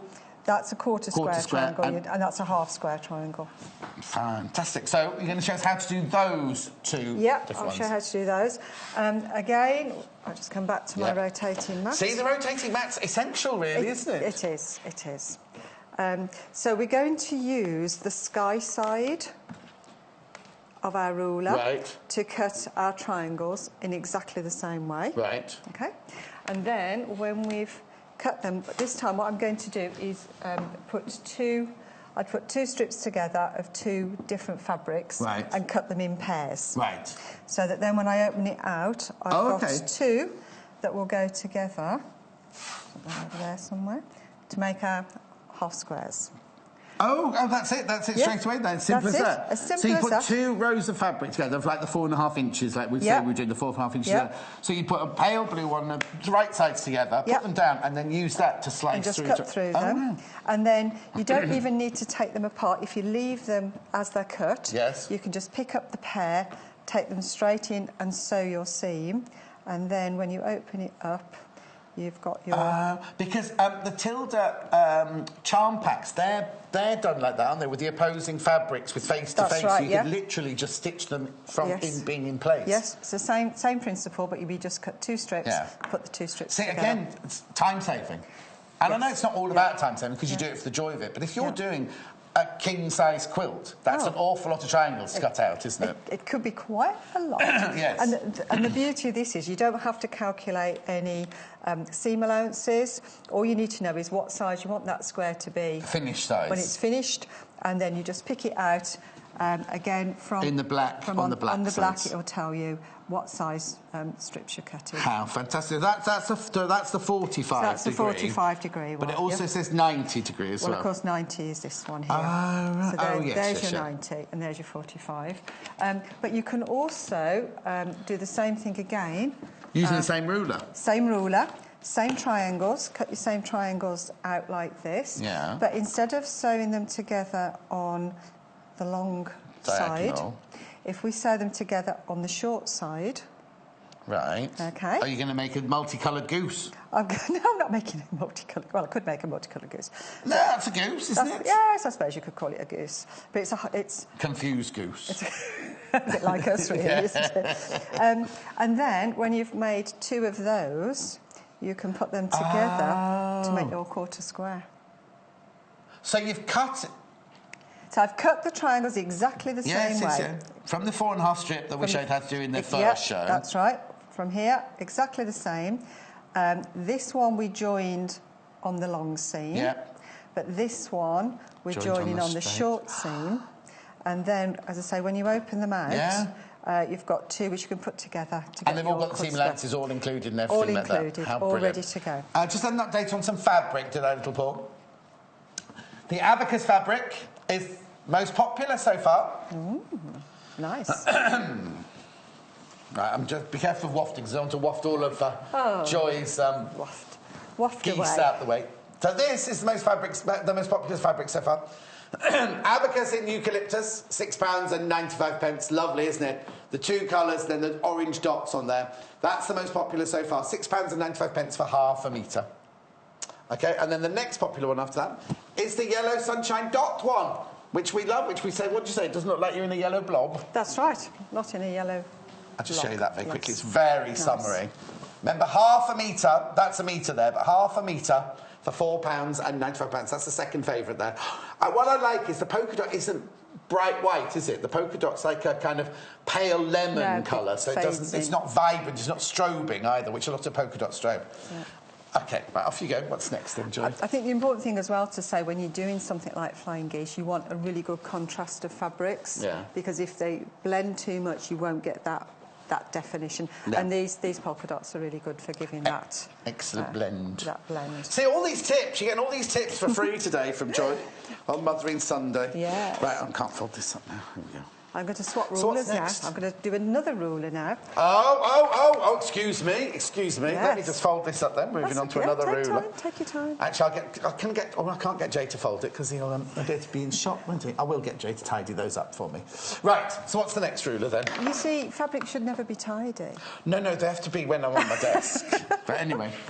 So, I'm going to show you another one of the rulers. This one's a kaleidoscope triangle ruler. And again, it's a bit of a weird shape if you want to have a look at that. I mean, can you get Jay to come down and type that up for me? The clue is in the name, isn't it, really? Kaleidoscope. So we're going to make a kind of... just see if you can see that. I know it's dotty fabric behind. But it's got 3 triangles on a strip. Oh, that's what we make, is it, that one? You can make that, yes. Oh, you can make that? Yes. I mean, there's options. There's options. There's always options. But again, options. the ruler comes... It's a Rachel ruler, isn't it? Creative Grid, yeah. The Rachel ruler comes with the little pamphlet, doesn't it? Yes. Thank you. More instructions. With all... Oh, there's the instructions. I'll put them the right way up. And I see. There's loads you can make with this one, then. Yes. Yeah. Oh, nice. OK. So go on, then. Enthrall us, Joy. Well, I'll do my best. OK. And this one, like all Creative Grid ones, has got these... What do we call them? They're called unique... Translucent. That's not a spot, that's a triangle gripper, that one. Gripper dots, isn't it? Gripper dots and gripper triangles. So it's going to be nice and steady. Yes. And this is a 4.5-inch one, so we're starting again with 4.5-inch wide strips. So 4.5 is not the finished size, then? No. OK, let's have a look. Show me. Oh. What have you lost? I've lost everything. It's down the bottom, that's Joy, why. you frightened me then. I did it deliberately. No, Joy's so organised. It's a joy when Joy comes in to do prep, because she goes, right, and it's just like Blue Peter, because this is this, and it's all beautifully in bags, all ready labelled and everything like that. But she's been so organised, she put it on 3... She's got a trolley with 3 shelves on, and she couldn't find this one on the middle shelf. Anyway. OK, so I've got my... strips 4.5-inch strips. Ready cut here to show how we're going to do this. Again, we can use it on the rotating mat. Oh, OK. Because we've got to go... You're going to go in all different directions. Yes. So again, this one has got markings on. It's got a picture of the kaleidoscope block to show you which one it's going to do. Yeah. It tells you it's a 45-degree angle. Yeah. Kaleidoscope one. Oh, hang on. We just need to hold that there for 1 second. OK. We've got a grain line marking on here. You mentioned grain lines earlier on when you were talking to Jenniffer. So that's quite useful to have on there. It just means it helps keep the fabric much more stable. Yeah. OK. OK, we're going to have to go and have a look at this then. You've also got a straight part of the ruler on here, which is a 2.5-inch wide strip. Right. And I'll explain the significance of the 2.5-inch wide strip. Has it got something to do with design rolls and jelly rolls? You could use it on one of those. Only because that's what immediately jumps to mind, isn't it? A design roll or a jelly roll. Okay. So, having got our strip cut, all we need to do is to line this up so that the bottom solid line at the bottom of the triangle here is on the base of the strip, like that. And then we can... I'm listening, Joy. I know you are. We can do our first cut. Again, if you're right-handed, you start on the right-hand side. Oh, I'm away from the table, don't worry. If you're left-handed, you're going to start on the left-hand side. So again, really useful for people to use. This one's a bit strange to hold, but if you get your sort of hands on the ruler, but also on the fabric, that will help to stabilise it again. So 45-degree angle, finger on the top and roll along. Then we can just rotate round. Again, we've got these cut-out circles. See, that mat, that cutting mat really is essential for doing things like this, isn't it? It's a really good thing to have. It really is. I don't know why more people don't have them, really. Well, they can buy them now. They can get one from me for £32.95, made by Alpha, the rotary mat, Alpha. Yep, and I'm just, each cut, I'm just rotating it around. I'm not moving the fabric, I'm not moving the ruler. I'm just gradually turning it around so that I can cut all the way along. So you can see now I've cut these 3 triangles out. Yes. But the beauty of this is we've also got the ones in between as well. So now, I'm going to throw a spanner in the works here. Okay. What happens if you've got a directional fabric? Say you've got a fabric with trees on it.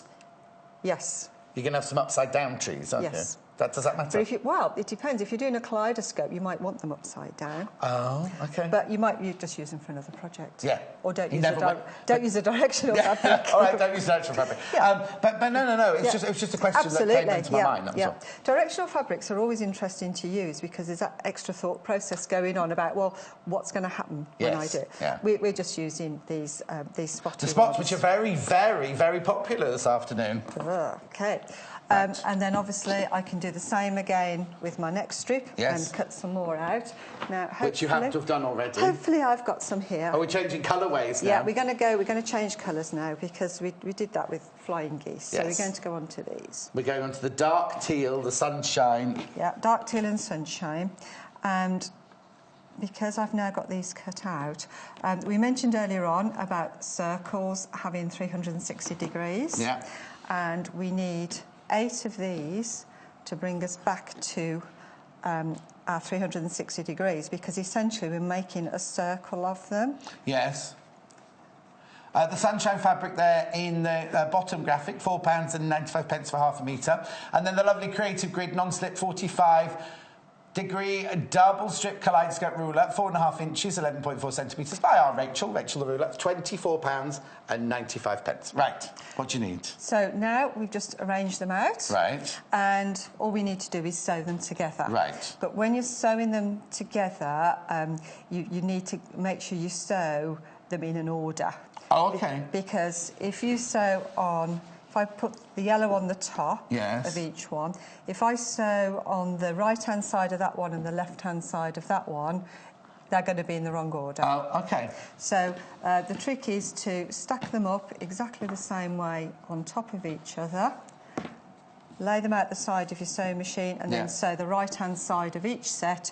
When you open them out, they'll come back in the right order for you. OK, we've got a picture, but not yet, because that's fussy cutting picture we've got there. Yes. Don't worry, we're not showing it yet. Not showing it yet. Oh, is he trying to sneak ahead of us? He is, yes. Very naughty. Yeah. So when you've sewn them together, you sew them in pairs, and then you'll sew them into a 4. When you get to this stage, you should have that 1/4 inch of course. Beyond the point again, because you're going to be adding the other lot on.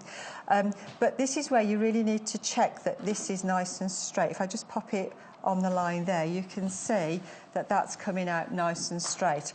Sometimes they go like that. Well, fabric moves, doesn't it? Yep. If it looks like that, you need to address it with your seam allowances because it won't go back and lie flat if you haven't got the right number of degrees in there. OK, brilliant. Yeah, we can do that. To finish it off... I was going to say, next. Yeah. I'll do this one. That one's been discarded. Yes, throw it away. So this one, I've sewn it all together. Yes, because I was going to say, because you really want to make it into a square if you make it into a... so that would go onto there. But to bring it back into a square, we just need to cut some squares, the appropriate size for what we're doing. And if we look at these, you'll see that these are 3 1/4, I think they are. Cut in half, it gives you all the information on the leaflet, and then you just add your and that then makes your block, doesn't it? That can then make your block. Yeah. But then there are varieties within that, aren't there? Absolutely. And in fact, on the instructions, it tells you... These instructions? Yeah. These instructions here. You'll see we've got these strips going on, and we've got like a dartboard effect going on. Right. So what we could do with a ruler is we can use the 2.5 inch wide part of it here on the edge of our fabric to cut a 2.5 inch wide strip. OK, so what we're doing is, if you, instead of cutting out a 4.5 inch or whatever width strip it is you're doing, instead of using one fabric, if you seam 2 fabrics together like that, using the bottom half of the kaleidoscope triangle ruler, you can get your straight strip of up to 2.5 inches. 2.5 inch wide. So you could do the 2.5 and 2. So you cut two fabrics together again on top of each other. Let's just see if I can grab that apart. Yeah. So I've laid 2 fabrics on top, cut my 2.5-inch strip, and then I've seamed stitched it together, 1/4 inch.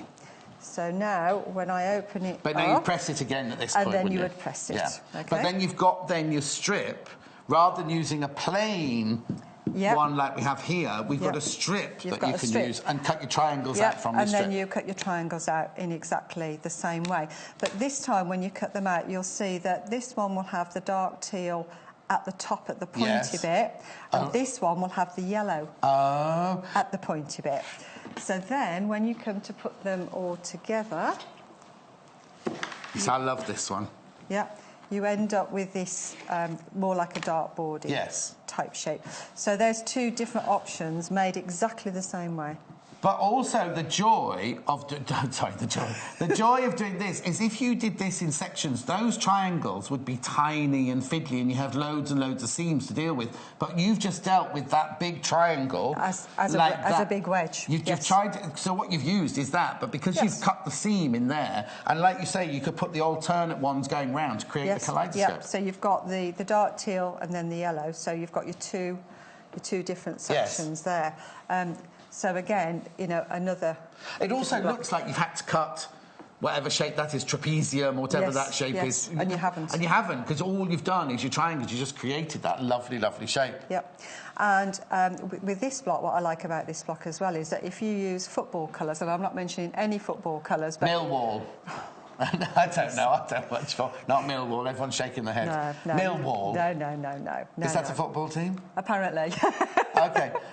So what colours would you use? Don't name any names of teams. Blue. No, I would have to use claret and blue. Is that Villa? I only know that because my next door neighbour, next door but 4, he's got 4 cars. They've all got Villa in the title on the registration number. Claret and blue, or blue and white for Birmingham. It's it's a bit of you've upset little Paul now. I've upset. No, he's not a fan of Chelsea. Anyway, they're gorgeous. But talking about just all different techniques, I just need to remind you about this book very quickly. The Encyclopedia of Quilting and Patchwork Techniques. It's got everything you need to know. All these little techniques, all the fabulous designs you can do there, all the techniques. I just think it is the most glorious book. This make a lovely coffee table book for £12. Look at that. Look at that one. That's just fantastic, isn't it? Amazing colours. Just gorgeous. So that is the book for £12.95. And I need to tell you that the Sunshine has now been overtaken by Marine. Did you say? Oh, Baby Blue. It was Marine a minute ago, wasn't there? Well, like when Paul told me last, he said it was the Marine Blue. It's now Baby Blue is now the winner. That's the Baby Blue. I've just seen on there as a Baby Blue. The Baby Blue. Yeah. Beautiful. So that's in the lead. So that's Baby Blue, that's Dark Teal, that's Sunshine, that's Teal, and that is Marine. Just ring the call centre or go on the web, because if you go on the web underneath where we are live, you can see all the... Oh, no, wrong way. You can see all the fabrics and everything that we've had in today's show. Right, we need to move on to the next thing. We haven't got long left. Oh, right, OK. It's all go, isn't it, Troy? Do you know, so it's a busy day today. Yes. So we're going to stay with the kaleidoscope theme. Now, do you remember as a kid we used to have those tubes... Proper kaleidoscopes. Yes. And it came round. Well, you can put that picture up now if he wants to, because you can use this ruler to make this kaleidoscope. Oh, it's lovely. Now, we've got a still of this, haven't we, Paul? Look. Yeah. Isn't it gorgeous? That's the Joel Dewberry fabric, the orchid, the rose bouquet in orchid, that one. But you fussy cutted. Yeah, you have to fussy cut this. And I've got one, a piece here. So you're going to use the ruler, but this time we're only going to cut out a single triangle.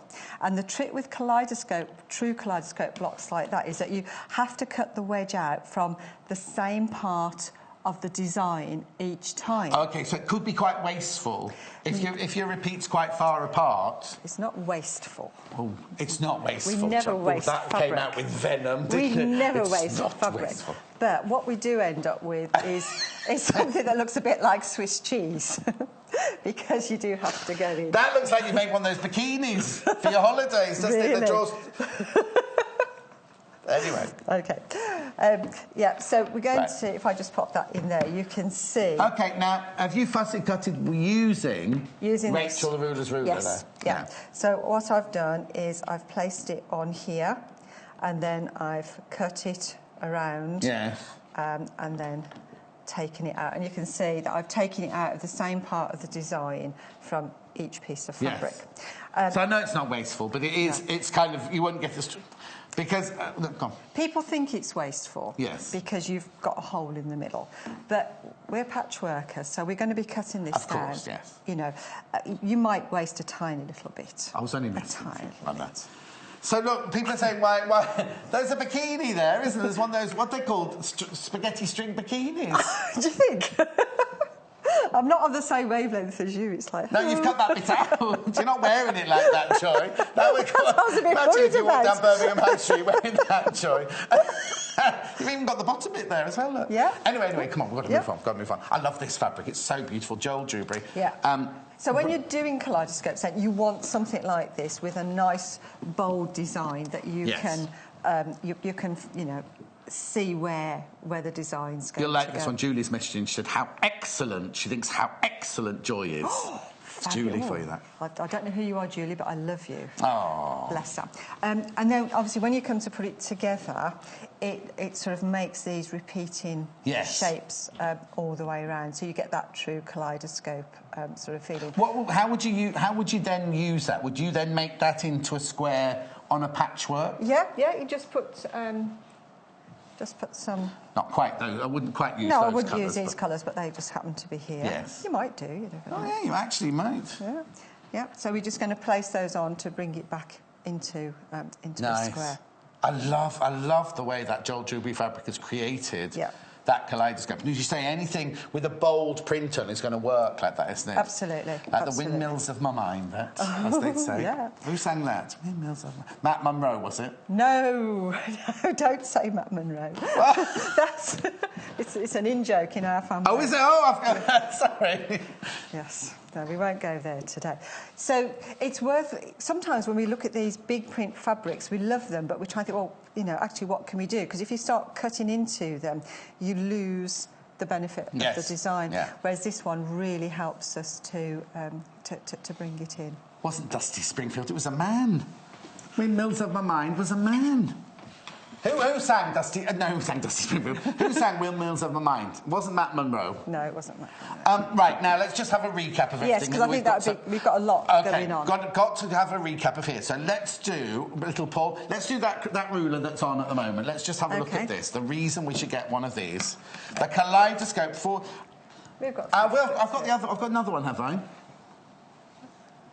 Oh, yes, I'm going through everything, little Paul, that we've done. That's what I'm saying. Yeah, we'll go through both of them. So this one then, this is to get your kaleidoscope shapes, your wedge shapes.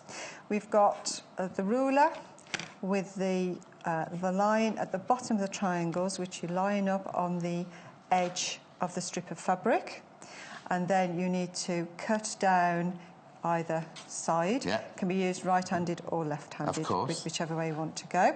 We've got these circles in the middle, which gives us room for our cutters to go in. Now, I've used a 45 mil cutter on here, but you could equally use the little 28 mil one, because that gives you the chance to get really into those little places. So either of those is absolutely fine. This is the marine spot behind here. That's very, very popular at the moment, the marine spot there. OK. If you want to do... Noel Harrison, Rex Harrison's son, Barbara says. No. Sang Windmills of My Mind. OK. I believe you. He still thinks it was Petula Clark next door, but Dusty Springfield, though. Right, sorry. So this will give us our solid wedges on this one. Ooh, potato wedges. Yeah, dinner time's going to be late, I don't know. No, because by the time I drive home, it's really late. Anyway. We can use the second part of the ruler to help us cut our 2.5-inch strips, which we join together and bring us back to a 4.5-inch strip. And then our wedges are 2 colours, and we can put those together to get this alternating one. And then if we have got a nice fabric with lots of detail going on. I mean, I just chose there, but you could choose any part. You could choose this part here to fussy cut out your wedges to get the true... create that. The true kaleidoscope. The big graphics will tell you this is the Joel Dewberry. It's the Rose Bouquet in Orchid from the floral range, £6.95 for half a metre. Doesn't it look fantastic like that? So that's it's got movement to it, that, hasn't it? It's really... It's not a static. It's got movement to it, totally. And if you've got the sheet there, it's worth just... showing this because it gives you all the information on there, other way around. Yeah. That's good. All the information on there. I'll try not to catch the lights in it. So you get those two. So you can do this one as well. Just use it as triangles, so solid triangles. Or that again is the same trick, isn't it? By doing two strips sewn together and making triangles. Or then you could do it like that, make it into a diamond. And that one, you have your two strips twice. Put your two lots together and then cut it, and then when you open it out, it's already a diamond. So you don't have to do. I was thinking you do the two triangles and stitch it, but you can do. Oh, so you make like a four. You make two strips, lay them on top of each other like you did on the original fabric. Sew them together, into four. That's brilliant. So there's all those you can do, and you get this with the ruler. You do get this with all of the Rachel's ruler. £24.95 for the kaleidoscope ruler. Now, this hour we also did another ruler, didn't we? We did. The flying geese ruler. We did flying geese. Where's my geese? The ruler's there. I'm not sure where your geese think might have flown away. Yeah, there's the ruler. And again, we've got the instructions. So again, with the ruler. Now, this is unusual looking ruler. It looks like there's a big bit missing, but Rachel the ruler and her family know what they're doing. That's the actual shape of the ruler there. So you can do, and this is the unit that you're going to do. The red is the geese and the grey is the sky. This one is called Flying Geese 45 and 90 degree triangular ruler by Rachel. £22.95. Yeah. So with this one then, you use the two halves of the ruler differently. To get our geese in the middle, we line up... Oh, now you're confusing me now because I've changed the colour of the geese. Do you want... No, it's fine. Oh, we can't do confusion. All right, then. OK. Well, I live my life like that, so it's fine, don't worry. So, again, you start off with your strip of fabric, and you're using the big side of the ruler, following the line all the way across. It tells you what size strip to cut, and you can go from 1 by 2 inch flying geese right the way up to 6 by 12 inch flying geese. Big, wouldn't it? So that's really big. And you'd get the quilt made quicker, wouldn't you, if they were all 6 by 12? You would. We've gone for the 4 by 8, which tells us to cut a 4.5 inch strip. Again, these rulers can be used left-handed or right-handedly, depending which way you want to go. So that will cut out the big triangles for our geese. And then to get our sky, we just need to turn it around to the smaller section. And again, it tells us 4.5 inch strip to match our 4 by 8 flying goose. And again, we can cut our triangles out of there. This is fantastic value for £22.95 doing all this, because you don't just have to do the geese, do you? No. You can do other things on there as well. So we've got our geese, which is made up in stages here. So one side on first, and then the other side would go on to here. Shove those over there. What do you do with all these bits when you get home, Joy? Well, I actually make them into charity quilts. Oh, that's nice. Oh, yeah, I'll put them in a bag for you. yeah, don't lose. There's one finished. Yeah. So that was one unit of the flying geese there finished. Yep. And then, of course, what Joy's done here is she's joined two together, made 4 blocks and created the whole... look, isn't that lovely? It looks almost patriotic, doesn't it? I'm not quite sure why. Anyway, all that's done from this ruler, isn't it? But as well as doing the flying geese, you can also do your half square triangle units. Yes. Because you use the sky part of it to cut out your triangles and stitch on the long edge. Yep. And then when you open it up, it gives you your half square triangles. But again, if you cut your triangles using the sky bit but sew on the short edge and open it up, it gives you the chance to make your... And all of these are on, Rachel ruler sort of everything, they're all on here. So you've got the geese, on the actual ruler, you've got the designs of the things that you can do, like the flying geese, the quarter squares and the triangular squares. Squares and quarters. You know what I mean. If you're wondering what this is, there's an app you can go to that you can, on your phone, and you can scan it and it tells you all about it. They've thought of everything, haven't they? £22.95. Right, before we go on any further, we've got 4 pictures to show you. We've also got to tell you what we're doing tomorrow as well. Haven't we, little Paul? Here we go, it's the first one. Loving watching TV in bed this morning, being treated with pancakes and tea in bed. That's like, here's a picture of the awesome bag my 10-year-old Kira made me for today, all by herself. Oh, Kira, well done. Yes. And that's with love from Anna. Oh, isn't it lovely? Another one. Thank you so much. Oh, there's that. Wow. Now, Sammy's made that big thing. Loving Johnny's guest this morning. So much to learn and so little time to do it all. My stained glass patchwork cushion and tuffet are made using the ever-popular K Facet fabrics. Look forward to you adding more hours each day. Oh, Lynn, I'm exhausted as it is. Lynn, they're gorgeous. Thank you ever so much. And that tuffet, now, they're really... Now, Rachel, the ruler's friend, Pam, she does workshops in tuffet. She did one in Leamington Spa recently. That's Pam the patchwork. Then next one quickly. Oh, that's a nice picture. So glad I found this channel. I've watched it every morning since then. I've attached a photo of my granddaughter, Ruby, and my mother, Val, and me, Lynn, and my daughter, Donna. Hang on, there's 4. There's 4 names there. Oh, no, my friend daughter is Donna who's taking the picture, so 4 generations. Keep up the wonderful demonstrations. Thank you, Lynn from Durham. Oh, that's a lovely picture, that one, isn't it? Right, now the last one. Last one now.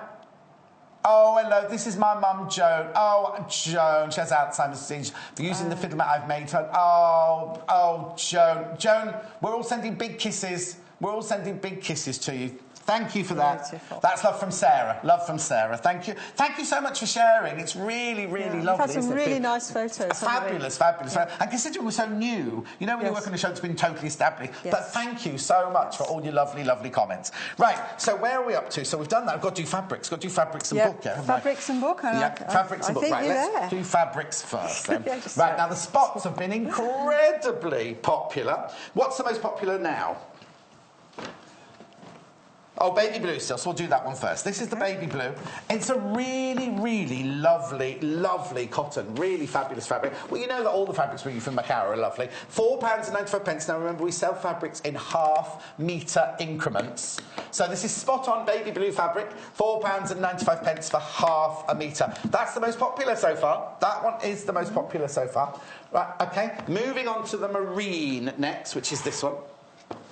This is nice. This is a lovely one. You see, the thing is, it's very versatile. Spots are very versatile. You can use them for all sorts of things, like household, clothes, patchwork, anything like blenders, like you said. This is spot-on marine fabric. £4.95. 100% cotton. One post and packaging all day long of £2.95. And remember this, when you buy fabric that's cut off a roll or off the bolt, you get it sent to you in a box wrapped in tissue paper. It's lovely, really. Even if you just buy half a metre. OK, next one is yellow. Sunshine.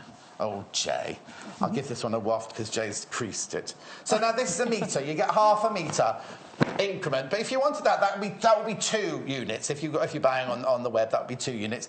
At £4.95 for half a metre. It's a really, really lovely colour, isn't it? Spot on sunshine. By Mako at £4.95 for half a metre. Now I've got 2 dark teal next. I'll just put that one out for you while I fold up the...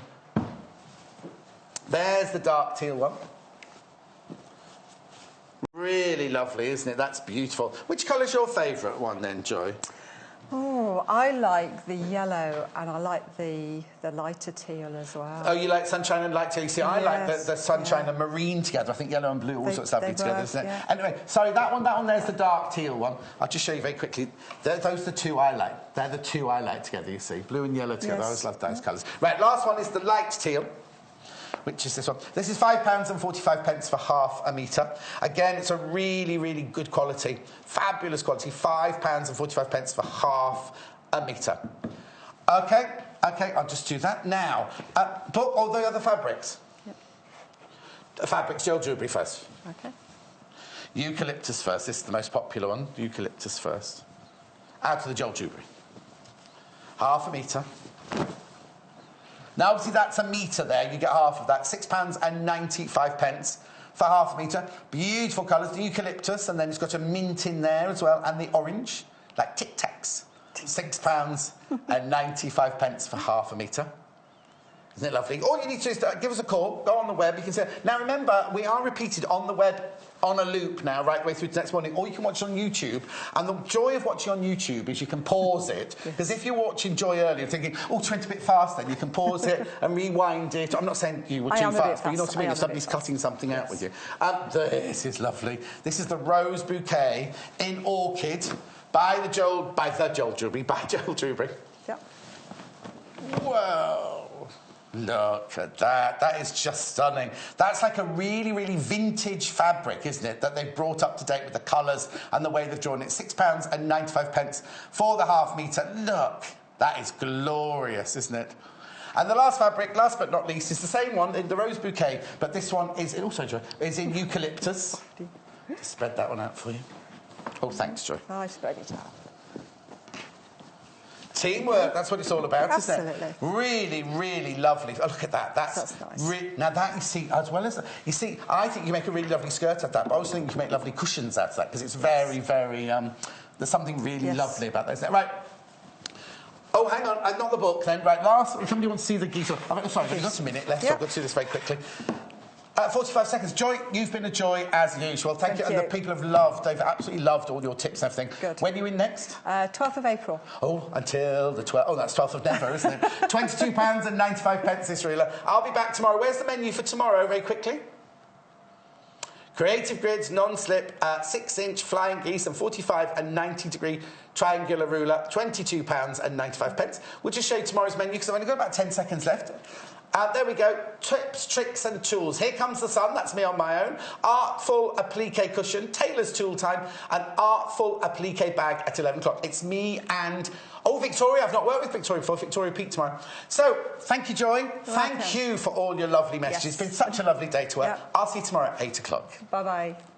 Sewing Quarter is at the very heart of sewing, as we bring you all things sewing and quilting. The team behind us live and breathe sewing day to day. We strive to bring you exclusive offers, exciting live demonstrations, and most importantly, we will custom cut fabric to your specification in our very own cutting room. We will also be bringing you TV exclusives that you won't be able to find anywhere else. So come and join us today at the Sewing Quarter. Welcome to the Sewing Quarter.